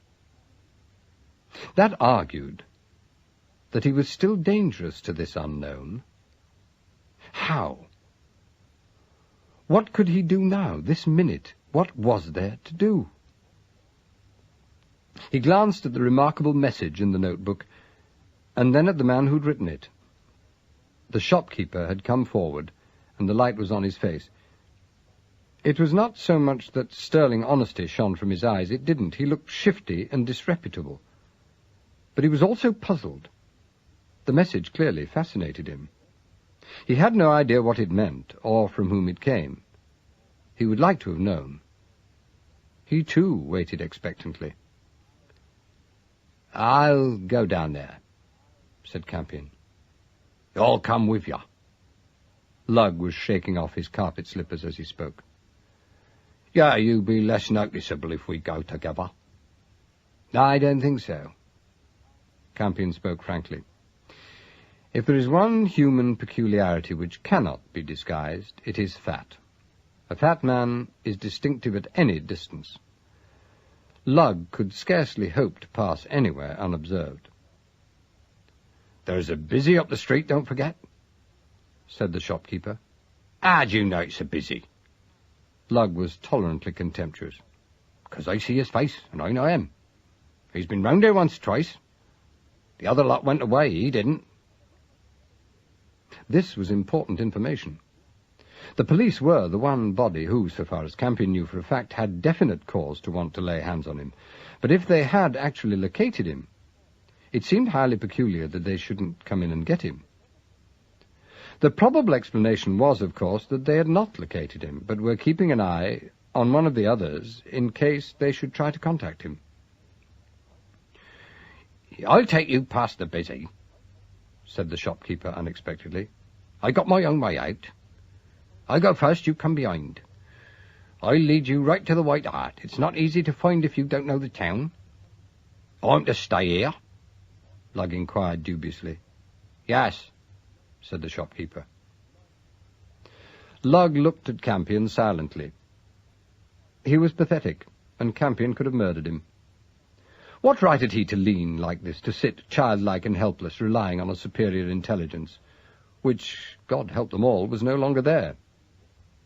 It was the original Campion's own fault. The new Campion felt that he had the grace to recognize that. He had a vision of a damned superior young man who must always have been laughingly tolerant, gloriously sure of himself. The new Campion turned from him with loathing. A fine, chuckle-headed ass he must have been to surround himself with dear, faithful, pathetic followers, incapable of independent thought. Fawners, seekers after orders. "I'll give you a couple of hours," said Lugg, shattering the illusion. "If you're not back then, I'll come and save your ruddy life again. It won't be the first time. And don't forget you're not right in the head now, either." Campion set out with the shopkeeper. Both he and Lugg appeared to have brought the art of avoiding police supervision to a high state of perfection. Campion was provided with a shabby raincoat and a peaked cap. It was no disguise, but rather a badge of some unspecified but respectable office. As he put them on, he became just another taxi driver, bus conductor, chauffeur, St. John's ambulance man, or gas inspector, hurrying home to get out of his working clothes. The shopkeeper led him out of the back door, into a minute yard, and out of that into another and another, all symmetrical and uniform as a section of a dusty egg box. They came out finally into an entirely different quarter of the town, a solid residential district of ornate Victorian houses with transoms over the doors and high, surprised windows with little apartment cards in them. The shopkeeper scurried along in front. In his dirty overcoat and dented bowler hat he looked as frail and negligible as a piece of sodden brown paper blown along by the bullying wind. The storm itself had passed, but there was still a lot of rain about. There was just enough light to see one's way, but the going was not too easy, and the pavements looked washed and sticky like pieces of hard.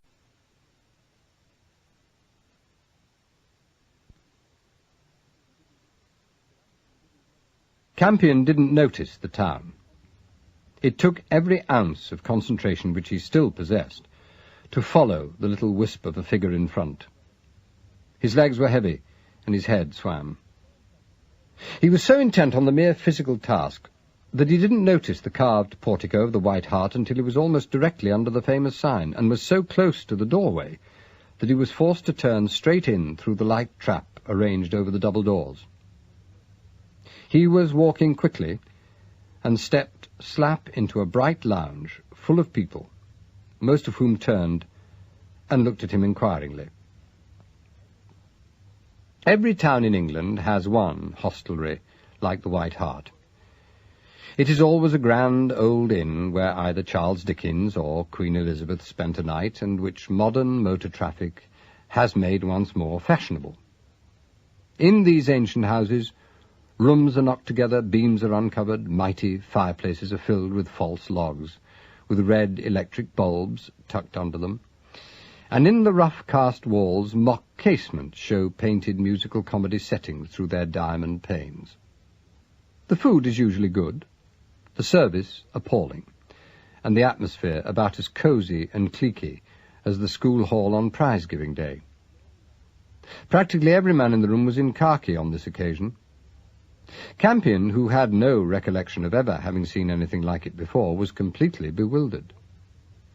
Fortunately, his astonishment fitted his somewhat unsuitable costume, and no one among the little parties clustered round the small tables gave him a second look. A growing youth in a tailed suit, far too small for him, hurried forward inquiringly, anxious to direct him to the saloon bar round the corner.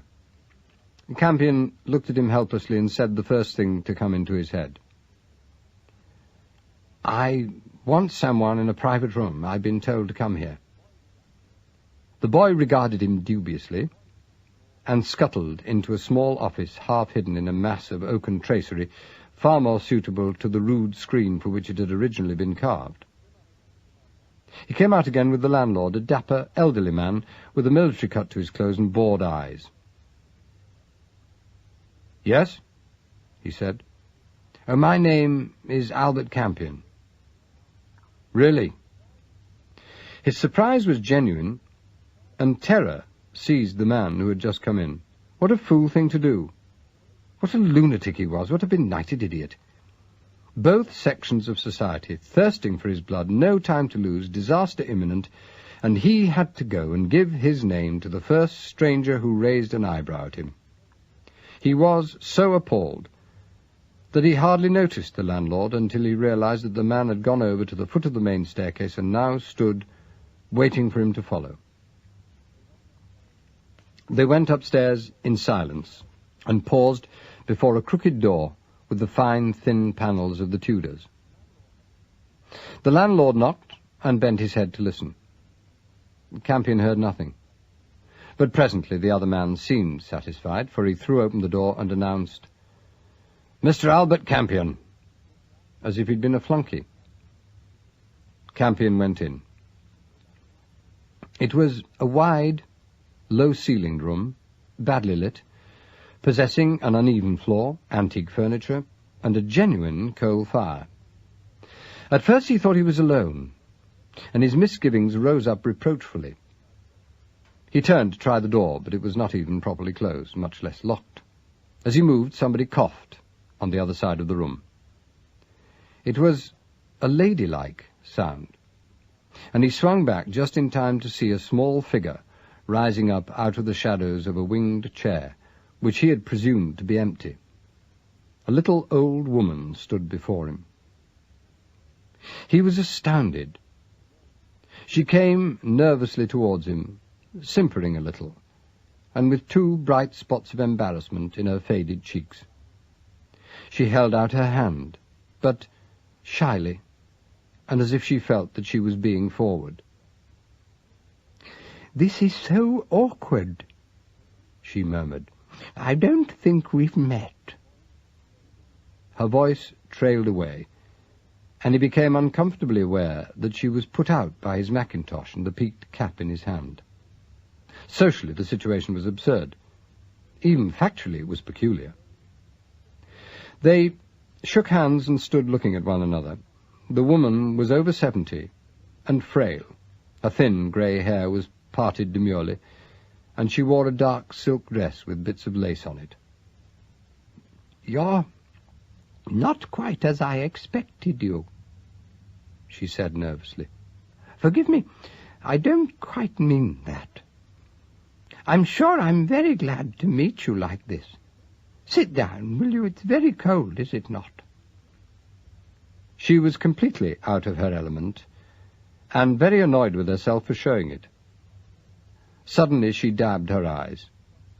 "It's all been such a shock," she said unsteadily. "But this is quite unpardonable. It's so silly of me. I really ought never to have come." "Oh, Lord," said Campion. He was under the impression that he had spoken under his breath, but to his horror his voice, clear, brusque, and unnaturally loud, echoed back at him from the shadowy walls. An inner door, which he had not noticed before, opened at once, and, as though in direct answer to a prayer, Amanda stood on the threshold. Hallucination. The dreadful possibility shot into his mind and frightened every other consideration out of it. She looked so fine and fit and young and alive. Her brown suit matched her eyes, and her head sat sanely on her shoulders. She was lovely. She was kind. She was friendly. A right thing in a ghastly, unrealistic world. That was it. She was an oasis. No, of course, a mirage. One of those things you see before you die of thirst in a desert, and the vultures come and pick your bones into decency before you decay. "Oh, beautiful," he said, and had not spoken the words so guilelessly since he'd first said them, leaning out of his go-cart to look at the sea. Her fine eyebrows rose into arcs on her forehead.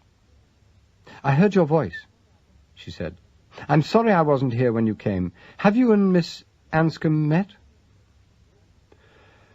A great portion of the world slid into the horizontal again at the command of that cool voice, and all the lovely machinery for living, like manners and introductions and calling cards, and giving up one's seat in the bus, began to whir comfortingly in the background of the scene.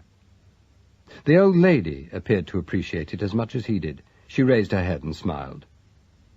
"I'm being very stupid, my dear," she said. "I hadn't realized how shaken I am. You must ask Mr. Campion to forgive me." "I think he's been a bit shaken himself." There was warning as well as apology in Amanda's tone, and she considered the forlorn figure in the tight mackintosh with interest. "I've got Miss Anscombe to come along herself to tell you one or two things, Albert," she went on. "Very kindly, she came along to see me, and—" "I went to her because she looked so sensible and so sympathetic," interrupted the old lady. "I felt I ought to approach someone, and naturally one has a horror of the police at such a time. I prefer to talk to a woman, of course." "Of course," said Campion, so earnestly that again Amanda stared at him as if he were demented. He fought to get hold of the situation, but it was all hopeless. His memory had deserted him. He sighed. "Why?" he added disastrously. "Well, naturally, Albert." Amanda caught the dropping brick with both hands and struggled with it manfully. "I mean Since her brother's death, she's been frightfully hurt and shaken, and she hasn't felt like talking to just anyone. Her brother. Miss Anscombe, of course. The name had not registered on him before. He understood at last. This must be the sister of the murdered man whom Lee Aubrey had kept talking about. It came into his head that Aubrey might have sent Amanda here now, and the possibility irked him unreasonably. The old lady tucked her handkerchief into her belt and leant forward purposefully. "Mr. Campion," she said, "I'm a very strong-minded woman, and all my life I've gone out of my way to do what I thought was right." It was a formidable opening at the best of times, and to Campion, who was not experiencing one of them, it sounded like a confession of early suicide. He nodded. "Yes," he said. "Well, that's why I've come here now, to talk about poor Robert. We shall never know how he died. He was a very weak person in some ways, and if he had taken his own life, I should have been very sorry and very hurt, but I should not have been surprised." Campion remained unimpressed. He knew how Anscombe had died, and that information was enough to startle this old duck into screaming hysterics. It was only when he caught sight of Amanda, watching him earnestly, that he realized what the old woman was trying to tell him. Of course, Anscombe had known. Anscombe had been the best bet. Oates had said so. He turned to the old lady so eagerly that he bewildered her. "Was your brother frightened of something?" he demanded. She bridled, and he was aware of her rather hard blue eyes with their bald rims and wrinkled sockets. "He had something on his conscience," she said. "I always felt he was just going to confide in me, but he never did. I have a very rigid code," she added naively. "Tell Albert about the money," put in Amanda. Money, more money. This cash motif cropped up all the time. It frightened Campion. The Tory Englishman never underestimates the power of money as a weapon. It is his own, and when he sees it against him, he feels betrayed as well as anxious. Miss Anscombe cleared her throat. Having embarked on a distasteful duty, she was determined to get every ounce of virtue out of it. He never told me that he was in financial difficulties, but it was very obvious some little time ago," she began. "I realized that he was hard put to it, and I helped him to a certain extent. He was quite sick with worry, naturally, for we had a certain position in the town to keep up, and he was a man who understood the importance of doing his duty to the community in that respect. Also, he had the secretaryship to think of. That is a very sacred responsibility, Mr. Campion." "I suppose it is. Our family have thought so for 7 generations, she said stiffly. "If you don't realize what it must have meant to him to resign that office, you can hardly appreciate anything I'm trying to tell you." "Oh, he does understand," cut in Amanda hastily. "He's terribly tired and worried himself. Albert, for the love of Mike, take off that awful mackintosh." He obeyed her, and realized, as Miss Anscombe looked at him, that his suit was crumpled and his linen grubby. Oh, what in God's name did it matter? The old lady exasperated him with her ridiculous niceties in the midst of this maelstrom. Why didn't she cut the cackle and come to the horses? What had Anscombe known? Didn't she realize that there was no time to waste? He could have shaken the facts out of her, and was within an ace of telling her so, when she spoke again. "When my brother suddenly became comparatively wealthy again, I was astounded," she said. "I knew then that things were not all as they should be. We come of a class, Mr. Campion, which never acquires money suddenly except by legacy. For a little while my brother was almost happy, but gradually a great change came over him. His conscience was haunting him. Campion stared at her. In spite of his preoccupation, some of the urgent tragedy in her story forced itself through to him.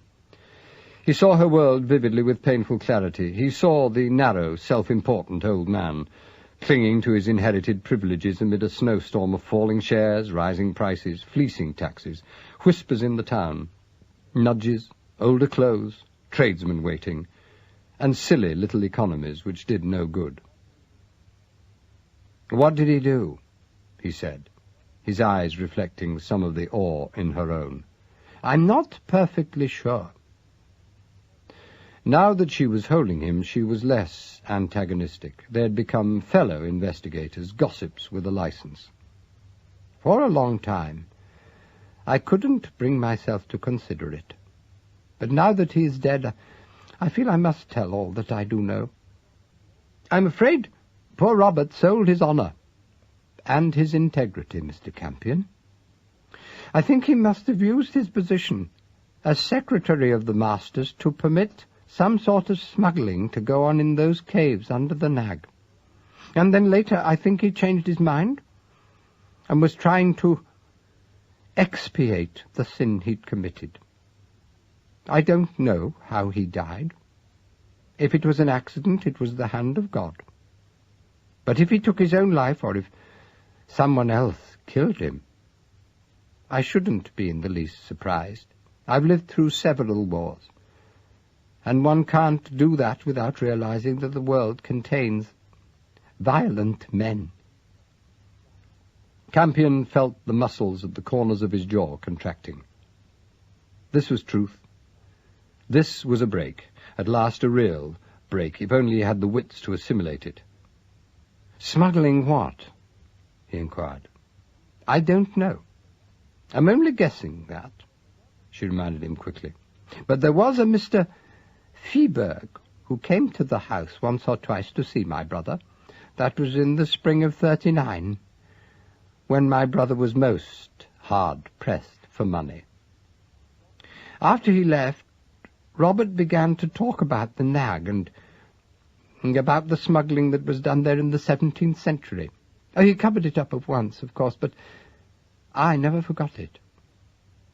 Mr. Feeberg came twice after that, but never after the war broke out. I mentioned him at once, of course, because he was an alien, and my brother said definitely then, 'We shan't see him again.'" "Had your brother acquired his new money then?" "Yes," she said. "Yes, he had, yeah. But it was after that his conscience began to prick him." "Long after?" "No." She paused. There was uncertainty in her whole poise.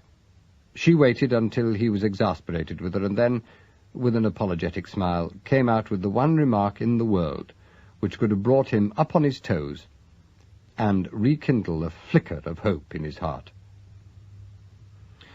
"I mustn't mislead you," she said. "I think his conscience slept until he heard of 15. 15.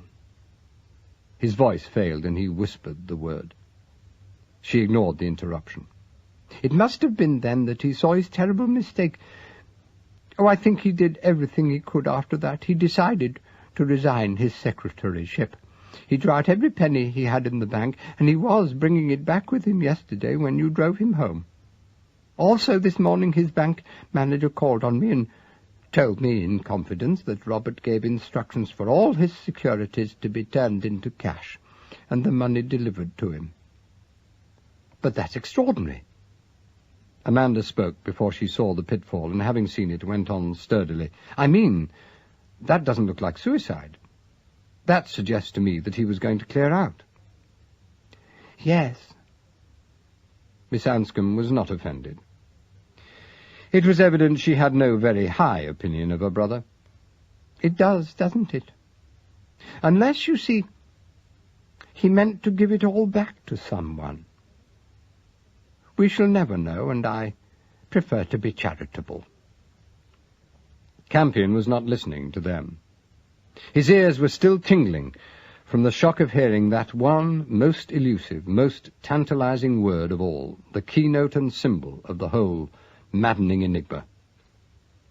"Tomorrow is the 15th, he said stupidly. "I didn't refer to the date." The old lady made the remark with complete conviction. "I don't know exactly what 15 refers to, but it isn't a day of the month." "How do you know?" Even then he didn't believe her. The tension was still there, straining every nerve in his body, urging him to hurry. "Because of the diary." She had been holding the little pocket-book all the time, and he hadn't noticed. Now he would have snatched it from her, but she was not to be hurried. "Robert was a very unmethodical man," she remarked with exasperating deliberation. "I thought the book was empty at first, but then I found just these 2 entries. Here's the first, just over a month ago. Look for yourself. It's almost as though the poor man bought the book just to write something melodramatic in it. That would have been very like him." Campion took the book, and Amanda looked over his shoulder. "Friday the 7th, they read. "Just heard of minute 15. See it all. What have I done?" The following pages were blank until they came to the space allotted to the day before the one on which his owner had died. "Done," he had written. "Done at last. Conscience clearer. Resigned. Expiation must follow. Shall I see Henry Bull?" On the following page, and right across the 3 days it represented, 2 words had been scribbled large. Minute 15. Campion sat down. The strain had snapped. He felt flat and exhausted. If the 15th was not a date, there was no hurry. As he sat gazing at the page, however, the 3 printed dates stood out in relief. 16th, 17th, 18th. Which? None of them, or all of them? The insufferable burden of anxiety returned more heavily than before. WWII's mission became more rational and therefore more serious. 15 itself was still a mystery. Minute 15 might mean anything. Miss Anscombe rose to her feet. "Where is Annie?" she inquired, looking at Amanda. "In the next room, waiting for you." "Are you sure she can take you home all right?" "My dear, don't let her hear you say that." The old lady laughed as she spoke. "Annie used to be my personal maid. Now I think she's my guardian. She delivered the message safely to you, did she, Mr. Campion?" "Eh? Oh, yes, rather. Brilliantly. Was that your maid?" Campion was talking without thinking, and he bundled his scattering thoughts together impatiently. "I'm afraid she must have thought it a rather unconventional method of approach," he said apologetically. Miss Anscombe patted Amanda's hand.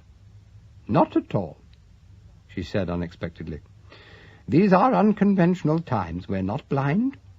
It's no good being conventional in a world which is blowing up all around one. When the streets become shambles, one has to raise one's skirts. Goodbye. I don't know if I've been helpful, but at least I've cleared my conscience without giving poor, miserable Robert's mistakes over to the police." "Wait." Campion was still clinging to the pocket diary. "Who is Henry Bull?" Both women stared at him. Miss Anscombe looked startled. "Sir Henry is a Conservative, and one of the Tay family," she said. "At the moment, he's the senior Master of Bridge, and a junior Lord of the Treasury." "Oh, don't be silly, you know that," said Amanda. "Besides, we met him, didn't we, at your sister's wedding?" Chapter 14.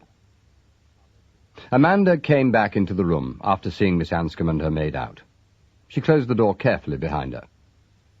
"I say, what's the matter with you?" she demanded. He eyed her guiltily and got up to get away from her searching inquiry. "I'm all right.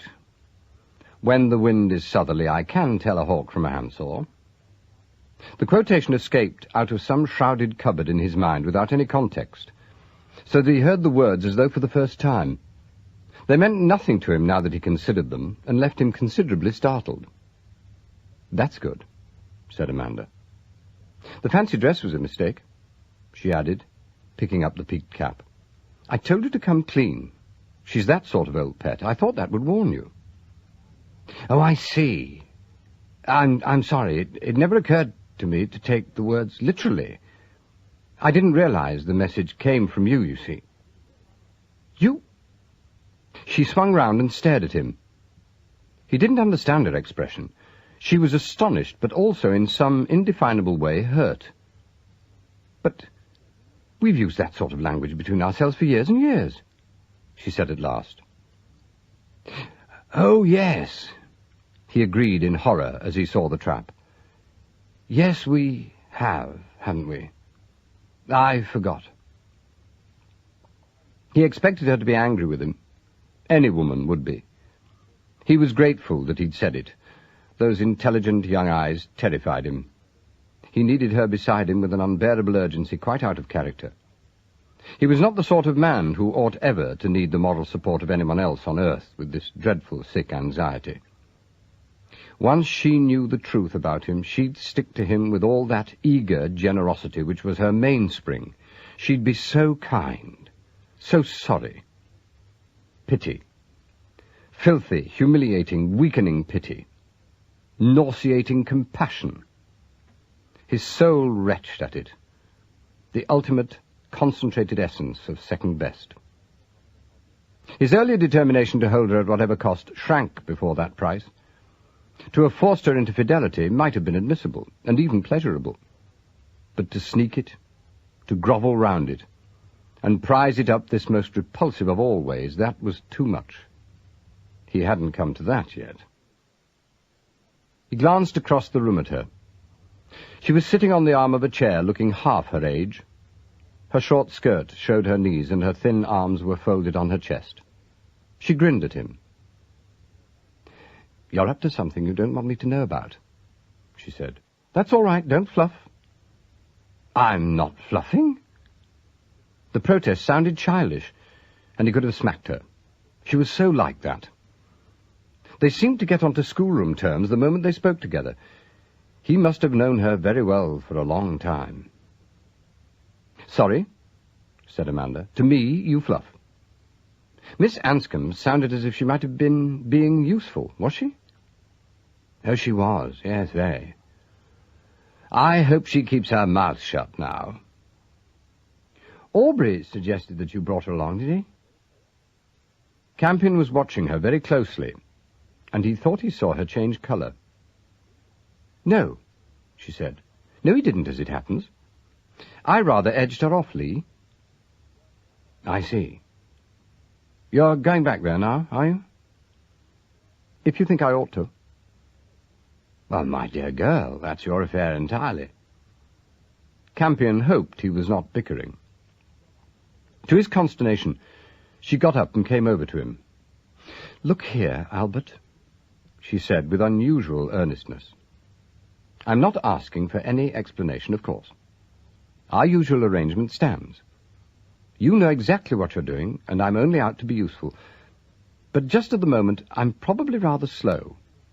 I'm not too good. I've had a bit of a shock, as a matter of fact. I'll tell you about it later when I'm better. But at the moment, it's making me a bit ingrowing and slow on the uptake, and I don't see what you're up to at all. I don't know what to look for. I don't even know if I've done the right thing about Hutch." "Hutch?" "Good heavens, of course. The superintendent." Campion hoped that the sweat which had broken out on his face was not visible. The nightmare was riding him with a vengeance. It was bad enough to have one's previous life wiped clean off the slate of one's mind without developing this new propensity for forgetting any act of violence which came his way. First it had been Anscombe's murder. And now it was his own attack on the unfortunate superintendent. "What did you do?" he inquired anxiously.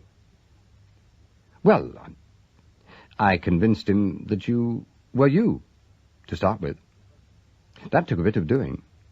But I got it into all their heads in the end. Then," she coughed delicately, "then I said you were never afraid to take the unconventional line if the urgency of the job demanded it." "How did they take that?"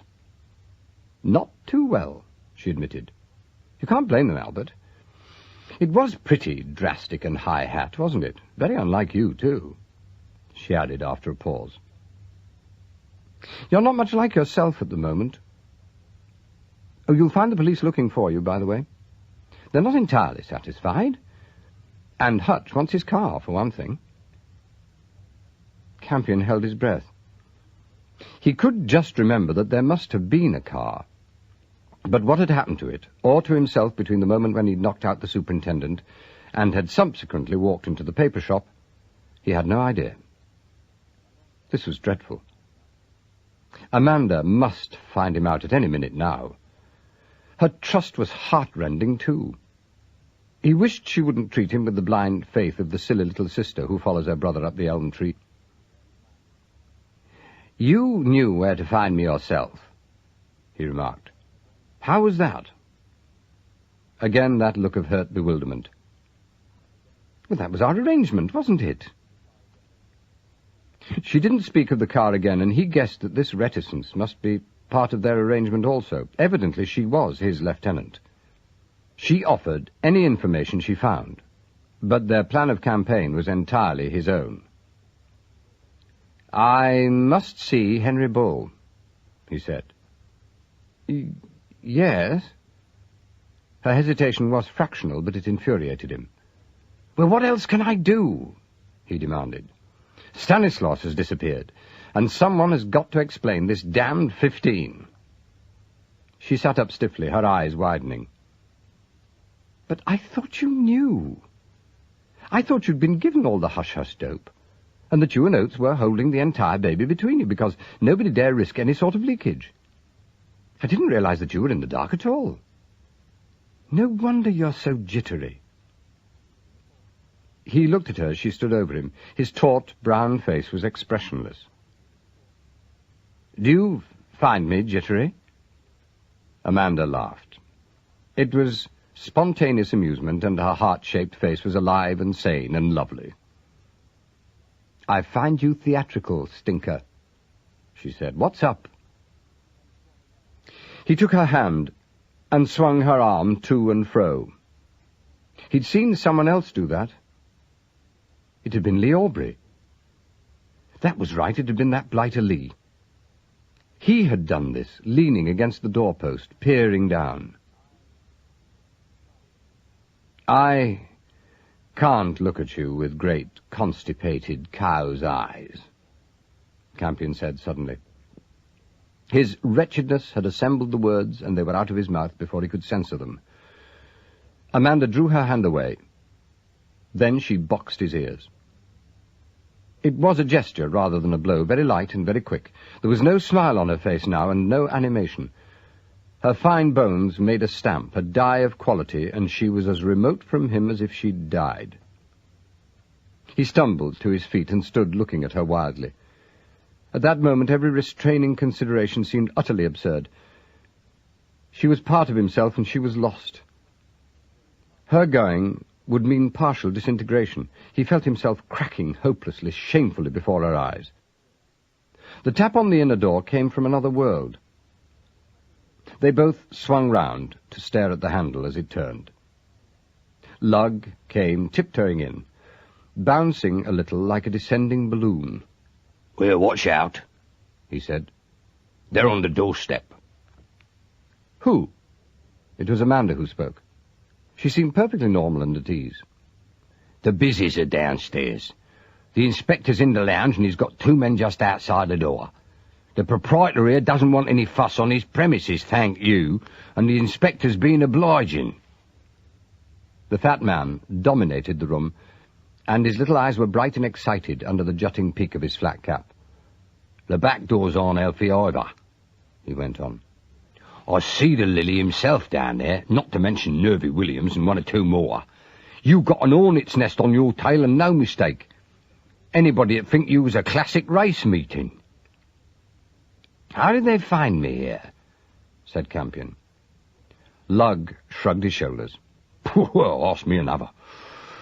The police followed young Amanda, I should say, and the other little syndicate of blossoms must have a tip-off in the police somewhere. I merely strolled down after you to satisfy myself that everything was okay, and I walked right into it. Of course, the police don't know me here, so I come through the lounge, had a drink in the saloon, and nipped up the first staircase I could find as soon as I had the chance. I've been all over the house. There's no one upstairs at the moment. I'll tell you what, there's a catwalk over the roofs if you want it, but I'll think twice before I took it with your head.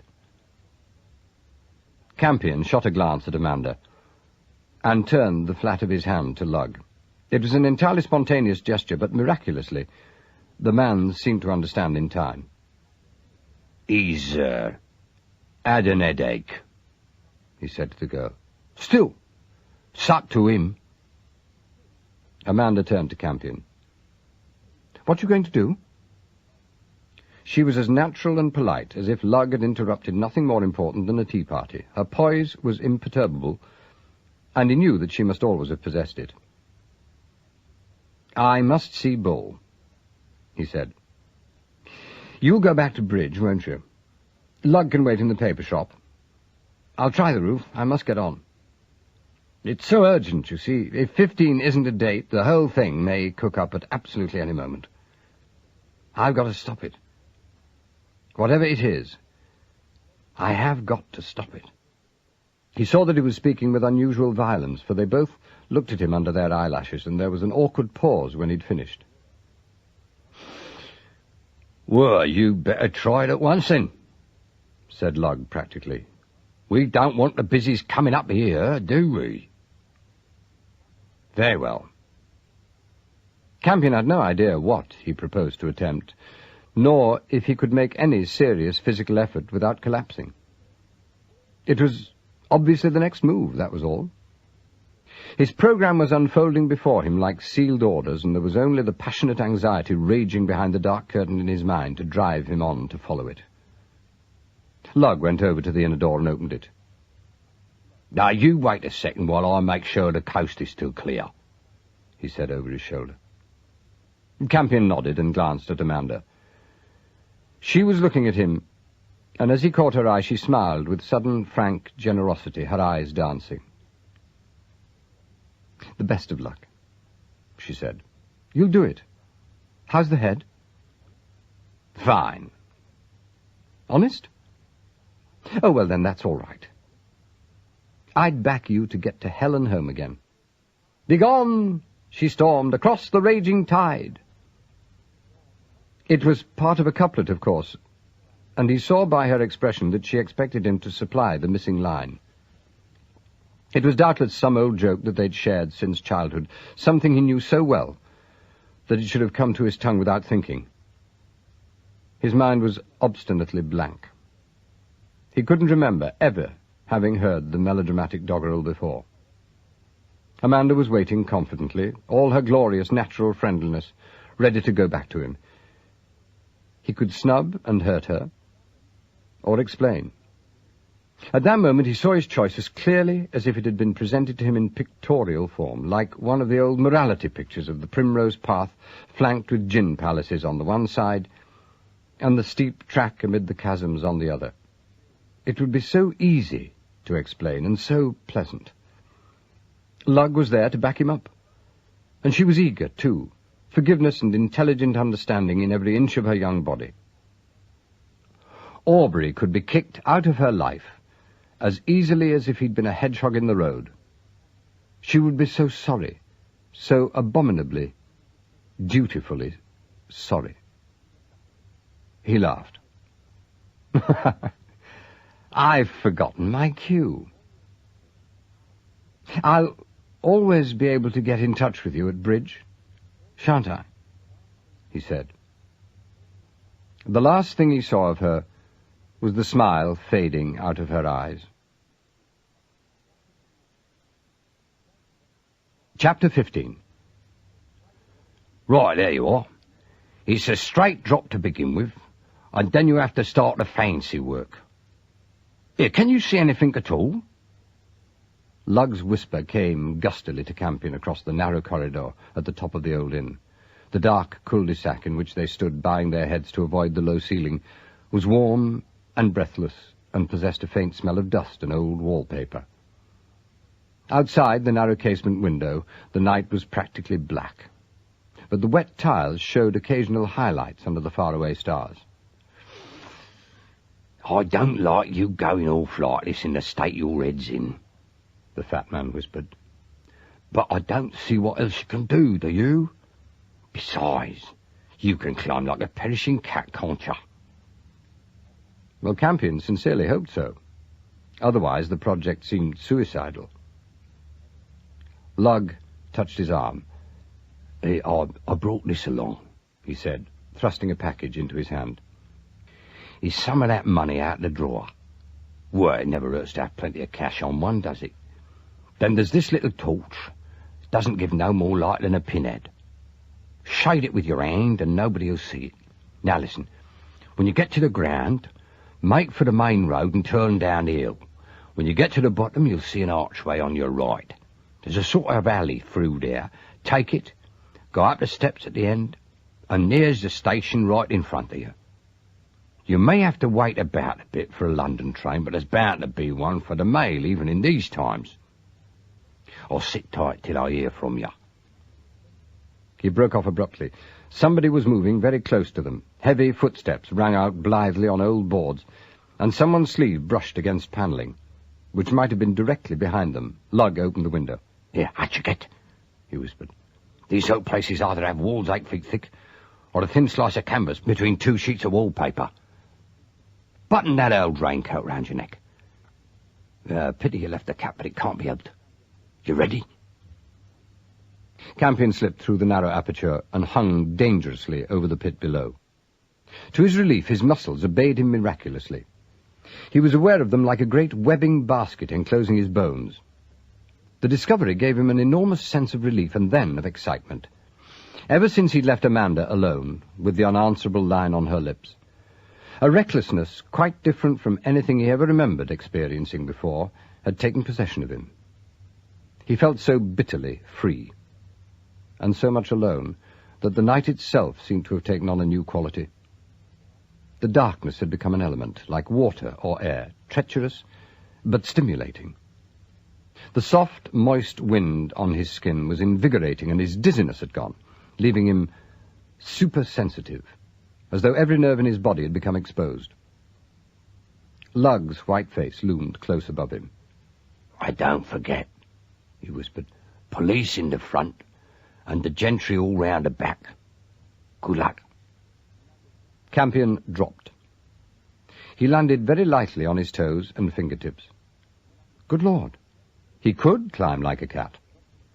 His own skill astounded him, but he thrust the astonishment away from him in panic lest it should destroy this instinctive efficiency. The little torch proved invaluable. It shed only a pinpoint of light, too small to be detected immediately from the street below. He edged his way carefully up the sloping pantiles, paused a second astride a gable, and then slid down noiselessly the other side. He went most cautiously, allowing himself to lie full length against the sharp slope, and feeling his way with his feet. He was hanging there, supporting himself with remarkably little effort, when he heard the voices. There were 2 of them, male, and apparently directly beneath him. He lay motionless, pressing himself into the protecting blackness of the tiles. The 2 men were keeping very quiet themselves. No words were distinguishable, but the murmur was furtive and secret. Presently one of them spat, and, at a whisper from the other, laughed aloud. He cut it off short immediately, but the sound had not been attractive. Campion was not sure that he recognized it, but he had a warning instinct that he ought to do so. He gathered that he must be at the back of the building, probably looking down on some sort of semi-enclosed yard. He hung there for a considerable time, the strain on his arms growing slowly intolerable.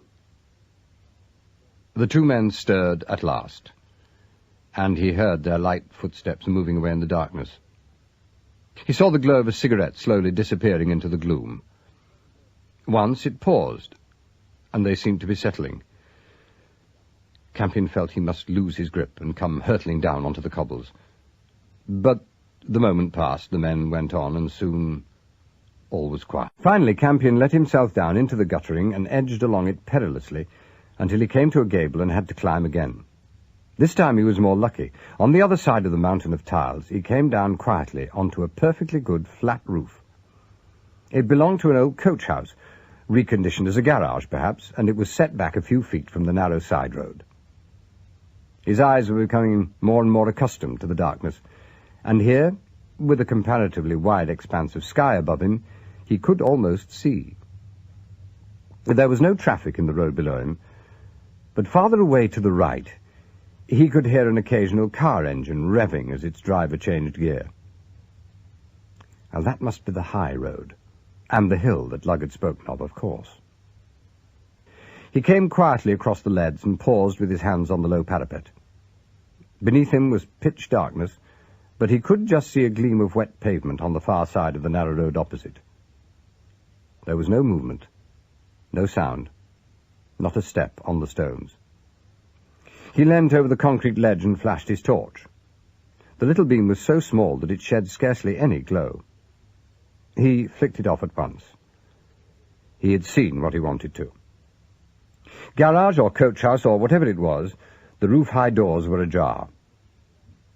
Lying on his stomach with his thighs hooked over the parapet, he leant down and pulled one door wider. It was unexpectedly well hung and moved so easily that he almost overbalanced. He let it swing right back until it rested across the angle made by the building on which he lay and the blank wall of the next house. He waited. There was not a breath from within, not a whisper, not a rustle. Far away in the direction of the high street, a girl laughed foolishly as though someone had tickled her, and afterwards shouted something which he couldn't catch. But here, close to him in the narrow alley, there was nothing, only silence, and the soft, damp kisses of the rainy wind. He climbed onto the door and began to descend deftly by way of the old harness pegs.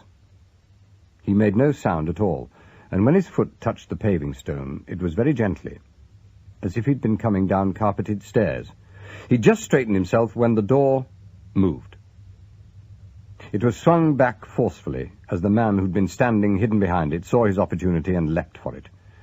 Campion sidestepped him with an instinctive swiftness, nothing to do with his conscious thoughts. It was instinct, too, which made him thrust his foot out at the same moment that he struck blindly in the dark. He touched cloth and a hard shoulder beneath it, but the man went down over the outstretched foot, and as he fell, his cosh rattled in the gutter. Campion ran, and again he experienced a shock of delight in his own freedom of movement. All the unsteadiness of earlier in the day had vanished under the tremendous pressure of this new excitement. His illness had given place to a period of complete irresponsibility, coupled, of course, with the idée fixe which had never left him. Physically, he was in perfect training. He moved like a whippet, easily, gracefully, and so lightly that his feet scarcely sounded upon the tarmac. The high street was dark and empty, but as he turned down the hill, the row started behind him. Shouts and heavy footsteps echoed from the side streets, and these were answered by others outside the front of the hotel. He put on more speed so that the falling ground sped from under him. Someone behind blew a police whistle. He ducked through the archway just in time. It opened at his side like a huge mouth, and he slid into it. The street was waking up behind him. He could hear cries and shouted inquiries, and over his shoulder he caught a glimpse of torches. The lighting restrictions were on his side. His uncanny gift for finding his way in the dark, and above all his tremendous speed, were going to save him if he was lucky. He kept to the wall, found the stone steps, and emerged to find himself just across the road from a railway station. It was the only building in the town not quite in complete darkness, and he found the entrance without difficulty. With remarkable presence of mind, he took off his torn and dirty mackintosh and folded it over his arm as he walked in. He could hear a train panting in the station, but his ears were still strained to catch any ominous sound behind him. They would find him, of course. It was such an obvious place to come. The police, who never make the mistake of neglecting the obvious, would certainly look for him here, if the others didn't. The booking clerk put every other consideration out of his head, however. "Last train just going," he said, slamming down the ticket and the change on the brass ledge. Campion snatched it and fled. The collector at the top of the stairs didn't wait to clip his ticket. "Express right through, there she goes, he shouted obligingly as he dragged the other man through the gates. "Might just do it, run, sir." The train, a great dark centipede with dead eyes, was already chugging away from the platform, gathering speed at every gasping breath. Campion sprinted after it and just managed to swing himself onto the footboard of the last coach. Ignoring the warning shouts behind him, he got the door of the final compartment open, and a stale, leather-scented air gushed out to meet him. He clambered into a first-class smoker. He had just slammed the door behind him, congratulated himself that there was no corridor, and had flung himself into a corner under one of the small blue reading lights with relief in his heart, when the train stopped with a jerk. They had caught him. That was his first thought. The police had followed him and stopped the train. He was trapped, caught as surely as if hands were ready on his shoulder. He wondered if they would come up the line for him. If so, perhaps he had a chance if the farther door of the compartment was not locked. It was, of course. At the other window he made the unnerving discovery that the coach was still partly at the long platform. Moreover, there was no time to do anything. Flying feet and raised voices were bearing down upon him. He struggled with the door. At least he could make a dash for it. The darkness was on his side. Nothing else seemed to be helpful, however. The catch stuck, and he was a moment wrenching it. That delay defeated him. As the heavy door swung open, a hurrying figure hurtled itself on top of him, and as he caught a glimpse of it, his arm, which had been upraised, dropped to his side. "That's all right. That's all right. I'm quite all right. Very much obliged to you. Good night." The newcomer spoke over his shoulder to someone in the darkness. "Good night, sir. No trouble at all. Good night." An official voice answered deferentially, and the guard's whistle sounded down the platform. The train started with a jerk, which unsteadied both men, and Campion retired to his corner. It was another belated traveller, that was all. He was making a fool of himself. There was nothing to fear yet. He was still free. He leant back in his seat and closed his eyes. His body was chilled and clammy, and he could feel his heart jolting painfully in his side. The other man had settled himself diagonally opposite and was blowing gently in the semi-darkness. He was small and elderly, and seemed taken up with his own near shave. Campion dismissed him from his mind. There was plenty to think about. There'd been no gunplay. That meant that somebody in charge of the crook element had issued very strict orders. In England, gunplay invariably entails intensive police interest. It works like a charm. One shot produces 40 policemen, endless inquiries, house-to-house visits, and more fuss than a football crowd can ever make over a foul. Now, someone was determined to get peace and quiet for his activities. WWII's munificent offer proved that much, of course, but it was worth noticing. Campion dug himself farther into the soft, old-fashioned upholstery and considered his chances. The train was an express. That should mean that he was safe until he got to a London terminus. There, of course, the Metropolitan Police would probably be waiting for him, if the county inspector knew his stuff, which seemed highly probable. Well, that could wait. He'd cross that bridge when he came to it. Meanwhile, here at last was a breather. Time to think if his mind would work. With the grim determination of necessity, he settled down to make it function. Very carefully, he reviewed all the concrete evidence which the last 30 hours had produced. All of it was unexpected, and most of it apparently entirely unrelated. Behind it all was this desperate urgency, this passionate instinct for haste. If only he knew the essentials. He was trying to fit together a jigsaw puzzle without knowing what sort of picture the pieces were expected to make. A few of them married, though. Pine and his surveys limited. The professional crooks and the method of Anscombe's murder. These three shapes made a corner, anyway.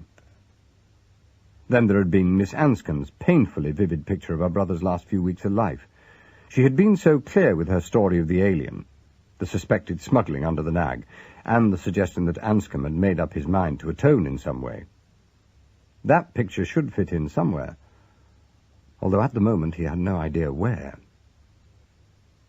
Then there were the masters themselves, the fleet of lorries. Anscombe's sudden decision to draw all his money in cash. And then there was the cash which Campion had brought into Lug.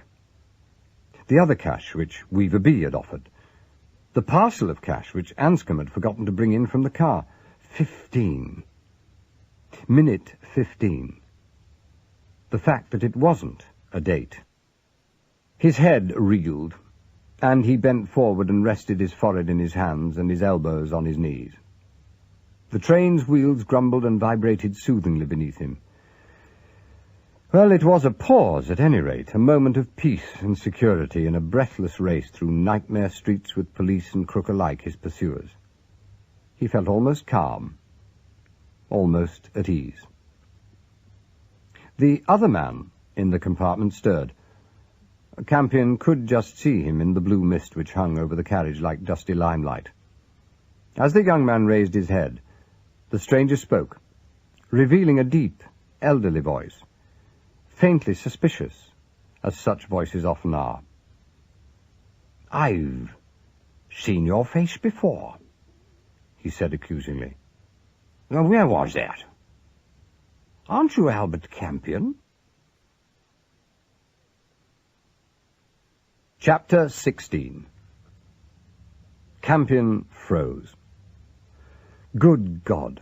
Was the whole world after him? Of course it was. The recollection came like a scalding shower, shocking him back to reality. Of course it was. Hadn't he killed one policeman and assaulted another? Wasn't the whole countryside being scoured for him? He drew back in the shadows.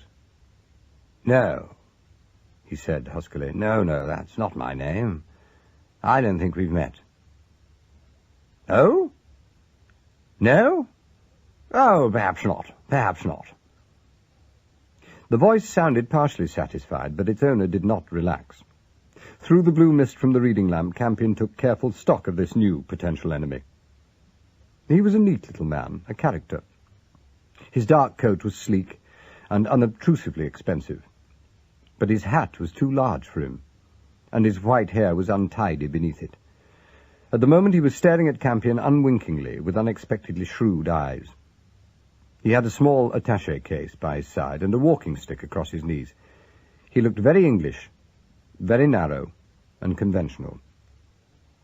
It was quite possible that they had met, of course, in the far-off lucid days 36 hours ago. Campion began to feel for a name which he might give if asked point-blank. He saw the danger of that just in time, fortunately. I suppose if, out of the dark presses of his mind, he fished up some famous name. The only one to occur to him at that moment was Dick Turpin. He had a strong feeling there was something against it, yet it had a vaguely attractive sound. Fortunately, the question did not come, but neither did the stare waver. It remained transfixing him, paralyzingly steady and confident, for what seemed the best part of an hour. He moved uneasily under it, leaning back in the leathery darkness to escape it, but it did not falter. It had almost demoralized him before he realized that the man was not seeing him, but was looking through him into some introspective unknown. This discovery was a relief, but all the same it wasn't easy to think of anything else with those intelligent eyes glittering straight at one in the blue gloom. In the end, he was forced to speak in sheer self-defense. He was so anxious to be entirely natural that he tried out many openings in his mind and finally succeeded in being gauche. "Worried?" he inquired baldly, adding at once, as the glitter faded and astonishment took its place, "I mean, the times are very disturbing, aren't they?" The other man sat up. He was considerably flustered by the complete lack of ceremony. Campion could have kicked himself. Poor old boy. He was just a successful provincial businessman chewing over the troubles of the day. There was nothing sinister about him, nothing to be frightened of. Surely his history, as well as his character, was written in his face. He looked tired, overworked, weighed down by the responsibilities of his job as the head of some firm or other. He was probably meticulously straight in his dealings, astute, too, in a narrow way, wealthy, and yet beset by problems. In fact, the great British public itself incarnate. "Yes," he said at last, having decided to forgive the intrusion. "Yes, not too easy, are they? I think we must face it, that they're dangerous. Damned dangerous." It was odd how he managed to convey such consternation by saying so little. Campion wondered if his business had been badly hit. He saw it as something to do with wool, a fine old firm, probably generations old. His own mind was running feverishly on the subject. He wanted the man to talk, to babble on reassuringly about ordinary things, anything, the war, the weather, sport, ARP, anything to keep him as he was now, a normal, comprehensible fellow human being, and not a pair of fixed, introspective eyes in the shadows. "What worries you most?" Campion demanded, knowing the question was infantile, but panic-stricken lest he should escape again. The old man blinked at him. "Treachery," he said. Campion wondered if he'd heard the word. It was so unexpected, so melodramatic. The stranger was looking at him again, too, and the blue light shone in his eyes. "You find it in your business?" Campion inquired. "I do." The admission seemed to be wrenched out of the man. "I do, after 50 years. Treachery on a vast scale everywhere I look. Sometimes I wonder if my own eyes are deceiving me. But no, it's there, and it's got to be faced." He was silent, and Campion took a liking to him. He looked such a dogged old chap, sitting there with his square hands gripping the stick across his knees. There was a long pause, and then the shrewd eyes rested on the younger man again. "I could have sworn you were Albert Campion," he said. "It must be because I've been hearing about him tonight." It came back. All Campion's apprehension of the past few hours returned with interest. He held himself together with an effort and forced his mind to go slow. It was too dangerous to ask questions. The old boy was too sharp. Besides, he had recognized him. The old fellow was not certain, of course. That was the one saving grace. The only hope was to take his mind off the subject and to talk of something else. Campion searched wildly for a likely opening. What would interest a wool merchant if the wretched man was in wool? Sheep, perhaps? No, that was absurd. He was losing his grip on reality altogether. This was madness. Oh, God, what was he going to say next? The old man leant back in his seat and crossed his short legs. "We've always fought our wars with money," he remarked. "I wonder if it's going to save us now." Money. Of course. Campion could have laughed out loud. Why hadn't he thought of it before? Everybody was interested in money. It was a universal subject. "I don't know," he said cautiously, choosing the safest lead. "It's not to be confused with wealth, of course." "No," said the old man briefly. No, it's not. But as it stands now, in its present position, it's a very important factor all the same." He went on to talk fluently on the aspect of the struggle which evidently interested him. He appeared to be quite sound, but Campion made no attempt to follow him. He heard the voice, and that was enough. He was soothed and reassured, and it gave him a moment to think.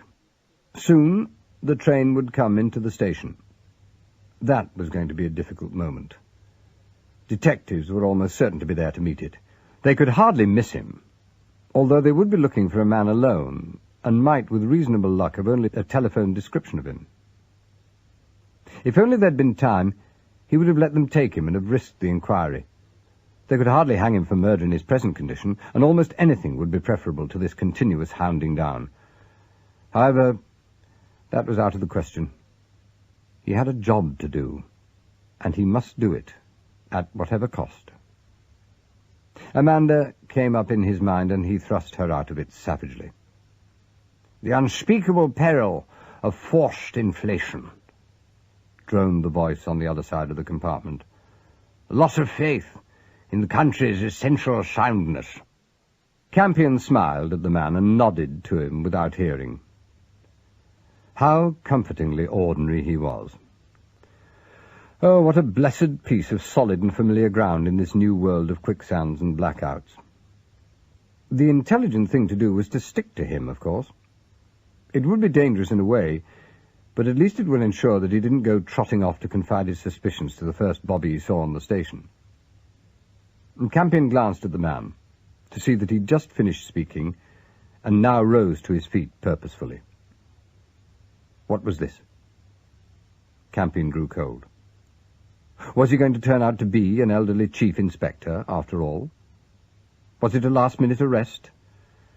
Campion seemed to remember having heard of something of the sort long ago. His face must have given him away, because the old man was looking at him curiously. We're just coming in," he said. "Can't you feel us slowing down?" "Oh, of course." One crisis was over, but another had arrived. Yes, of course," Campion repeated. "I hadn't noticed. I was so interested." "Really? That's very gratifying." The old man was opening the carriage door, and he was laughing a little. "Well, I'm glad to hear that." "Ah, thank you." The final remark was addressed to someone outside on the platform. "What's that?" There was a muttering, which Campion couldn't catch, and then his travelling companion glanced over his shoulder. "I'm afraid there's some trouble," he remarked. "The police are looking for someone on the train." Oh? Now that it had come, Campion was himself again. His thin face became wooden, and his voice entirely natural. "Well, what do they want us to do?" Once again there was a murmur from the official in the darkness, and the old man nodded briefly. "Yes, quite, he said. "Very sensible. They've shut off the main platform," he continued, turning to Campion. "This last coach is just outside the barrier. Now, the fellow here suggests he takes our tickets for us, and we go across the footway to the road. You want a cab, won't you?" "Yes, please." "Right. Well, then, this is where we part. Good morning, sir. I enjoyed our chat. I'm afraid it was all about nothing." "Good morning, sir," said Campion, and followed him into the grey darkness. It was incredible. He had no time to realize his escape. It was like one of those wild rides in a switchback in a fun fair. A blank wall looms up in front of the car. Nearer it comes, nearer and nearer, and then, when the crash is imminent, when the impact and the noise of it is almost a reality, the track swings away, the car swerves sickeningly, the corner is turned, and the delirious journey continues. He stumbled across the platform, which was littered with goods trolleys, milk churns, and mail bags. On his right, beyond a police-lined barrier, there was all the usual confusion of arrival. The detectives were waiting farther on, at the ticket gate, no doubt. Meanwhile, his own getaway was made absurdly easy. No one took the least notice of him. The railway official led the old man, and Campion followed the pair of them. That was all there was to it. He thought he saw exactly what must have happened. His travelling companion was obviously a constant passenger on this particular train. Probably he'd used it every day for the past 10 years or more. Railway servants get to know a man like that, and if he's a good tipper, will go to endless trouble on his behalf. He must have been in the habit of using the final coach, and doubtless this was his regular porter who was waiting to meet him. They came out at last onto a narrow road on the good side of the station. The old man's car was waiting for him, and he nodded to Campion as he climbed into it. A taxi crawled forward out of the darkness. "Where to, sir?" "Oh, the Treasury," said Campion briefly, and climbed inside. The cab moved forward at once. There was no questioning, no delay, no pause at the station gates. He could hardly believe it. He had got away as neatly and smoothly as if he'd been a ghost.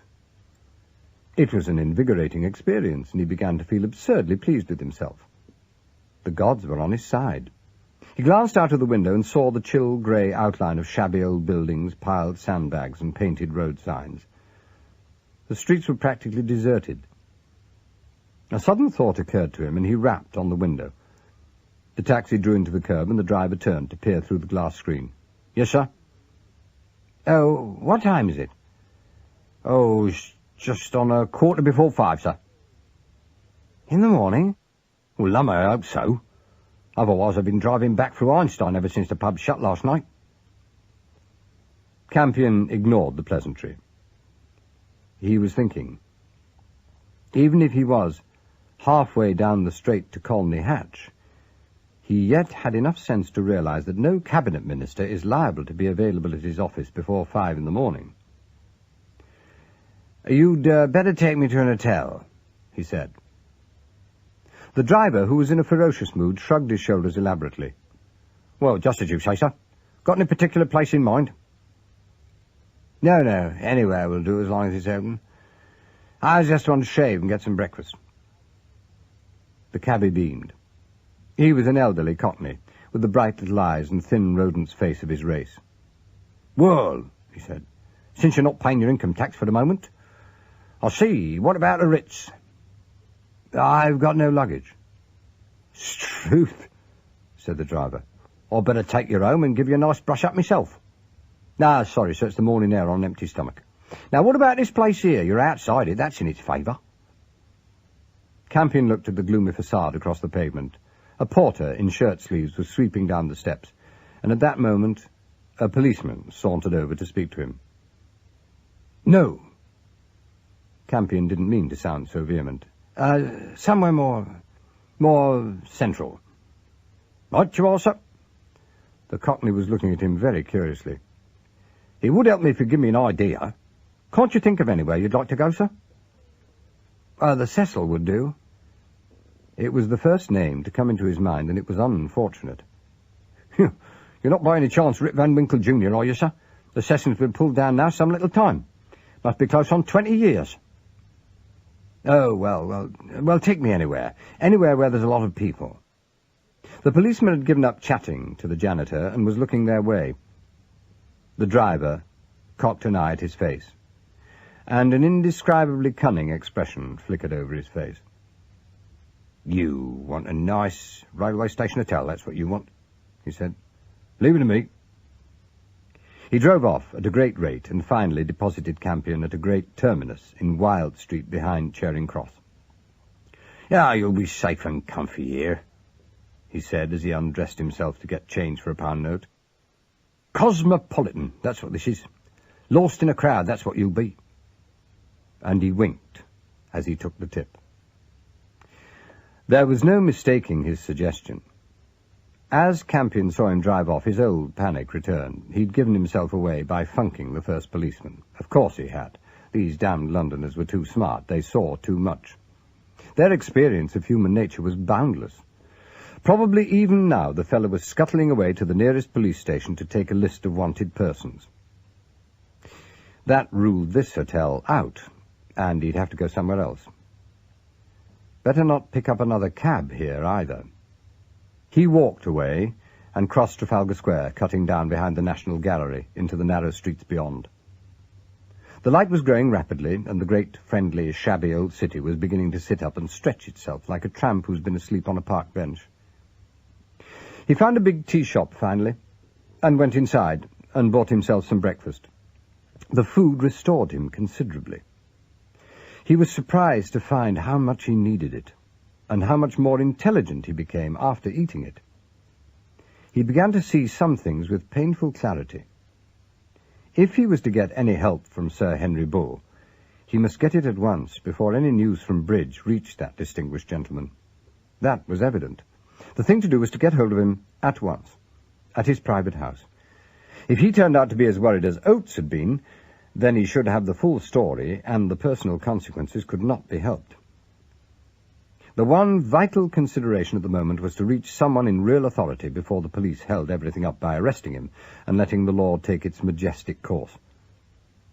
There was a directory in the telephone booth at the entrance, but the name wasn't in it, which was not extraordinary, since public men do not often advertise their private numbers. Campion began to feel his disadvantage again. London confused him. The city had the same effect on him as Amanda had in the beginning. He knew that he knew it very well indeed. It smiled at him and comforted him. But its face was just outside his present powers of memory. Whole streets were gloriously familiar, but they had no names for him, and no definite associations. His only way of getting about was by taxi. The drivers knew the way if he didn't. It was confusing, and it took a lot of time, but in the end, he got what he wanted. He accepted his disability and set about circumnavigating it with the dogged patience which was characteristic of him. One cab took him to the nearest public library, where he consulted a battered who's who. Well, the man was there, all right. Bull, the Right Honourable Henry Pattison, K.T., created 1911. MP, Honorary Member of the Universities of Oxford, St Andrews, Leeds, Senior Master of Bridge. Senior Master of Bridge. The words stared out of the tiny print at him, enlarging themselves before his eyes. What a fool! What a trebly mentally defective cretin! Of course! Miss Anscombe had told him what he already knew, that the masters were holding their meeting on the 14th. The man must have been there in the very town he himself had fled from. Probably even now he was tucked up in Mr. Peter Lett's best bed. A sense of despair swept over him. He was beset, benighted, and hag-ridden by his own horrible insufficiency. The gods were bouncing him on their great knees, saving him 1 minute, only to dash him with an inch of the abyss the next. His eye travelled to the end of the paragraph, ignoring the impressive list of highlights in a useful career. The address was there. 52 Pitchtalish Square, West. He looked at it dubiously. It seemed scarcely worthwhile going there in the circumstances.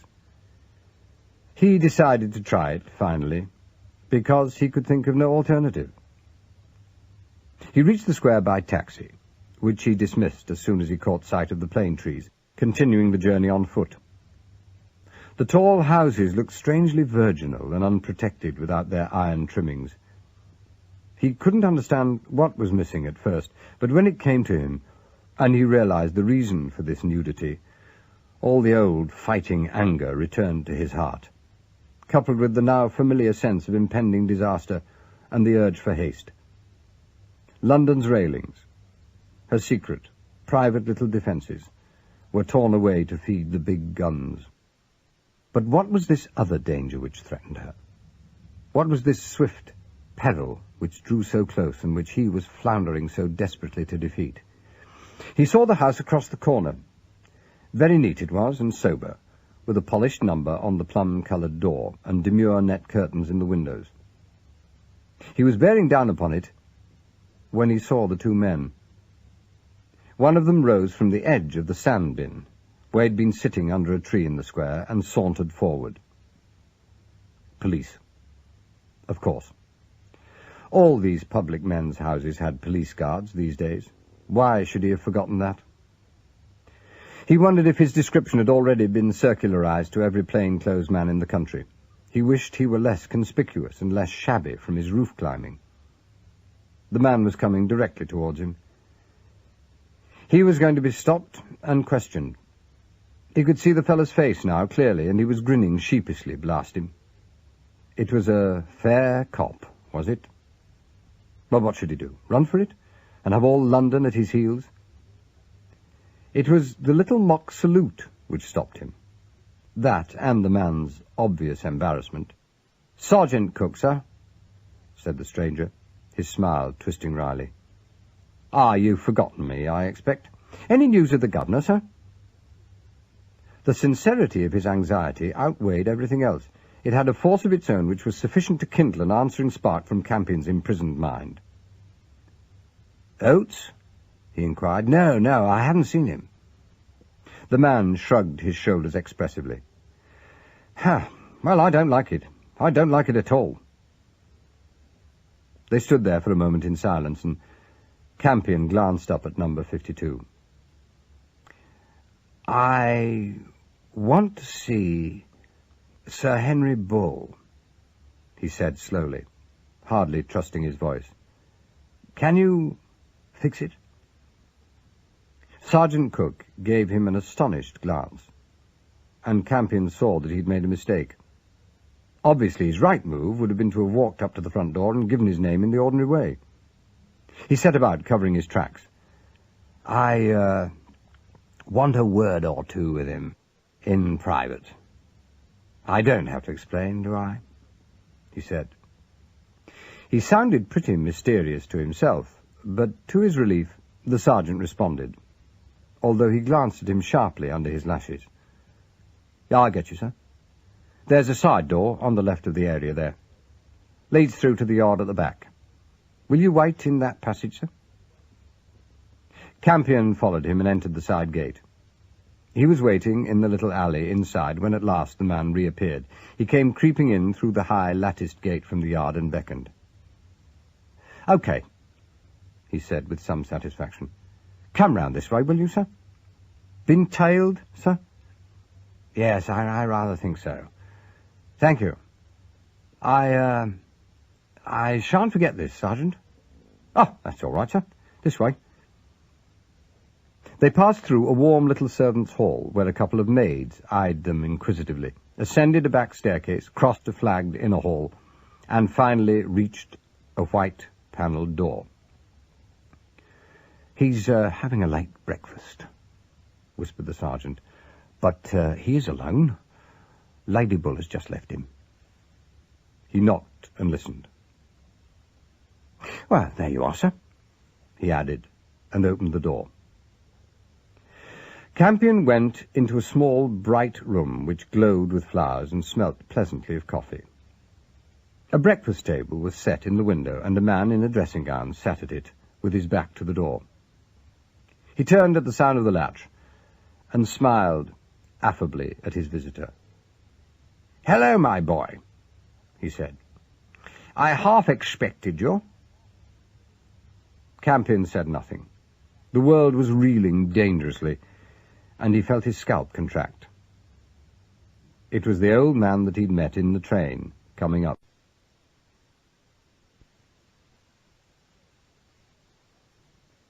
Chapter 17. The eyes which had glittered so disconcertingly in the blue reading light in the train were equally shrewd and uncomfortably penetrating at the breakfast table. Campion looked at them helplessly. This was disaster.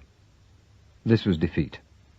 He was taken so completely off his balance that he couldn't trust himself to speak. His lean, tight-skinned face was expressionless. The old man indicated a chair on the other side of the table. "Sit down," he said. "Have some coffee. You don't look at me like that. I know I've been very obtuse." Campion blinked. He began to feel impervious to surprise. He sat down obediently, but he didn't dare to open his mouth. Sir Henry Bull cleared his throat. He looked very uncomfortable. "You've had a most nerve-wracking experience, I don't doubt," he said. "Until we got into the terminus this morning, I had no inkling of the extraordinary situation. You'll have to forgive me, my boy. You can't teach an old dog new tricks, and I admit quite freely that I find it very difficult to get used to this transpontine world we suddenly seem to be living in." He was quite incomprehensible to Campion, who gave up trying to save himself. His astonishment showed in his face. Sir Henry misunderstood it and laughed briefly in his embarrassment. "Even the word belongs to another era," he said bitterly. "Transpontine. Over the bridge, over Waterloo Bridge, to the Vic and Surrey, the homes of melodrama. Blood tubs, we used to call them. That's the world we're living in today. I can't get into tune with it as fast as perhaps I ought. Enemy soldiers disguised as nuns, carrying machine guns and portable bicycles, descending by parachute. Armed secret societies. Microphones in the walls of railway carriages. It's all boys' halfpenny paper stuff to me still. I can't force my mind to be on guard for its numberless ingenuities. I did no actual harm, I hope. The police got their man, no doubt." Campion snatched at his scattering wits and faced the situation. Microphones in the walls of railway carriages. Was it possible that the old boy actually thought... Well, he did, obviously. Having once convinced himself that the world had gone mad, he was evidently prepared to see lunacy everywhere. The question remained unanswered, and the man repeated it. "Did they take the fellow?" "No," said Campion. "No, not that it matters." "You don't think so? I'm very relieved to hear you say that." Sir Henry had turned in his chair. He looked an old man, very tired and very anxious. "I've been going over everything that passed, and I realize I said nothing of value. Fortunately, my training prevented me from being actually indiscreet, but I do realize I must have put you in a very awkward position. You see, when they stopped the train for me at Coachingford, and I found you in my reserved carriage, I immediately thought you wanted a word with me in private. It never went through my head that you were there to look after me, and that we might be overheard or overlooked. Oh, to be frank, I didn't understand your manner in the least, although it ought to have warned me. But then, of course, when we arrived, and the station people told me that the train was being searched, I saw the whole thing in a flash. This fifth column activity is incredible. They didn't get him, you say?" "Not yet." "Oh, they will." Sir Henry spoke with satisfaction. They're wonderful people. They're probably on his track at this moment." "More than probably," said Campion absently. He could hardly assimilate the facts even now when they were presented to him on a plate, but he forced himself to accept them without question. There was so much to do and so little time. Meanwhile, Sir Henry was so unused to making mistakes that he was still offering explanations in his own defence. "I usually stay the night after a meeting of the masters," he said, "but it was imperative I got back early today, so Peter Lett phoned the station master and reserved me a carriage. Then we were held up on the road, and I walked onto the platform to see the train starting. They held it for me, but there was no time for explanations. I had no notion you were in the compartment until I saw you. I recognized you at once, of course, and then, as I say, I did not grasp the significance of the situation. I had been hearing from my fellow masters that you were in the town, and I simply thought you wanted a word with me. You see exactly how it happened, don't you?" "I do," said Campion. "Exactly," he added after a pause. Obviously the masters hadn't heard of the assault on Hutch, and so far the man in front of him knew nothing of the St. Jude's Hospital episode. I do want to see you," he went on hurriedly. "I want to talk about Anscombe." "Anscombe?" Sir Henry frowned. "Poor fellow," he said. "Yes, I heard about him as soon as I arrived, of course. What do you want to know?" "Why did Anscombe die? Wondering if he ought not to come to you. Why did he convert? every halfpenny he possessed into cash, and then debate in his own mind if he ought not to come and see you." "Did he?" Sir Henry was surprised, but not bewildered. "Well, he was a silly fellow. I've known him for years, of course. He was too small a man altogether for his commitment. That's the weakness of these hereditary appointments. Old Anscombe ought to have been the secretary of a cricket club, or a church warden, perhaps. I always understood that personal finances were his difficulty. Well, he ought to have been perfectly all right, but his father played old Harry with the secretaryship. That income was mortgaged out of hand, and the children were left very modestly provided for. Anscombe himself was even more improvident. Now, between ourselves, we financed him over and over again, but, well, finally we had to put a stop to it. So, he converted what little money he had into cash, did he? Well, what was he going to do? Try to make a dash from the local creditors?" Campion shook his head. "His sister seems to have had a rather different idea," he said.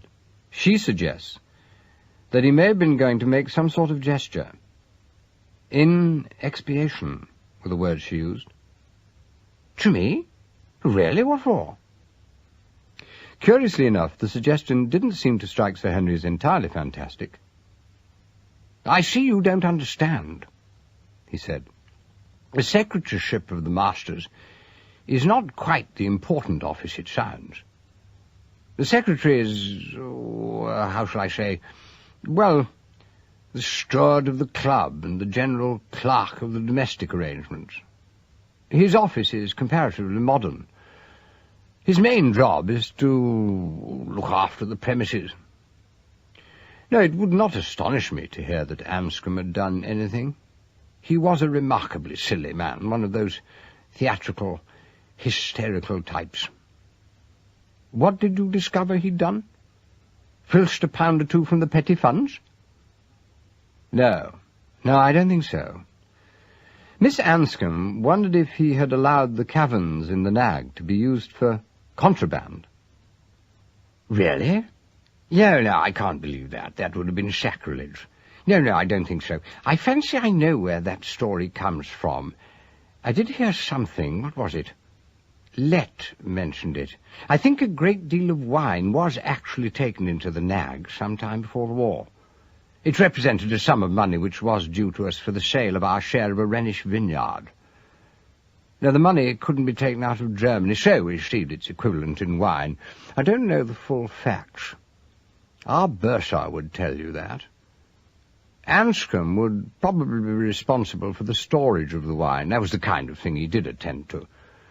He had nothing to do with the main function of the Brotherhood." "Which is?" "The welfare of our country, young man." It was an oddly dignified answer, completely unaffected. Once again Campion took a sudden liking to this canny old man with his dogged stance, and the streak of unself-conscious patriotism which showed in him every so often. "Our principal business is the Institute," Sir Henry added more specifically. "That place is a great national possession." "National?" The older man smiled with a deprecation which was very faint. "The masters of bridge are the nation," he said, unaware of any naivete. "That is, they're typical of the best of it." "Is there anything else?" "Yes." It was now or never, and the ground was very uncertain. "Tell me about minute 15.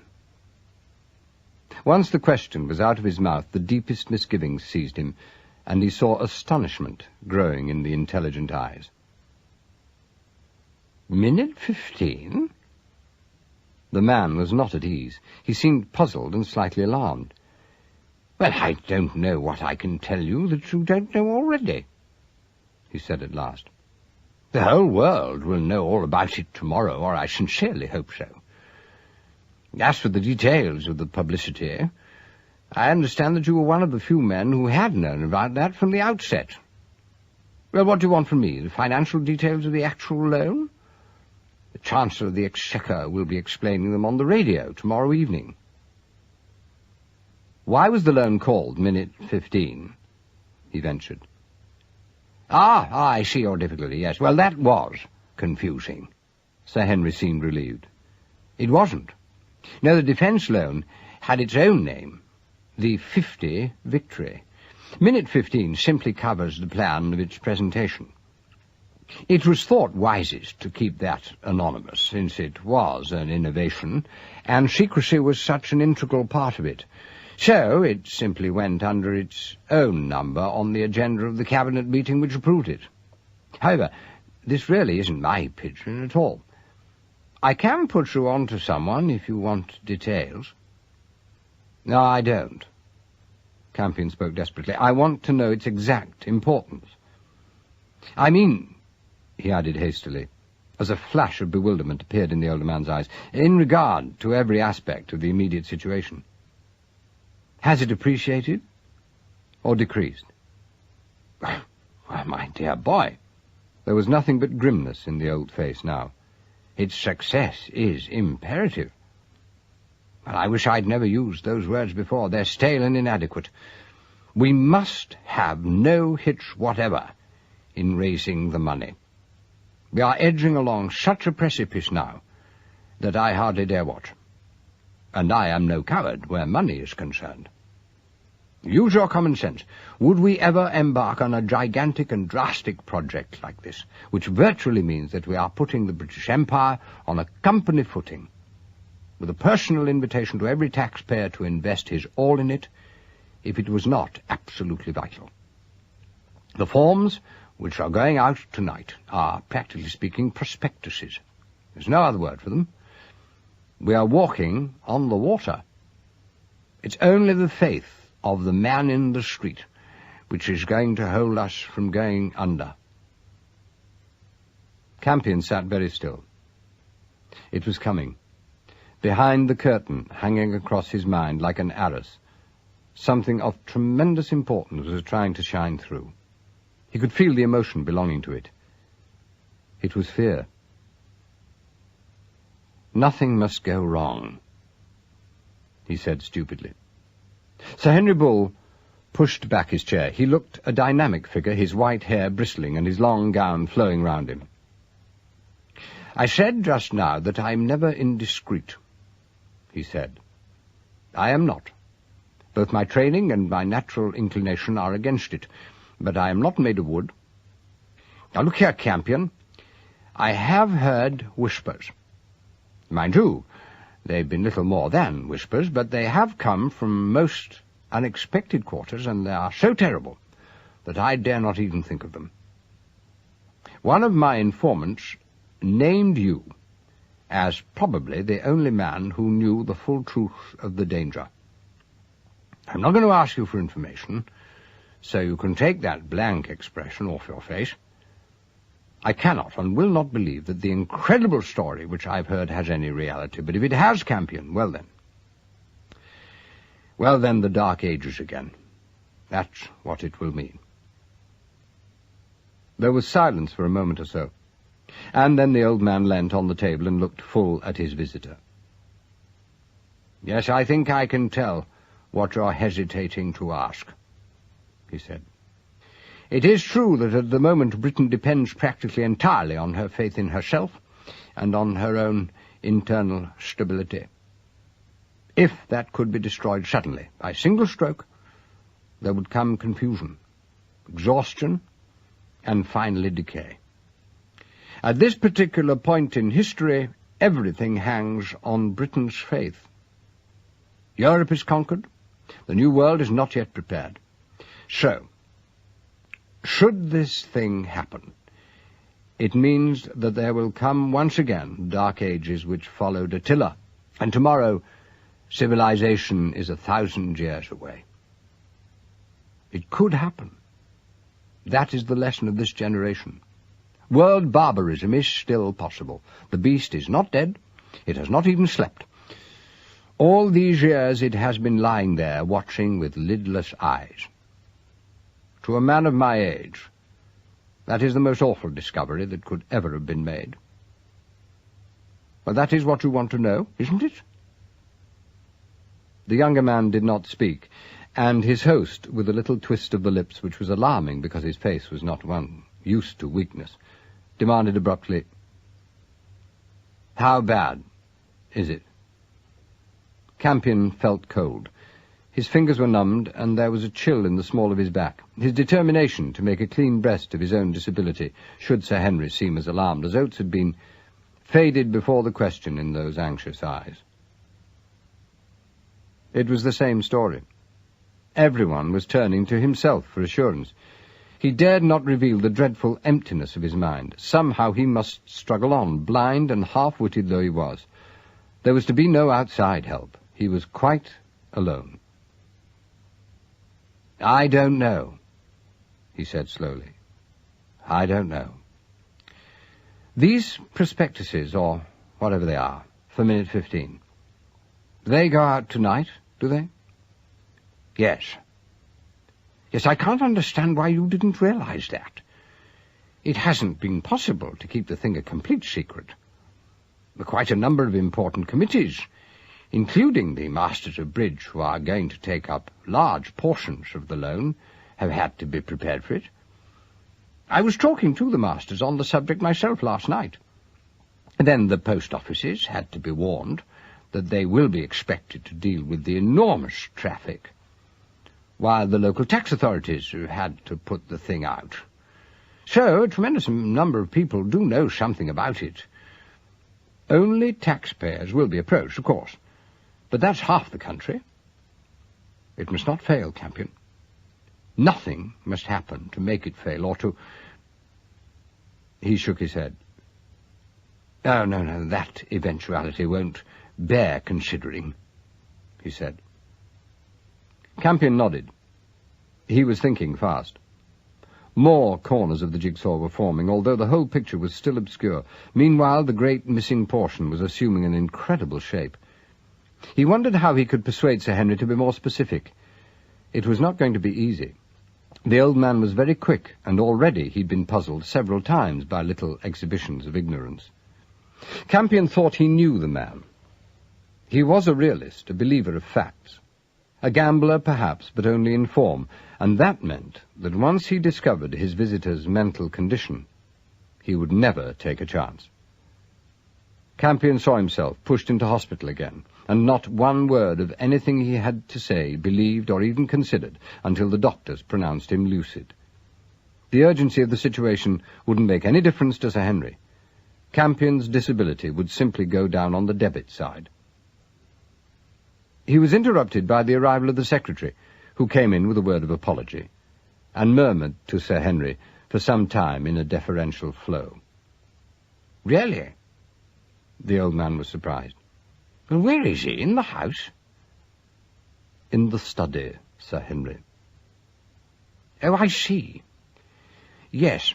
Well, I shall have to give him a minute or two. You might warn him I'm overworked, vital information or not. I'll come down." As the secretary went out, he turned to Campion. "I'm afraid I must see this fellow," he said. "He's a curious product, part genius, part crank, and one of the most influential men in the country in his own peculiar way. One moment he's doing untold service, and the next he's trying to advance a harebrained scheme for running the country. Now, the trouble is, one never knows which tack he's on until one's seen him. He's breathing mystery and disaster, Cuthbertson says. Don't go, no, I haven't finished with you yet. I shan't be more than 5 minutes." He went out.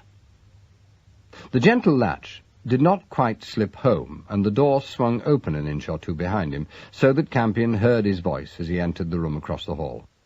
"Hello, Aubrey. What's this awful warning, my dear boy?" "Aubrey."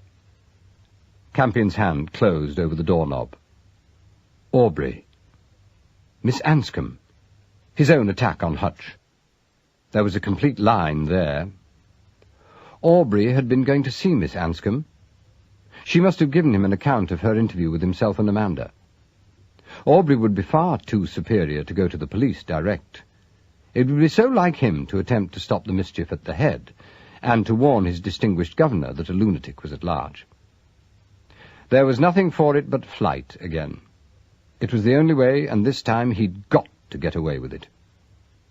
He stepped out into the hall and went straight from the house the way he'd come. The maids eyed him as he passed them silently, but he nodded to them and walked by with the same odd singleness of purpose which had been his salvation before. He came quietly out of the side gate, glanced sharply at the detective on the opposite side of the road, and, keeping well in so that he should not be seen from the windows of the house he'd left, strode on down the side of the square. He was shaking with suppressed excitement. All the facts he had stumbled on in the last 36 hours were blazingly vivid in his mind.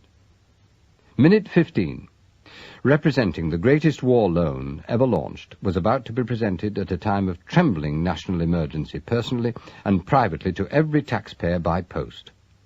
That was the pivot. That was fact number one.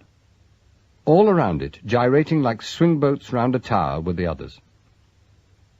He went over them in his mind.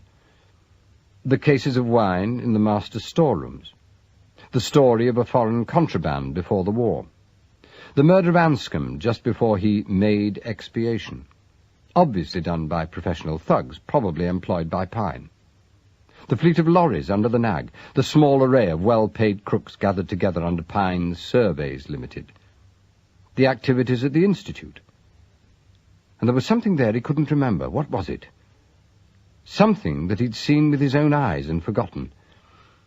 The attempt of the enemy to buy him off when they thought him a crook like themselves, and their subsequent decision to kill or capture him when they discovered who he was.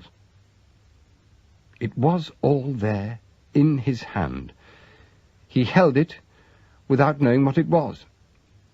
In his blindness he had discovered his objective.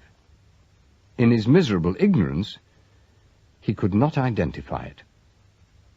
He must get back to bridge. That was the all-important factor. It must be now nearly 11. He had, he suspected, until the provincial post went out at about 6 in the evening. But he had to get back to bridge, and to do that he had to get across the city to the terminus. Still, he had a chance. For the first time he felt he had a chance. He found a taxi and made the station in 20 minutes. Luck was with him, and he discovered a Coachingford train actually waiting at the platform. He entered it in a state as near jubilation as he ever remembered. Amanda was the only dark spot on his horizon, and he refused to think of her. All through the journey he made his plans. It was going to be a near thing and abominably risky, and to get into the nag by daylight would take some doing when every man's hand was against him. All the same, it had to be done, and he had great faith in himself. When at last the train carried him into the station at Coachingford, he was already, in his mind, hurrying up the nag's pickle, looking for the narrow passage by the side of the shop which should have sold love philtres. He was so engrossed with his project that he did not see the two plain-clothes-men standing behind the ticket collector, and didn't realize their intention until their hands fell on his shoulders, and he heard the strangely familiar form of arrest. Chapter 18. Campion sat in a cell at the Waterhouse Street police station at Coachingford and prayed. He was a damned fool. He knew that. If only he had at least gone quietly, and had given himself a chance. If only he hadn't lost his head in the station booking office as they were taking him through. He saw himself now behaving like a lunatic, raving, expostulating, saying all the wrong things, citing all the wrong names. That final attempt to make a dash for it just outside the present building. That had been a mistake, probably the worst of the lot. He was battered and dishevelled now, and in the last condition in the world to inspire confidence in anyone, even to the extent of getting a message through to Lugg or Yeo.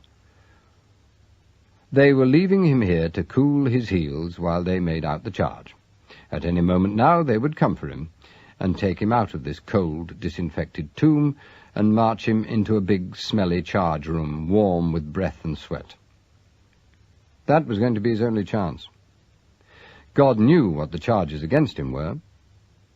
As far as he knew, they might contain practically everything on the calendar. However, that aspect was trifling. Moreover, it belonged to another world. What was important was the time. Somehow or other, he had got to get out and get down to Bridge immediately. An obvious idea which had occurred to him, coming down in the train, was torturing him. Very likely, he had not got until the evening.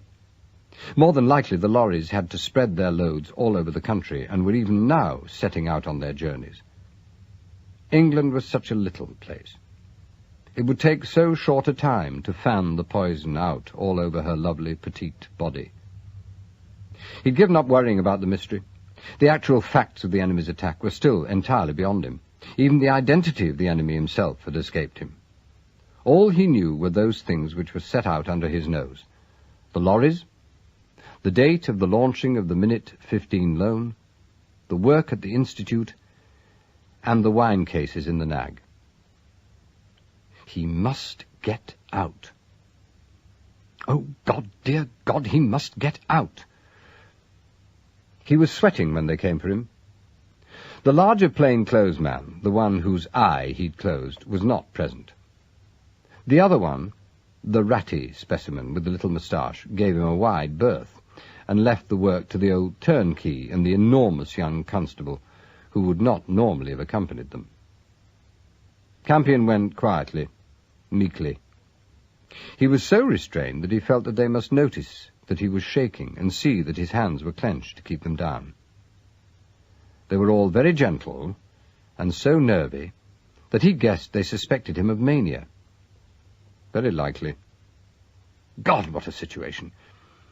He'd be in a straitjacket with ice on his head when the blow fell, when the enemy succeeded, when the knife slipped into her little green heart.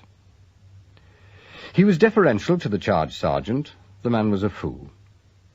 He saw his great square head with the unnaturally grey face on the one side of it, nodding over the top of the high desk, and was panic-stricken. He could hear the asinine jokes and heavy admonitions before they left the big mouth under the waterfall moustache. Yes, here they came. Here was the charge book. Here was the pronouncement. "Wait," he said, and was hurt to find that even his own voice was going against him. It sounded strangled and hysterical. "Get into touch with Lady Amanda Fitton at the principal's house at the Bridge Institute." He saw that they were surprised by something. It had not been the name, but the address that had touched them. He seized the pause and hurried on. "Also, get hold of Yeo, of Scotland Yard. Find him. Tell him I'm here." That made them laugh. Their great grins merged into one huge idiot face, like a mask of comedy on the ceiling of a theatre. "All in good time, my lad," said the charge sergeant. "You shall have the Queen to see you if you don't hurry it. Meanwhile, if you could wait a minute, I'll just charge you, if you don't mind. We don't want to do anything against the book, do we?" The clock with the face as big as a tea tray leered over the sergeant's shoulder. 1 o'clock. There was no time for anything. He must get to the Nag at once, within the half-hour. The big hand moved while he looked at it. "Send for Hutch," he implored in panic. Hutch was at least intelligent. Angry and suspicious he probably was, but at least his mind worked. Perhaps he could be got to see the hideous urgency of the occasion. "Here, that'll do, that'll do." The charge sergeant was scandalized. "Superintendent Hutch has quite enough to do without bothering himself about you. If he wants to see you, he'll come in his own time. Right now then, Albert Campion. You are charged in that you did feloniously utter counterfeit banknotes to the value of £1 at the railway station booking office at—" Campion ceased to hear. He went deaf and blind. A great avalanche of fury at their incompetence descended over him, sweeping away every shed of his control. Good God, they couldn't even charge him with something that he'd done. They were going to hold him in this gim-crack police station on some drivelling, mistaken or invented charge while the minutes rushed by. The door was opened behind him, and he did the fatal thing. As he sprang for the rectangle of light, the plain-clothes man seized him. Campion slung him off, pitching him half across the room. The turnkey shouted, and the young constable raised a great fist, while a slow, silly smile of surprised delight spread over his face. Campion took the blow just under the ear. The force of it lifted him off his feet and sent him sprawling across the boards towards the forms built in all around the room. The rounded edge of polished wood met his left temple with a crack which echoed round the building.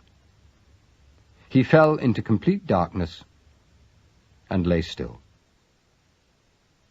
Albert Campion came to himself in the cell. He gathered where he was at once and sat up on the hard couch, smiling ruefully. A clock striking 2 somewhere out in the town surprised him, and he raised his eyebrows.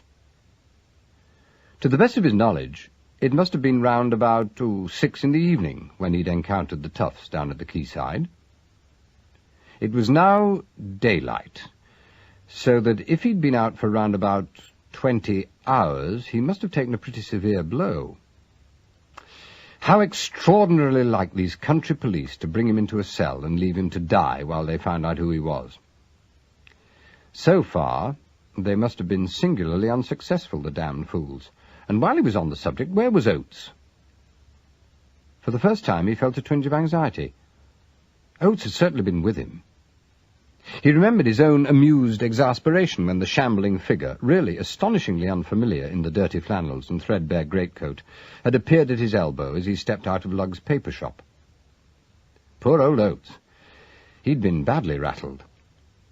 The thing was getting him down, as well it might, of course, but it had been shocking to see him losing his grip, and to hear his voice go husky as he admitted, "I wrote you last night, but I couldn't stick it.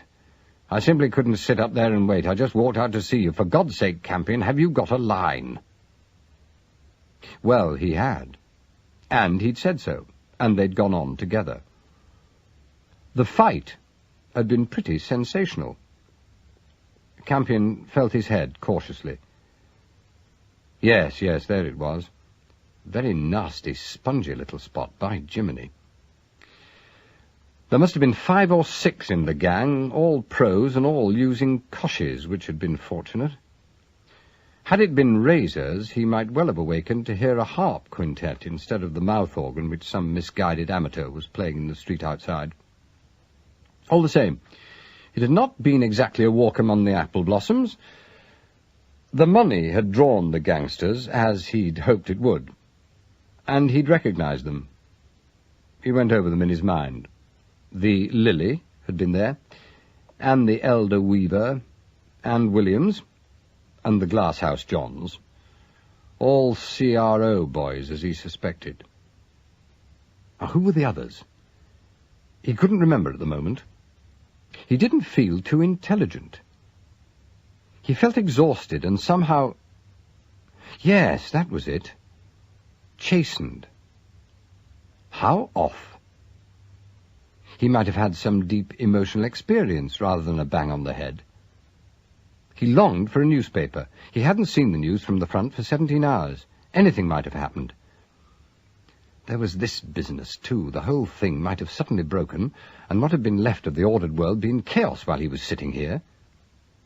He laughed at himself softly. He was getting jittery like poor old Oates. It was having so much at stake, of course. Still, there was plenty of time. There'd be no move until minute 15 was about to be launched, and that was several days away. The clock struck the quarter, and he admired its chimes. Some of these old towns had lovely chimes. Lovely corners, too. Bridge was a remarkably lovely place, if only one could forget the calendars, the picture postcards, the ornamental biscuit tins which made it hackneyed. Seen for the first time, Bridge must be staggering. Amanda was at Bridge, and in a month they'd be married. A dear kid, Amanda. So young. Too young for him? Well, sometimes he was very much afraid so. His fine, thin mouth twisted regretfully. One got so beastly self-sufficient as one grew older, and there was the girl to think of. He'd hate to imprison her, to suppress her in any way. A definite twinge, physical and yet bringing with it a sense of shame, stabbed his heart over. At the same time he saw Amanda in his mind's eye as clearly as if she stood before him. She was looking at him with a sort of stricken astonishment, and reciting the first line of that silly old tag they'd found together in the Gentleman's Magazine for 1860. "Begone," she stormed, "across the raging tide." The hallucination was so vivid, and the pain in his side so acute, and the sense of self-disgust so strong, it brought him to his feet. He was ill. This blow on the head had affected him seriously. Good Lord! Now, nothing like that must happen now. Things were a damn sight too serious. Well, of course they were, because no one knew. He and Oates were the only pair on earth who knew the full strength. And it was stupendous when you saw it in the round. It was criminally dangerous. He'd argued that from the beginning. Besides, where was Oates? He went over to the Judas window in the cell door and peered through it into the empty passage outside. Not a soul, of course.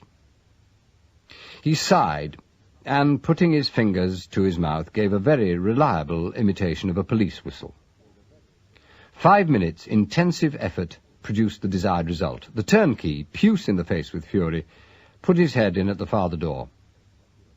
"Shop," said Campion pleasantly. "Can I see the manager?" "You'll be lucky if you see fresh air again, my lad. We've had to send Detective Sergeant Doran to hospital." Hospital? Now, why should the word send a thrill of terror through him? He was ill, dangerously ill. Well, he'd have to go and see old Todd of Wimpole Street when he got back. Where had the old man evacuated himself to? "I'm sorry for Doran," he said aloud. "I can't say I recognize the name. Still, I sympathize with your domestic worries, and in the meantime, do you think you could make an effort to do a little business? This isn't the Central Coachingford station, is it?" The turnkey came farther into the passage, looking like a mystified bullpup. "You changed your tune, ain't you?" he demanded. "Well, I'm no longer unconscious, if that's what you mean," said Campion with gentle dignity.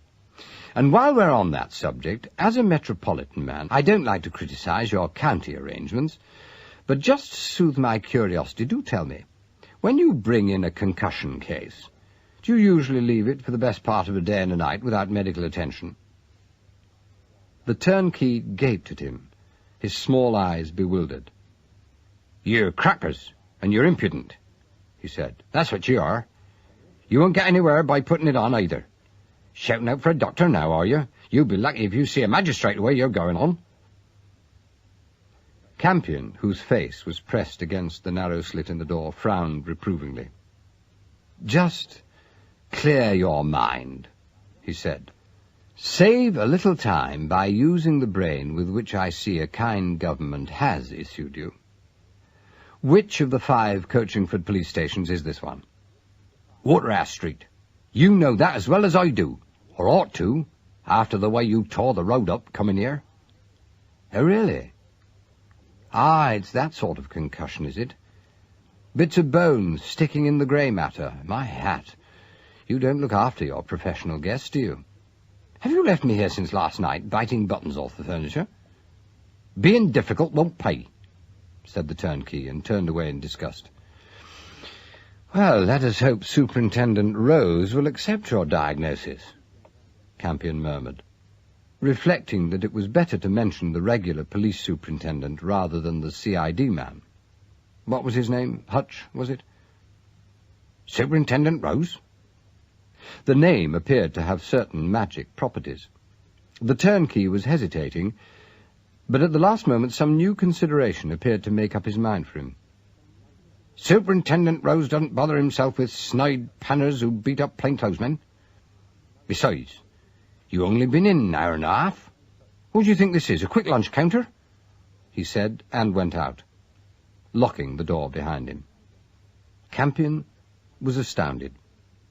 He'd always found county police particularly intelligent. This type of crass idiocy was new on him. The clock outside chimed another quarter hour, and he cursed it. It had lost its charm and was now irritating. The whole thing was really damnably unfortunate. Besides, he'd got work to do. There was that date with the CID super to go over the nag, and he wanted to have a look at the Institute.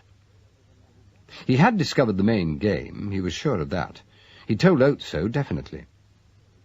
He lay down on the hard bed and began to rearrange his mind. He seemed to have the afternoon before him. Oates, and where was he, by the way, had the wind up. And that was very unlike him, and argued that he must have had the importance of the thing pretty hot and strong from the cabinet itself. Well then, to return to business. When Oates had borrowed him from headquarters, and had first come out with this staggering tale of thousands of counterfeit notes, so perfect that one has to boil them down to detect them, he'd said that he thought the scheme was on a colossal scale and might actually be aiming at some sort of sudden unofficial inflation, which would, of course, pitch the country's whole economy into hell, destroy public confidence, pull down the government, and, if issued at the right moment, bring about the moral collapse of the nation. Since Britain, as usual, seemed to have nothing absolutely ready save her morals, the danger had seemed terrifying.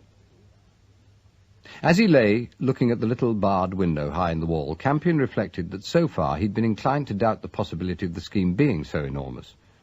Oates had shown him the notes, which had been found in 2 or 3 industrial towns, and they had certainly been cracking good forgeries, and could have been manufactured only in the official printing houses of an enemy power.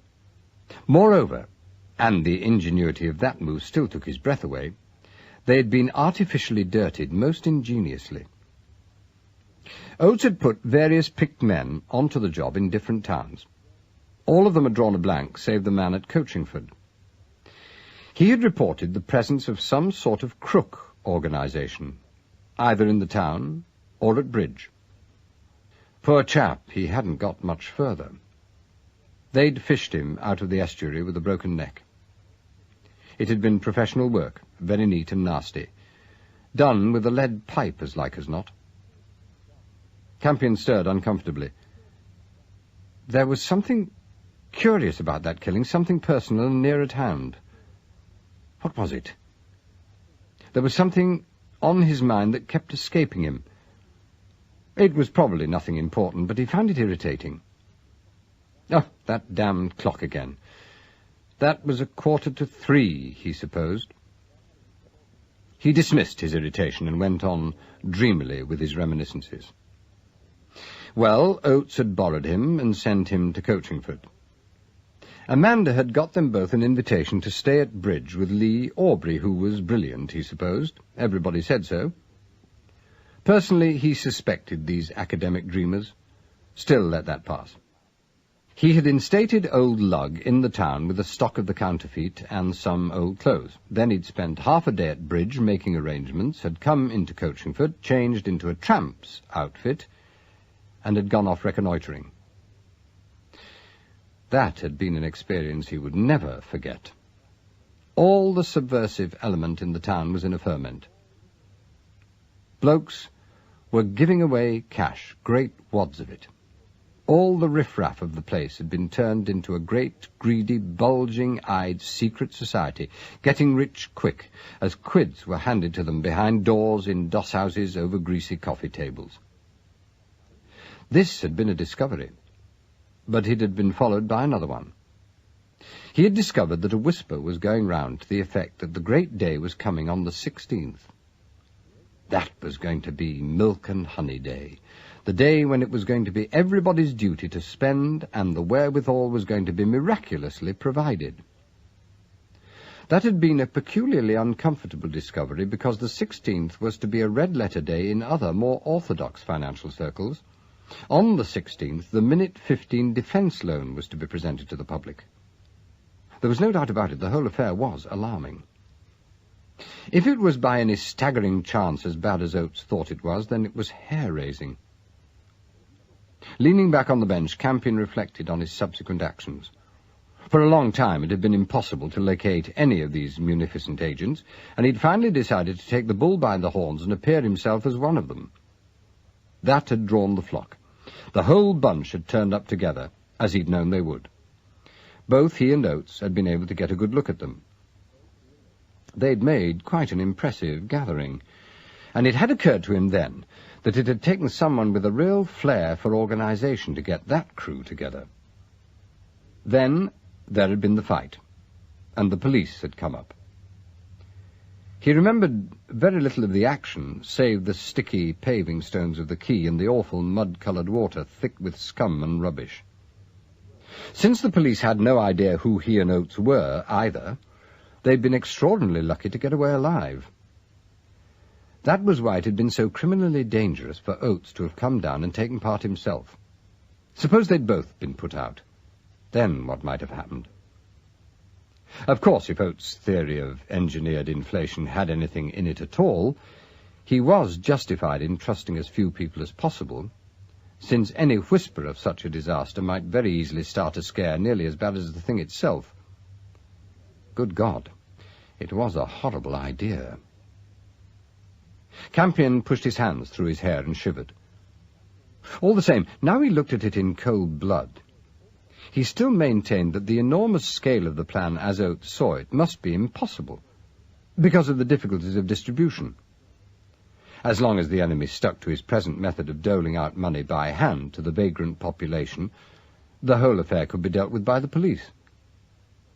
But a decisive blow of the kind Oates envisaged would demand instantaneous distribution of the stuff all over the country. Campion didn't see how it could be done without the cooperation of the public. After all, the public had got to be induced first to take and then to spend the cash. It just wasn't possible. It is notoriously difficult to give away money by cash in the street. Generations of ordered living had taught the ordinary citizen that there is something very fishy and dangerous about banknotes which are not paid for in blood and sweat. No, the thing as Oates foresaw it couldn't happen. Not on that scale, thank God. And yet... He got up and walked irritably up and down the cell. Now, this knock on the head was serious. It was having an extraordinary effect on him. The clock, chiming another quarter, sent an unexpected and unwarranted thrill of pure despair through him. Now, why was that? What the hell was the matter with him? There was a burden on his shoulders. Self-disgust leant on his arms. His feet were heavy with grief. Misery and the utter wretchedness of failure clung to him. This was terrible. Well, this meant he was what was it? Manic depressive? Something like that. Well, perhaps he ought to try and sleep it off. After all, he must not go sick now. Today must be the 14th, by Jove, and the 16th was the 0 hour. However, since he had located the actual men engaged, the roundup shouldn't take long. Fortunately, the police had a few new powers under the emergency laws. They could finish this thing off quickly and release him to his work again. Perhaps there would be time to get married in the interim, if only... If only what? Once again there was that physical tug at his heart. Again that overwhelming sense of self-disgust, and again a definite picture in his mind of Amanda herself, hurt and puzzled, waiting for the other lines of a doggerel couplet. It was mania, all right, obviously. Some variety of mental kink, probably irritatingly well known. And the sooner he got himself out of here and put himself into the hands of a reliable doctor, the better. All very well to be gallantly negligent about a sore thumb or a lump on the skull, but mental trouble was a different caper altogether. It wasn't going to be very easy to get out, either, with this peculiarly obtuse specimen on the door. He must have been taken in completely by the vagrant's outfit. That and the money, of course. Those two taken together would be a difficult pill for any honest copper to swallow. He glanced ruefully at his clothes and made a discovery which took him completely off his balance. He was not wearing the suit in which he had had the quayside fight. He stared into the cloth of his trouser knees and wrenched at the inside pocket of his jacket to find the tailor's label. Well, it was his suit, all right. He recognized it, and he knew, too, that it should have been hanging up in a wardrobe in his bedroom in Lee Aubrey's house in Bridge. Moreover, it was a new suit, according to the date on the label, yet as he looked at it now, he saw that it was dirty and crumpled, and showed signs of having had hardware for some little time. The jolt to his nervous system was tremendous, the mental equivalent of a gigantic thump between the shoulder blades. Then a frightful misgiving crept up close to him and laid its cold cheek on his heart. He had been here some time. How long? Out in the town the clock struck again, announcing that yet another quarter of an hour had passed.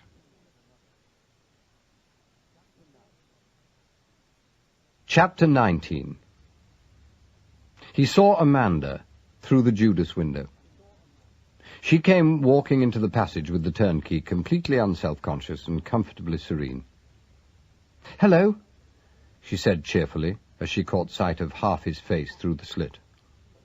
"They phoned your message to me, but they won't let me bail you out." "What message?"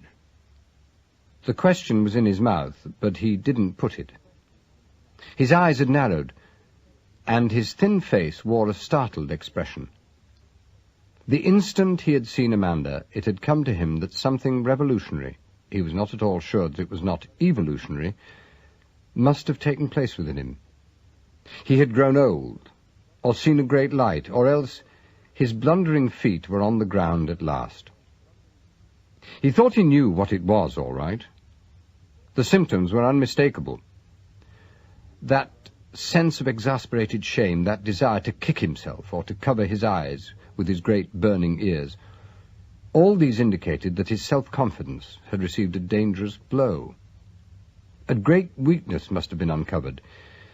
His misgivings increased, and he remained staring at the girl through the Judas slit, with his eyes fixed and his forehead wrinkled. Presently he realized what it was that he found so puzzling. He had known Amanda since she'd been a child, and yet now there was something new about her. He found out what it was. He was seeing her through some sort of mental curtain. His subconscious mind reached out for this infuriating barrier and drew it slowly aside, like a wet page. The complete picture lay before him. He saw it all in a single dreadful moment of revelation, the whole kaleidoscopic history of the last 36 hours, painted with pitiless clarity and minute detail, unfolded before him in all its stark gravity. A mad, uncomic strip, with himself wandering blindfold through it like a lost soul. Then, as his two minds and personalities merged at last, as the new Campion's witless discoveries fitted over the old Campion's certain knowledge, the three-dimensional truth suddenly sprang out in blazing colours. He stood petrified. Good God Almighty! He knew now what the contraband was in those cases which the wretched Anscombe had been bribed to accept as honest Rhine wine. It could only be a counterfeit. The artificially dirtied, indetectable counterfeit itself. Millions and millions of pounds worth of lies and disruption. Anscombe had been murdered because he was preparing to salve his conscience and to confess to the contents of those packing cases. Probably he intended to hand over his own small fortune in cash to the Treasury by way of a gesture after his confession. Then there were the lorries. They were for the distribution, obviously. How this was going to be done, and what the magic password was which would make the sober, suspicious British public accept and spend this dynamite, was still a mystery. But the time, the hour of striking, was not. Anscombe had given that away by mentioning minute 15. Today was the 15th, and they were not going to wait until tomorrow. The hour was now, perhaps this very minute. It had all come back to him. He knew where he was. He knew what he had got to do. The danger was stultifying. His body winced inside. A year, 6 months, even 3 months ago, such a gigantic project would have been fantastic. But tonight, in this beleaguered England, with all the tides of new and diabolically astute Barbary lapping at her feet, the plan was a sound weapon, and it was poised squarely at her heart. Panic possessed him, and all but choked him. The time was almost gone, and he was piteously helpless. He pressed his face to the Judas window. "Amanda." "Yes?" She smiled at him quickly, reassuringly. Campion took careful hold of himself and strove to compress and clarify the message that he had to give her.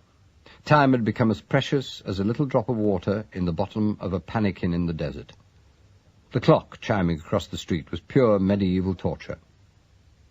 "Look, my darling," he said, aware of the state of affairs between them, aware of his loss and its magnitude, and thrusting it out of his mind because of the racing minutes and the disaster ahead. "I've got to get out of here immediately. Listen, Amanda, there was some sort of a scrap on the quayside before I got into that hospital. 1 or 2 people may have got beaten up in it, but that's not the point." "Here, what are you saying?" The turnkey was very excited. "We'll have to ask you to repeat that." Amanda ignored the interruption. She leant forward to catch anything Campion might have to tell her. "Oates was with me then," he said distinctly. He saw her brown eyes widen and a flicker pass over her face. "Where is he?" he went on desperately. "I've got to get out, Amanda. I've got to get out and go down to the Nag immediately."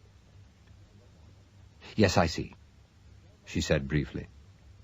She turned on her heel at once, and the turnkey had to hurry to keep up with her. She went so quickly that her going might have been desertion. The turnkey certainly put it down as that. He came back a moment or so later carrying a police memorandum. He was inclined to be amused by Amanda's exit, but very soon the description of the wanted person took up all his time and intelligence. He was a type mercifully rare in the force, but every great organization has its minor blunders. He sat on the long bench which ran down the corridor wall opposite the cell and spelt out the points line by line. At every fresh item he got up and came over to peer at his victim through the slit. He was studiously deaf to every remark addressed to him, and frequently returned to the beginning of his task, having forgotten how far that he'd got in it. Campion began to suffer the tortures of the damned. The war, with all its noisy horror as he knew it in the battle zones, was very close to him. He could see and hear it over Britain, not merely as air raids, but as invasion. And then, as well as these, he saw the whole country suddenly hit in the wind by an entirely unexpected blow. The magnificent jingle from the end of King John came into his mind. "Come the 4 corners of the world in arms, and we shall shock them. Naught shall make us rue, if England to itself do rest but true." But true. There was the talisman, there the strength, and there the danger. But true. But confident of her own solidarity. But true. Oh, God, let him get out. Oh, sweet sanity, oh, ultimate honesty and the final triumph of the best, oh, faith in good as a force and an entity, let him get out in time. The turnkey began to read the description again with cross-reference. Yellow hair. Yellow hair. 6 foot 2 inches. Well, just about. Very likely. Here! I say, you in there, how tall are you? Yes, that is a description of me. Campion's voice was shaking with his effort to control it. I admit that. Don't worry about that anymore. Now look here, this is serious. This is 1,000,000 times more important and more urgent than any air raid siren. Either fetch me the most senior officer in the building, or let me use the telephone at once. This is vital. Do you understand? It is so vital and so urgent that if you don't do it, it won't much matter if you discovered grounds for an arrest on that bit of paper or not. If you don't bring me someone in authority immediately, I don't think you'll wake up in the same world tomorrow morning. Ah, threats, eh? said the turnkey with idiot satisfaction. "Oh, you'll have to report all that. You want to be very careful what you say, my lad. This may not be the East Coast, but even so you can't be too careful these days. Fifth column, that's what we're looking for all the time." "Listen." Campion's hands were sticky on the door of the cell. "I want to make a complete statement. I am entitled to have a detective sergeant to take it down." In good time you shall have one of His Majesty's judges listening to you," said the turnkey without stirring. "In half a minute I'll take your statement myself." This was a form of torture new to Campion. The ordeal by fool might well go down in the calendar, he felt. He swung away from the Judas window and walked down the cell. His agony of exasperation was so acute that it was physical, catching him in the throat and diaphragm, pressing on them until he could scarcely breathe. He sat down on the bunk and stared at the stone floor. His mind began to work over the situation feverishly. There was the plan itself. That was simple and terrible. There was only one last secret there. How was this devilishly convincing counterfeit to be distributed in sufficient quantities and in sufficiently short time to do the work of destruction? It was just possible that this snag had not been entirely overcome. If so, there was just a chance of salvation still. Yet it was madness to hope for a mistake or a weakness in the enemy. Now that was absurd, that was criminal. The clock chimed again. Each note beat through him in shivering pain. Outside in the passage the turnkey had risen and was peering at him through the Judas slit. "Slem-belled," he was muttering. "Slem-belled." Campion's mind scurried on, tearing at the knots with nervy, unsteady fingers. His head still hurt him considerably, and he felt weak and physically unreliable. But there was still a great reserve of raging nervous energy boiling within him. Everything was startlingly clear. What he did know stood out in bright colours. What he did not know was defined and impenetrably black. The whole scheme must have been enemy-alien in the beginning. So much was obvious. The neatness and ingenuity of the arrangements all pointed to the same diabolically competent organization. He went back to the Judas window and peered out at the policeman. As his eyes rested on that square, well-padded head with its bald spot and fringe of oiled grey hair, it came to him with an overwhelming sense of finality that there was absolutely nothing he could say or do which would be of the slightest use. Now that he had the whole picture in his mind, he could see his own mistakes standing out like enemy flags on a map. That dash for freedom after they charged him, that had been suicidal. He knew from long experience of the police and their ways that nothing he did after that would make one ha'porth of difference. He knew what they were doing. They were letting him cool off. The more noise he made, the more he argued, the longer they would leave him. It was maddening, like being held at bay by one's own dog. He had closed his eyes while he swallowed the inevitable, and he stood now with his hands resting high up on the inside of the door, and his blank face held to the Judas slit. There was no sound. Nothing concrete disturbed him, yet presently his eyes flickered open eagerly, and he stood watching without moving. The turnkey was sitting on the bench, with his head raised and a foolish, startled expression on his face. His eyes were fixed on the farther door, the one which led to the corridor and the charge room, and he too was listening intently. Campion realized that there was a Judas window in the farther door also, and someone was watching the pair of them through it. It was a moment of intense excitement. Hope leapt up in him, and he forced himself to hold his tongue. After what seemed an age of indecision, the turnkey blundered to his feet and went to unlock the door. Campion's fingernails cut into his hands, and his mouth was dry. So much depended on this silly little question, so much. An empire, perhaps a civilization, all depending on who came into the prison corridor.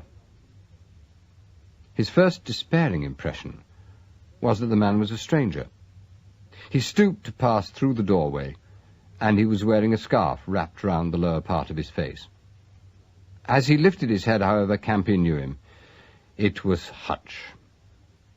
The scarf took Campion off his guard. He knew quite well what it must be protecting, but he hadn't expected it. He had not only never meant to hit so hard, but in his present three-dimensional world the whole notion of doing such a thing at all savoured of madness. It was the clock again which pulled him together. Its 15-minute chimes must have been a torture to any prisoner at any time, but to Campion they'd become a scourge. "Hutch," he said softly. The man came over to the door and looked in through the window. He didn't speak, and his blue eyes were very bleak. Campion took a deep breath. "I must have a word with you," he said quietly. "I know there's a hell of a lot to explain. I've been walking around punch-drunk for the best part of 2 days. However, you shall have chapter and verse for everything in an hour or so, but just at the moment, there's something that's got to be done. We've got to go to bridge. We've got to go to the nag at once. My dear fellow, you needn't let me out of your sight." Still, Hutch did not reply, nor did he alter his expression. Desperation made Campion very quiet and almost conversational. "I can give you any bona fides you need," he said. "My SS number is 27. I've been lent to Chief Constable of the CID, Mr. Stanislaus Oates. The work we're engaged on concerns Folio 6B and Minute 15. But it's so damnably urgent now that I must insist." Hutch stepped back from the Judas window. "For God's sake, man!" Campion's cry came from his soul, and to his relief, he heard the lock. The door swung wide, and he stepped out to confront the superintendent, who was still regarding him with a curious expression on the half of his face which showed above his muffler. Campion opened his mouth to speak, but got no further. Hutch had turned to the wall and was scribbling a line or two on the back of an envelope taken from his pocket. The message was enlightening. "Just located Oates. Has been St. Jude's Hospital, unconscious, since Tuesday night. Has been under police guard in error. Was thought to have killed copper in street fight on quay. Police here be fools. Oates just come round, and Doc says thinks out of danger." Understanding came to Campion. Of course. That explained it at last. The policeman and the nurse and that incredible conversation he'd overheard from his bed in the huge deserted ward. They could never have been talking about himself. They must have been discussing poor old Oates, who was probably lying in a little private room leading off the main ward. Now he had his wits about him, that much was obvious. When a police constable watches a man in bed, he watches him from a chair at the foot of that bed and doesn't stand about in a passage. Yet it had all seemed very convincing at the time. Hutch was still scribbling. "Lady A found him. Sent for me. You can leave here when you like. We'll square this lot. Understand it's urgent. She's outside with the car." "Is she?" Campion leapt to the door. "You'll want 20 or 30 armed men," he said over his shoulder. "Bring them to the nag at once. It's desperate. What's the time?" 4:50, Hutch wrote the figures, and Campion had to step back to look at them. "What's the matter with you?" he demanded, as the oddity of the proceedings suddenly occurred to him. Hutch gave him a slow, sidelong glance, and his hand began to move again. "You've cracked my ruddy jaw, blast you," he wrote. "Get on with it. I'm following."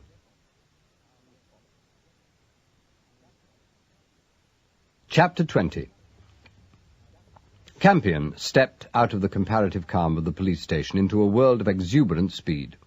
A tremendous wind had sprung up over the town, and low-lying clouds like shoals of enormous blue-black sharks swam across a brilliant sky. There was rain coming, and the air felt damp and soft and exciting. Everywhere, from the scraps of waste paper cartwheeling down the road to the flying patches of alternate sun and shadow which flickered over housetops and pavements, there was an impression of desperate urgency, of superhuman efforts to be quick. The car was at the curb with the engine running, and, as he appeared, the door swung open to meet him. Amanda slid out of the driving seat and handed over the wheel. "That's good," she said, with characteristic understatement. "I say, God bless Hutch. That man hasn't a grudge in his make-up, Albert. Rather a mercy in the circumstances, of course. He came at once when I phoned him from the hospital, and Oates did the rest." Campion climbed into the car and slammed the door. "You found Oates pretty quickly," he remarked as he let in the clutch. "Well, naturally." She was astonished. "You told me where he was. Why didn't you part up with the information before?" "I hadn't got it."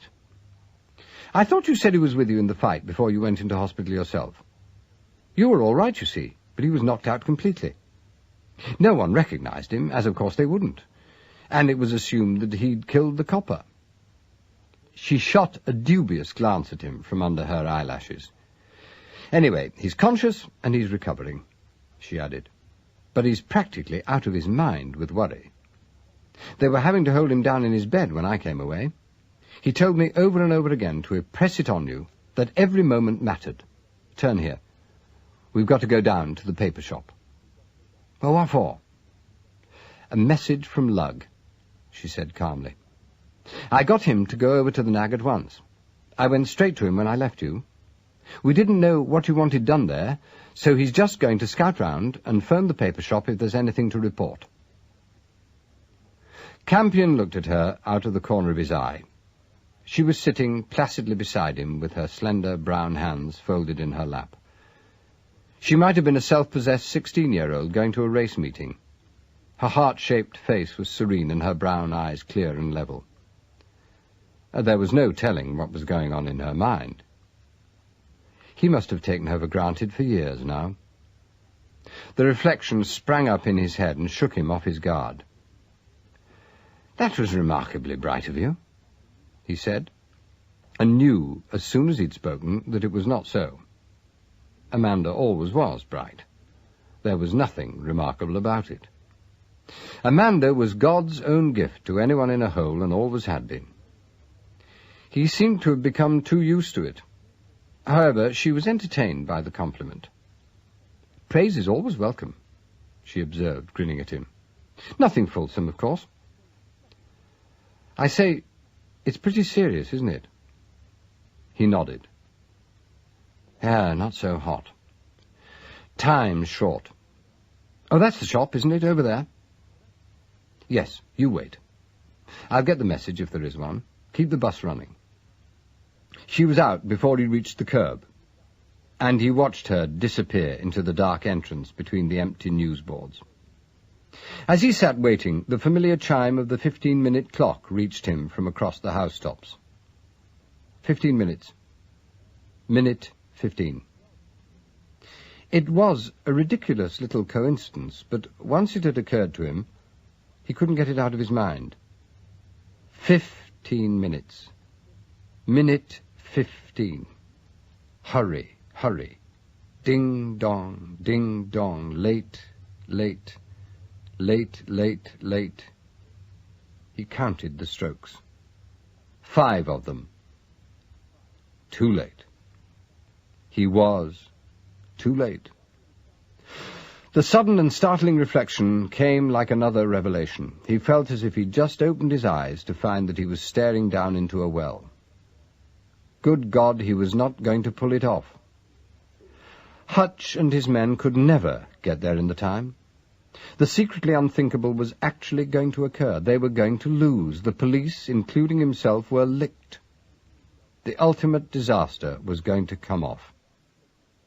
"I say, don't look so terrified. It's bad for morale," said Amanda seriously.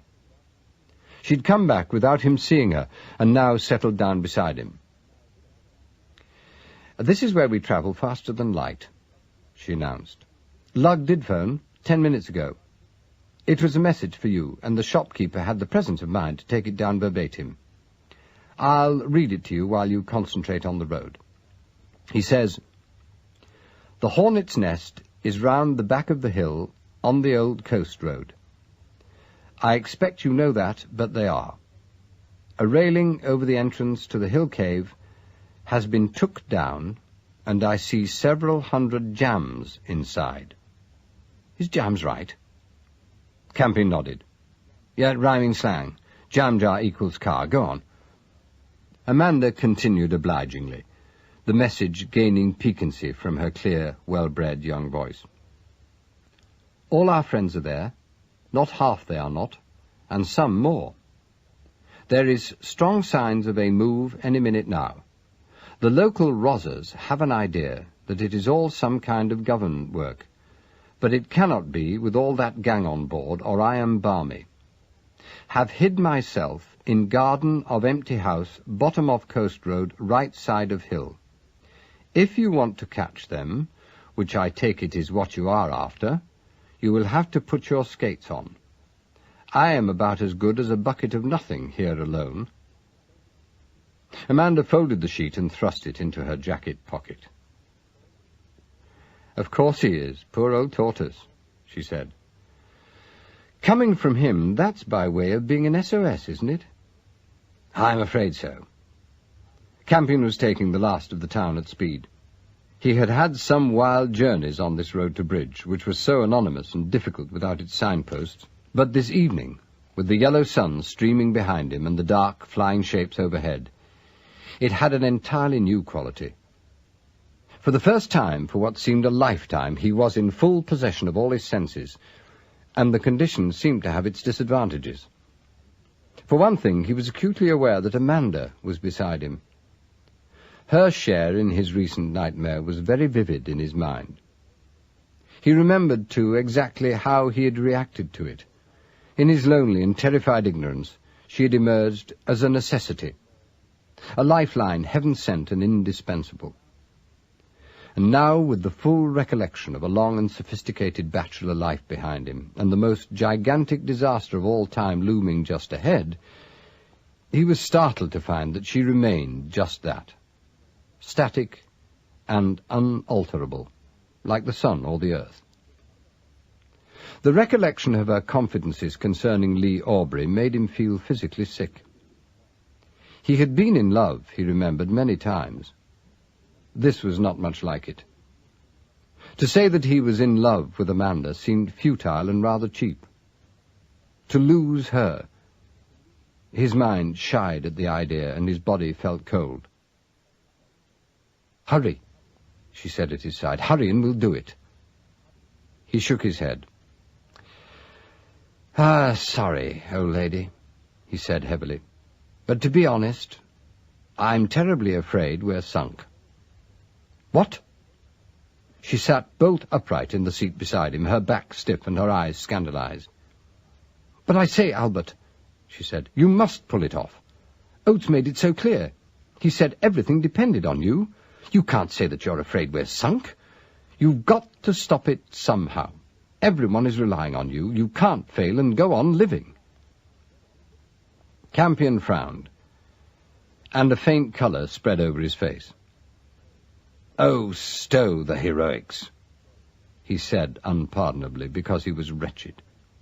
"Some things are impossible, and for poor old Lug and me to stop 300 crook-driven lorries without police assistance is one of them.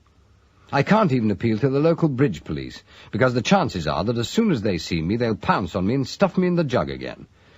It's all very well to be an optimist, my beautiful, but one doesn't want to be a dear little nut, does one?" "Nonsense," said Amanda, unperturbed and without resentment. "All it means is that there are times when one has to do a miracle. This is one of those. You think one up." Campion did not answer. The request seemed to him to be unreasonable. He allowed himself to think of Amanda for a moment or two. This attitude of hers was typical. She never had, and never would, get it into her dear head that anything was impossible. Her optimism was childlike and unbounded, her faith in himself embarrassing. At the moment she was exasperating.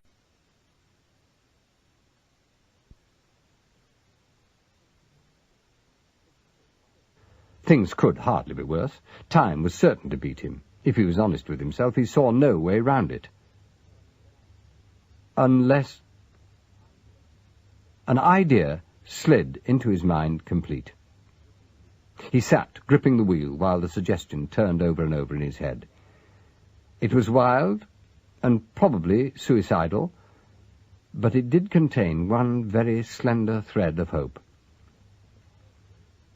"Are those gates, where the sentry stands, the only entrance to the Institute?" he inquired. Amanda cocked an eye at him. "Oh, none of those sentries would ever stop us," she said, catching his thought. "There's only 3 of them. They take it in turns, and they've all seen us about with Aubrey." It was like her not to ask any questions. As usual, her only concern was to further the project, whatever it might turn out to be. Campion took hold of himself. Losing Amanda was going to be like losing an eye. Life would be a little less than half itself without her. Meanwhile, however, the car was speeding down the narrow roads. The wind roared behind it, and overhead the dark blue clouds streaked out across the sky like dirty finger trails. It was a wild ride, leading directly towards almost certain catastrophe.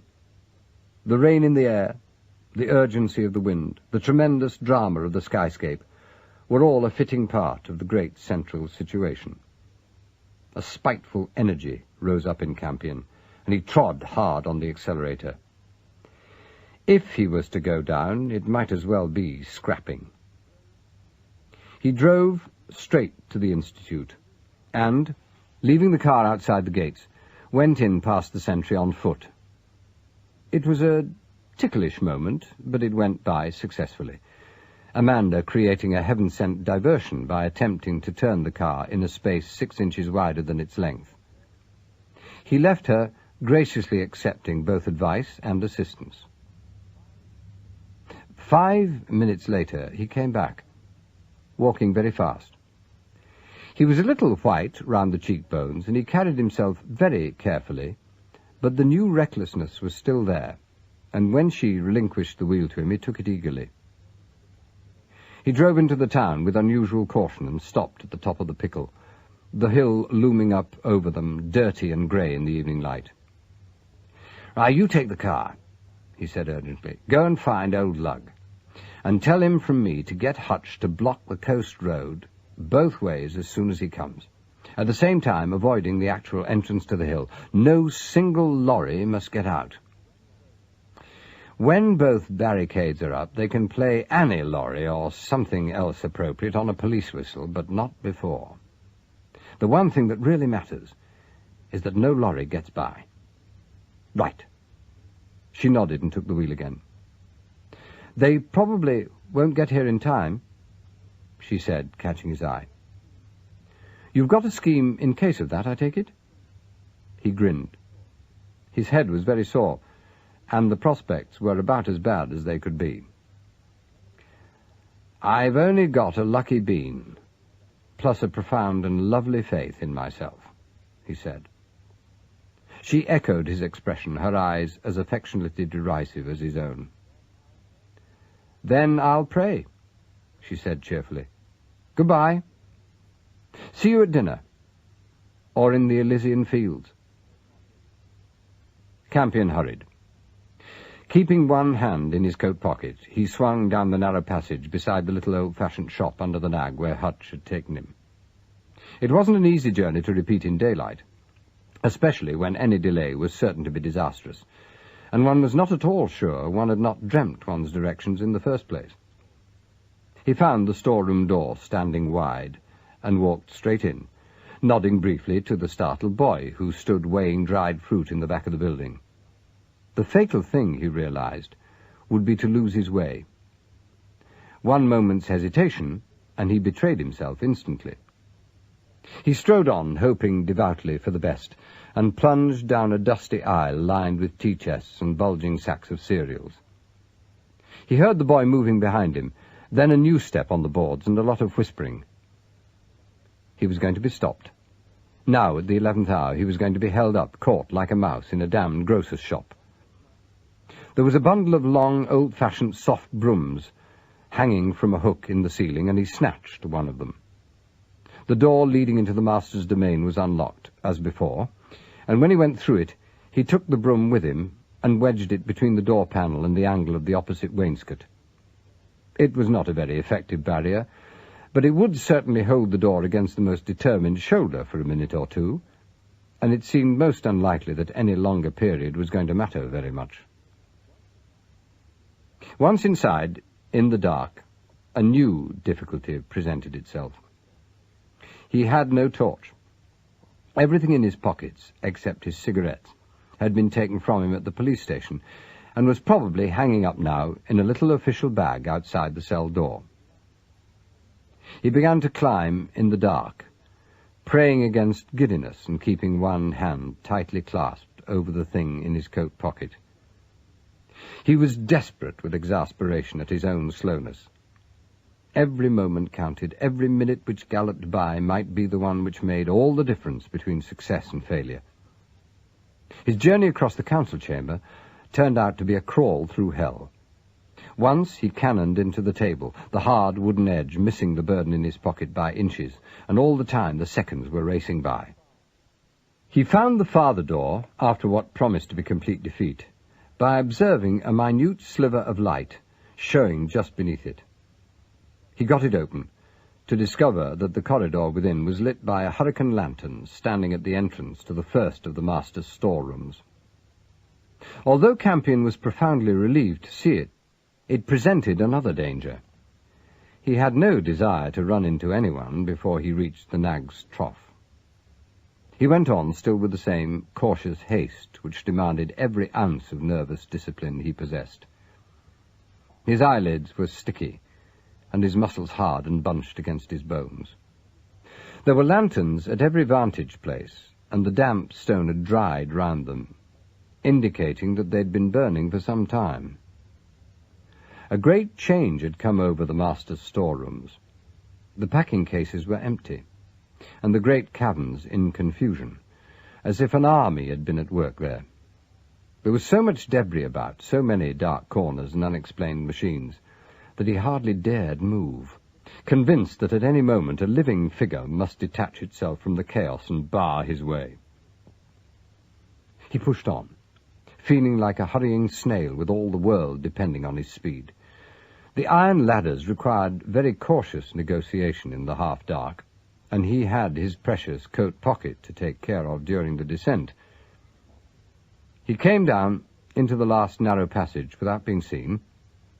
Here the fumes of gasoline were almost suffocating, and the throb of revving engines made the very heart of the hill vibrate.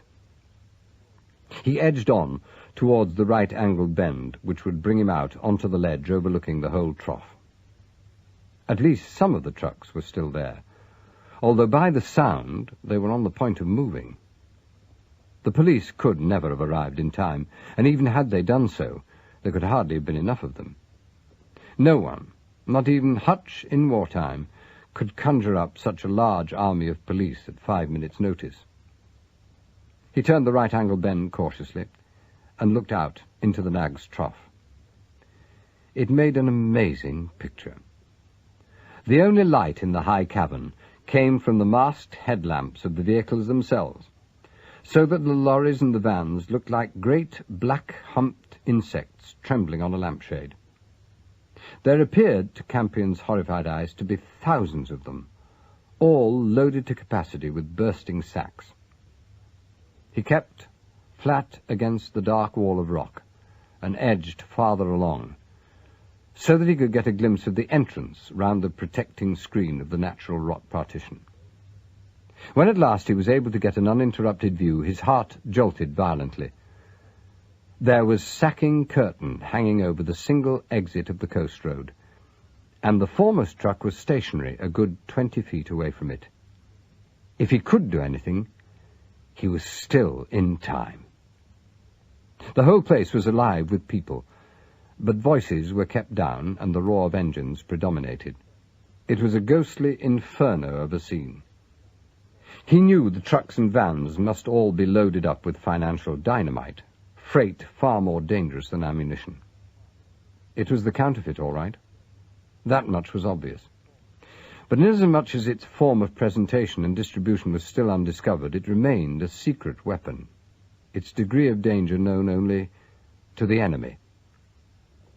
Campion strained his eyes through the gloom. Exhaust fumes were rising all round him, and he was beginning to feel their effects. Was that pine in the far corner, over by the sacking curtains? He thought it was. The man was calmly checking trucks over on a timesheet as if he'd been running a goods yard. The fumes were growing worse up in the roof. Campion felt himself swaying, and he put out his arms to steady himself. The sudden movement must have caught the attention of someone in the crowd below, for a shout went up, and immediately the wide beam of a powerful torch began to rake the ledge on which he stood. Campion made up his mind. He had no idea what the effect of his solitary, lucky bean might be. From the beginning it had only been a forlorn hope, but now the time had come to take the risk. As the torch beam came nearer, he drew the little steel egg from his coat pocket and pulled out the pin. It had been really disgracefully easy to steal it from Butcher's workshop. That had simply been a question of walking in and lifting it from its rack in the cupboard. The whole proceeding could not have taken more than 5 minutes. The phoenix egg nestled wickedly in the palm of his hand. Below him the trucks trembled and steamed. The torch beam was within a yard of him. He threw up his arm and stood, spread-eagled against the wall. "I hope you're praying," he said grimly to Amanda, wherever she might be, "because this is our first attempt at a miracle, and it's got to come off." The egg sailed through the air to the goal that he'd chosen for it, low down on the left-hand side of the entrance to the trough. At the same moment, the torch beam got him, and he dropped forward on his face as the bullet spat at him. The next moment, the world pancaked.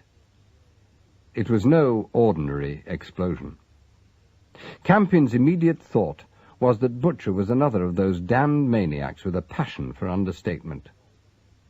There was very little noise, but it was as though some gigantic animal had placed its lips to the entrance to the trough and had sucked in very sharply, only to blow out again immediately afterwards. There was a rumble, and the exit to the coast road disappeared under several tons of earth and limestone sliding down from the nag. The roar of fire followed as a score of petrol tanks exploded, and the whole of the upper half of the cabin became a mass of flying paper. Campion scrambled to his knees. Blood was trickling into his mouth, and his body felt as if it had been through a clothes wringer. But he was alive, and as far as he knew, unwounded, save for the bullet graze across his face.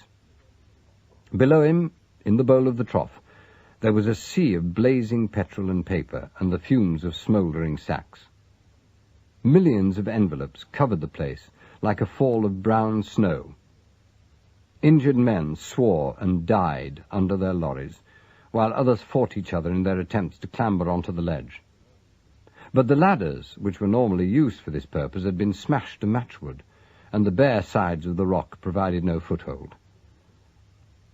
Campion gathered up a handful of the letters, which were still fluttering down over him as the hot air winnowed them up from the bonfire below, and using every ounce of strength left in his body, he crawled painfully towards the mouth of the passage.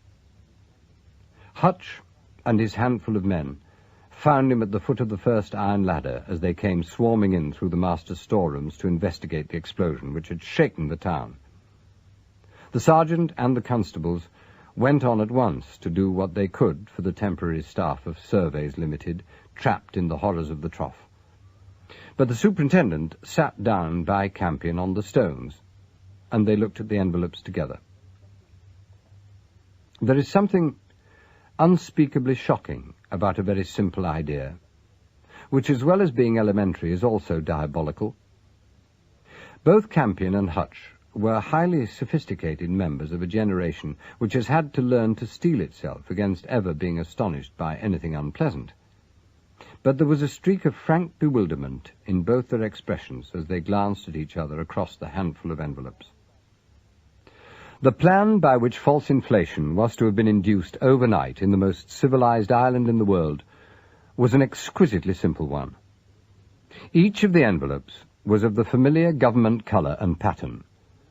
On His Majesty's service was printed across the front of each in the standard ink and type, as was also the black franc mark, the familiar crown in the circle.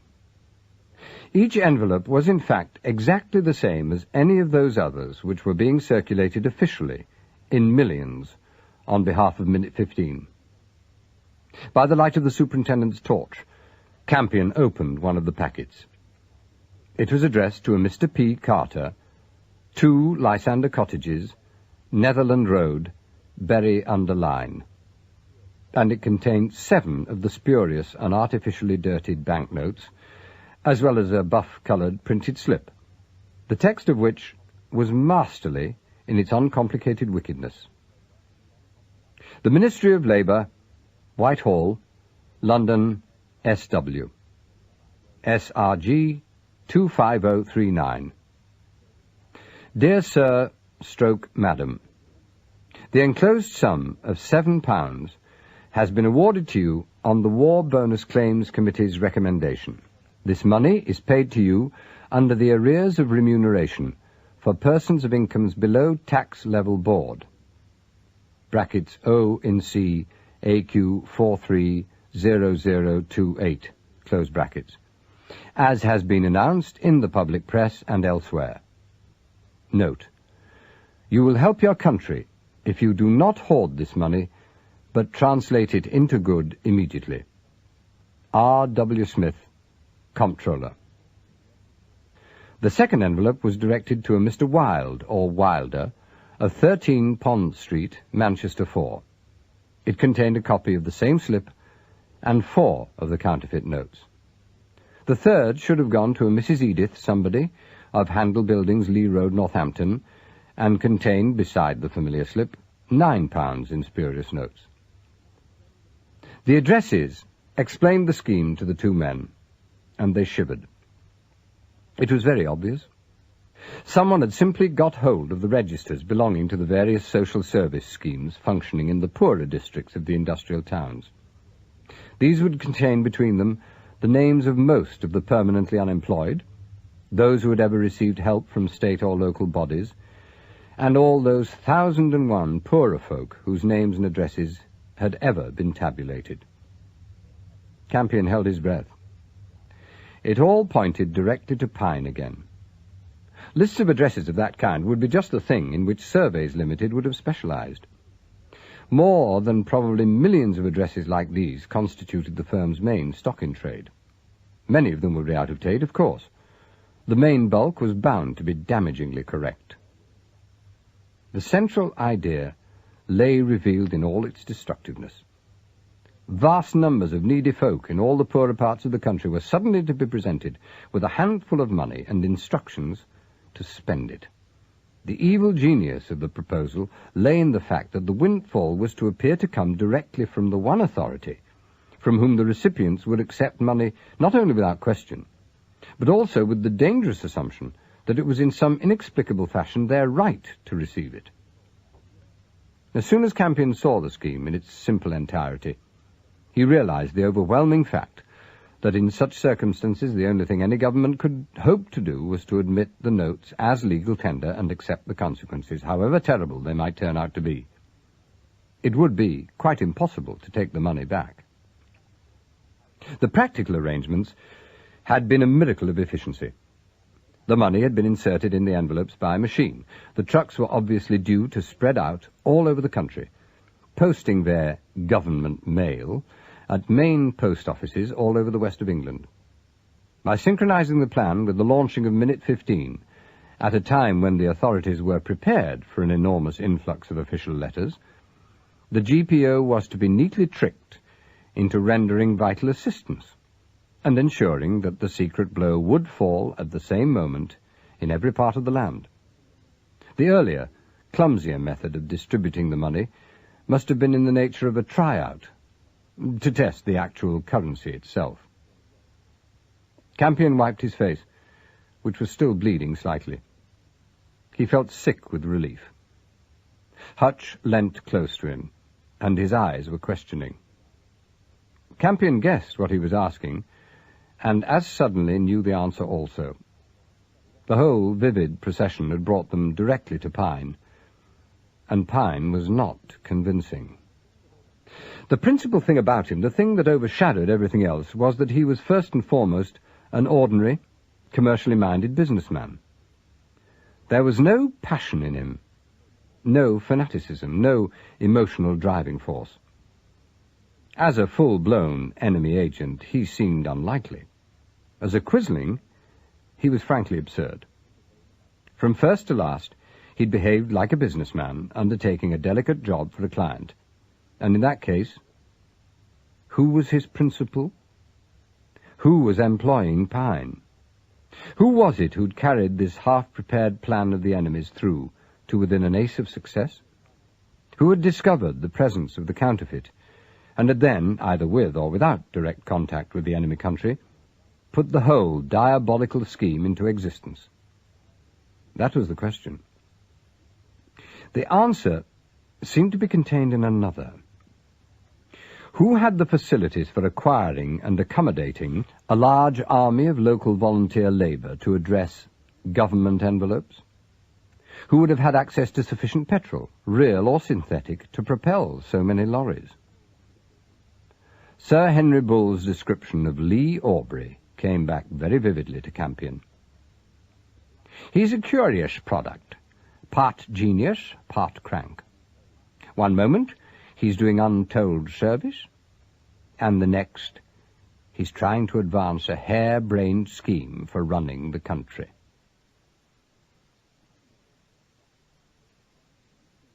Chapter 21. Campion leant against the wall in Lee Aubrey's gracious, comfortable study and considered the scene before him. It was one of those lucid, almost contemplative moments which sometimes arrive in the very heart of a crisis. Just for a moment, he saw the whole history of the plan and its defeat in the round, as if it had been a play, and this present moment the final scene. The picture in front of him might easily have been on a stage. It was so brightly lit, so tense, so painfully dramatic. The room was very quiet. The two constables on the door stood stiffly.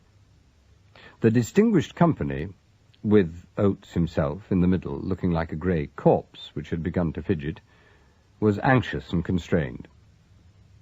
Sir Henry Bull, who had just arrived from London, and was now surrounded by most of his fellow masters, was glancing at the documents over which Hutch's chief inspector and an MI5 man were presiding.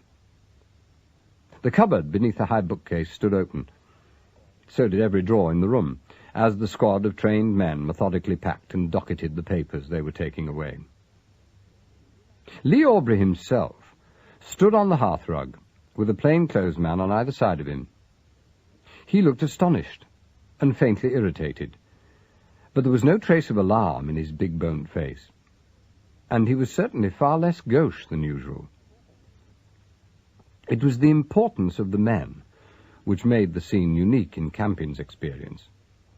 There was a note almost of domestic tragedy about the situation. It was like the disowning of the eldest son, the disgrace in the regiment, the expulsion from the school. The masters of bridge were angry and horrified, but also deeply hurt and ashamed. But even the police were not triumphant. "The evidence against that fellow Pine, who was killed, is of course conclusive," said Oates to Sir Henry. He spoke softly, but included in his glance the thin, scandalized man who was Aubrey's solicitor and had only just arrived. Sir Henry nodded grimly without speaking. "I think there is no doubt that he must have been the moving spirit," the solicitor was venturing timidly, when Aubrey interrupted from the hearthrug. "Oh, my dear chap, don't be an ass," he said. "I employed Pine because not only was he obviously the right man for the job, but he had the right kind of organization at his fingertips. He was doing his work very efficiently until he was stopped." "Take care." Oates turned on the man sharply, his haggard face unusually grim. In the background, a detective sergeant had begun to scribble in his notebook unobtrusively. Aubrey's colour darkened, and he threw out his long arms in an awkward gesture. "My dear, good people, this is all too absurd," he said. his deep, pleasant voice flexible and persuasive as ever. "I am perfectly willing to reserve my defence, as you all advise so magnificently, but there's no point in making a mystery of the thing where none exists. It is quite clear what I've been doing. And for heaven's sake, see those fellows at my desk handle the green folders with care, because they contain the one vital scheme of government for this benighted country at the present time. I had to be unorthodox in my methods of forcing the government to take it up. I admit that. But it was a case of necessity." "Good God, Aubrey, do you realize what you're saying?" Sir Henry's face was as white as his hair. "Yes, Bull, of course I do." The principal of the Bridge Institute was at his most gently superior. "A great deal of the blame is yours. You made a very dangerous mistake last year when you failed to understand the importance of the financial scheme I put to you then. All these social credit fellows and Keynes and the rest, well, they have glimmerings of the idea, but they're none of them sufficiently drastic or far-reaching. My plan would have put the economic life of the country on an entirely new basis. Since I could not get a government to see reason by argument, I realized I had to put them in a position in which they would be only too glad to listen to me. I had to smash their existing economy and create a chaos in which they would automatically turn to the one man who could save them. Well, that's perfectly clear. There's nothing difficult to understand about that." He was leaning against the mantelpiece now, lecturing academically, from what he clearly felt to be an infinite height of intellectual superiority. "Now, poor Campion here, who probably believes he's done his duty," he continued. "In reality, he has betrayed his country and probably civilization by his interference. I had the whole little ingenuity completely in hand. It wasn't out of control. I knew Feeberg quite well. Met him in Frankfurt years ago. Quite an interesting mind, extraordinarily meticulous over detail. Of course, I knew he was a Nazi agent when he turned up here. And in fact, I think I probably suggested to him that the storerooms in the Nag would be an excellent place for his counterfeit. I may have mentioned, too, that the masters were taking their money from the Rhenish vineyards in wine instead of cash, and pointed out that such a shipment would give him a perfect opportunity to get his stuff into the country without query. Oh, I certainly put him on to Anscombe. I knew that man would be reasonable if properly approached. There's nothing to get excited about in that. I allowed it to happen because I knew it was perfectly safe. Last August I knew we had nothing to fear, because no foreign power on earth could have got the plan into operation once we were at war. I knew it was coming, and Feeberg did not. Now, he didn't believe that we should fight so soon. I saw that the money arrived, and when the war came, I arranged for Feeberg to be interned. That left me with a weapon in my own hand if I needed it. I didn't use it until I really was convinced there was no other way. Then I saw that something had to be done quickly. And my plan was the only solution.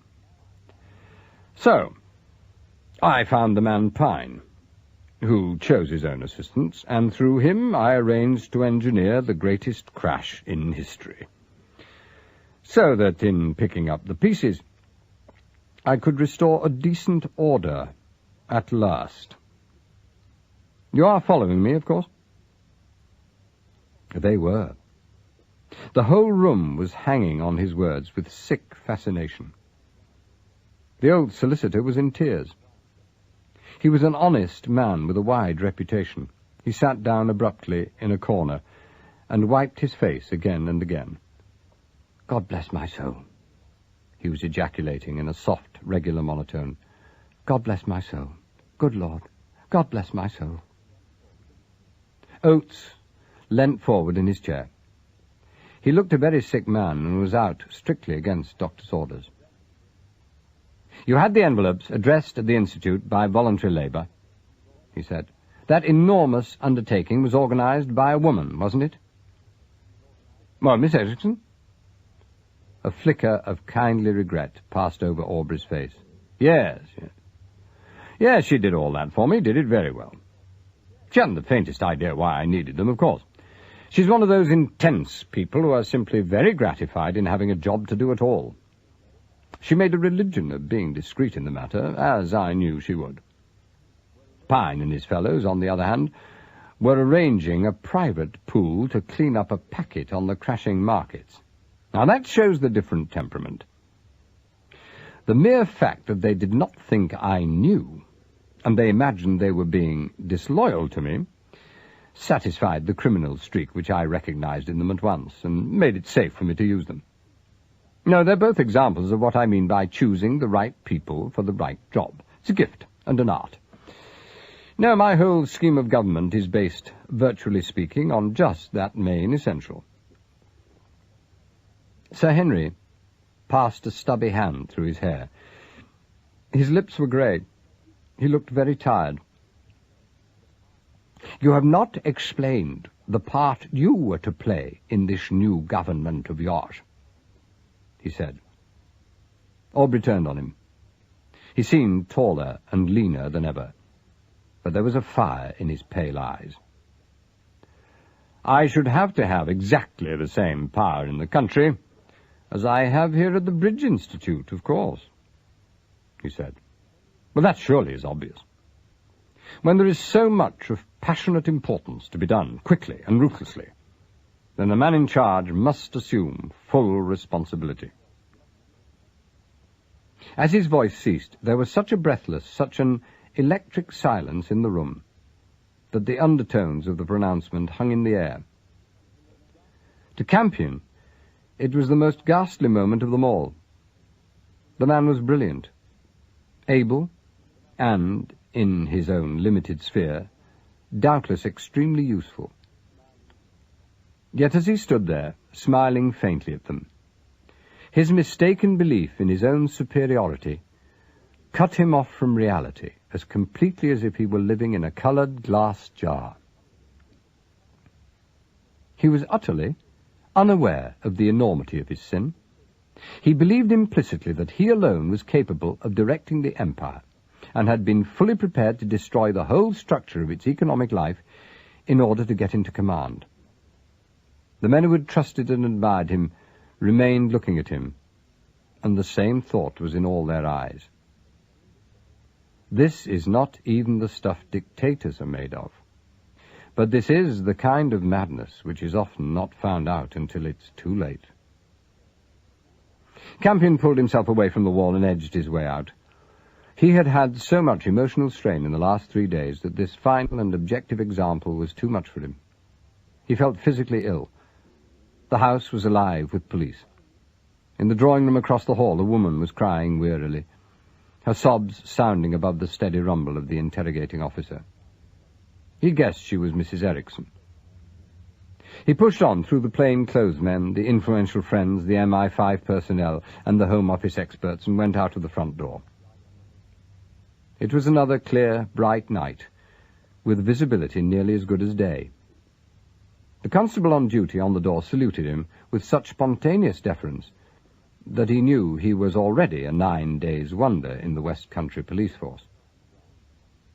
He strode on across the grass, drawing the clean night air deep into his lungs and enjoying the moist wind on his skin. Presently, Amanda joined him. She materialized at his side as he passed under the shadow of the house, and they walked on for some time without speaking. Campion had been thinking of her steadily for some hours. Ever since the answer to Hutch's unspoken question had come to him so decisively in the master's storerooms, her reaction to the affair had haunted him. The present situation was irretrievable, as well as being so miserably awkward, that had she been anybody else in the world, the only possible thing to have done would have been to hurry back to one's job immediately, and concentrate on other things, with one's eyes, ears, and heart shut. Since she was Amanda, however, and not just an ordinary woman with whom one happened to be in love, that was not possible. She did not seem anxious to talk herself, but there was no constraint in her manner. She had taken his arm, as usual, and seemed content to wander and speculate, much as he was doing. They walked on for so long that his thought had time to settle and crystallize and become almost impersonal. "I tell you one thing," he said suddenly. "Even if he hadn't turned out to be this particular kind of lunatic, you would never have married him." "No," she agreed frankly. "No, I wouldn't." He looked down at her and caught her grinning to herself. It was an unexpected reaction, and he wondered if the light was playing tricks. "Are you laughing?" he demanded. "Only at me," said Amanda with typical, if devastating, honesty. "Go on." He looked ahead of them, at the great silhouettes which the trees made against the moonlit sky. There was something on Campion's mind, and he intended to say it, not because it might comfort her. If she was human and female, it would probably infuriate her, but because she was Amanda, and her education was important. She ought to know it, and it might help some day. Well, in spite of his brilliance, and his staggering conceit, which throws his whole vision out of focus, that chap is a type, he began abruptly. "Did you ever notice that woman, Mrs. Erickson?" He thought he heard Amanda catch her breath. Then she chuckled. There was no other word for that murmur of mingled amusement and relief. "Of course I did," she said. "I'm terrifically relieved you saw it too. I mean, if you're trying to explain that Lee has a habit of making extravagant passes at people and conveying that he's hopelessly in love with them, so that they'll respond, and he'll have the flattering experience of declining their affections with sweet, sympathetic understanding, I know about it. I don't think he works it out like that, of course, but it just keeps happening to him, and one side of his mind finds it a delightful surprise to him every time, while the other side attends to the machinery for making it come off. I was the complete mug. I was awfully surprised." How like her. Not, "I was wounded," not, "I was furious," not, "I was wretchedly degraded," just, "I was awfully surprised." "When did all this happen?" he inquired. "Oh, just before I brought old Miss Anscombe to see you at that pub. I was going to tell you, because I was rather full of it, and... Oh, well, you know how one is, rather sore and embarrassed. But it didn't seem to be quite the time for intimate revelations. You were a bit peculiar yourself, if you remember." Peculiar? He did remember. He remembered her face, too, hurt and bewildered, as the idiotic couplet hung unfinished between them. Another thought occurred to him, and he turned to her in consternation. "You had to come back here. I sent you back." "Yes, I know," she said, "but it had to be done. Besides, it rubbed the whole thing in, until I really did understand it. He enjoyed it so. I did get the whole thing clear, and I was here when they phoned from Coachingford police station, so it was worthwhile." Campion put an arm round her and held the small circle of her shoulder bone. For the first time in his life he felt completely adult. His hesitancy, his qualms, his intellectual doubts seemed suddenly the stuff of his childhood. "Let's get married early tomorrow," he said. "I've only got 36 hours leave. A message came through tonight. I ought to have this conch on my head looked at, too. It's time we got married." "Yes," said Amanda, who never bothered with illusions. "It's time we got married." They went back to the house to get hold of Oates, who could probably fix any licensing difficulty. Just before they reached the door, Amanda turned to Campion. "I'm sorry I boxed your ears," she said, "but you flicked me on the raw. You weren't quite like yourself either, you know." "Oh, my good girl. I was nuts," he began. and hesitated. It was no good. He just did not want to tell her the full extent of his recent disability. The dreadful revelation of his helplessness and his need for her was still a vividly remembered pain. Amanda waited a moment and finally laughed. "Get it right this time, then," she commanded. "Begone," she stormed, "across the raging tide." Campion grinned as the delightful Cockney rhyme returned to him. He pulled her towards him. "Dear Jove, why did I go?" he quoted accurately, and kissed her as he finished with triumphant satisfaction the ecstatic Victorian anticlimax, so apt and so absurd. "I should have stayed."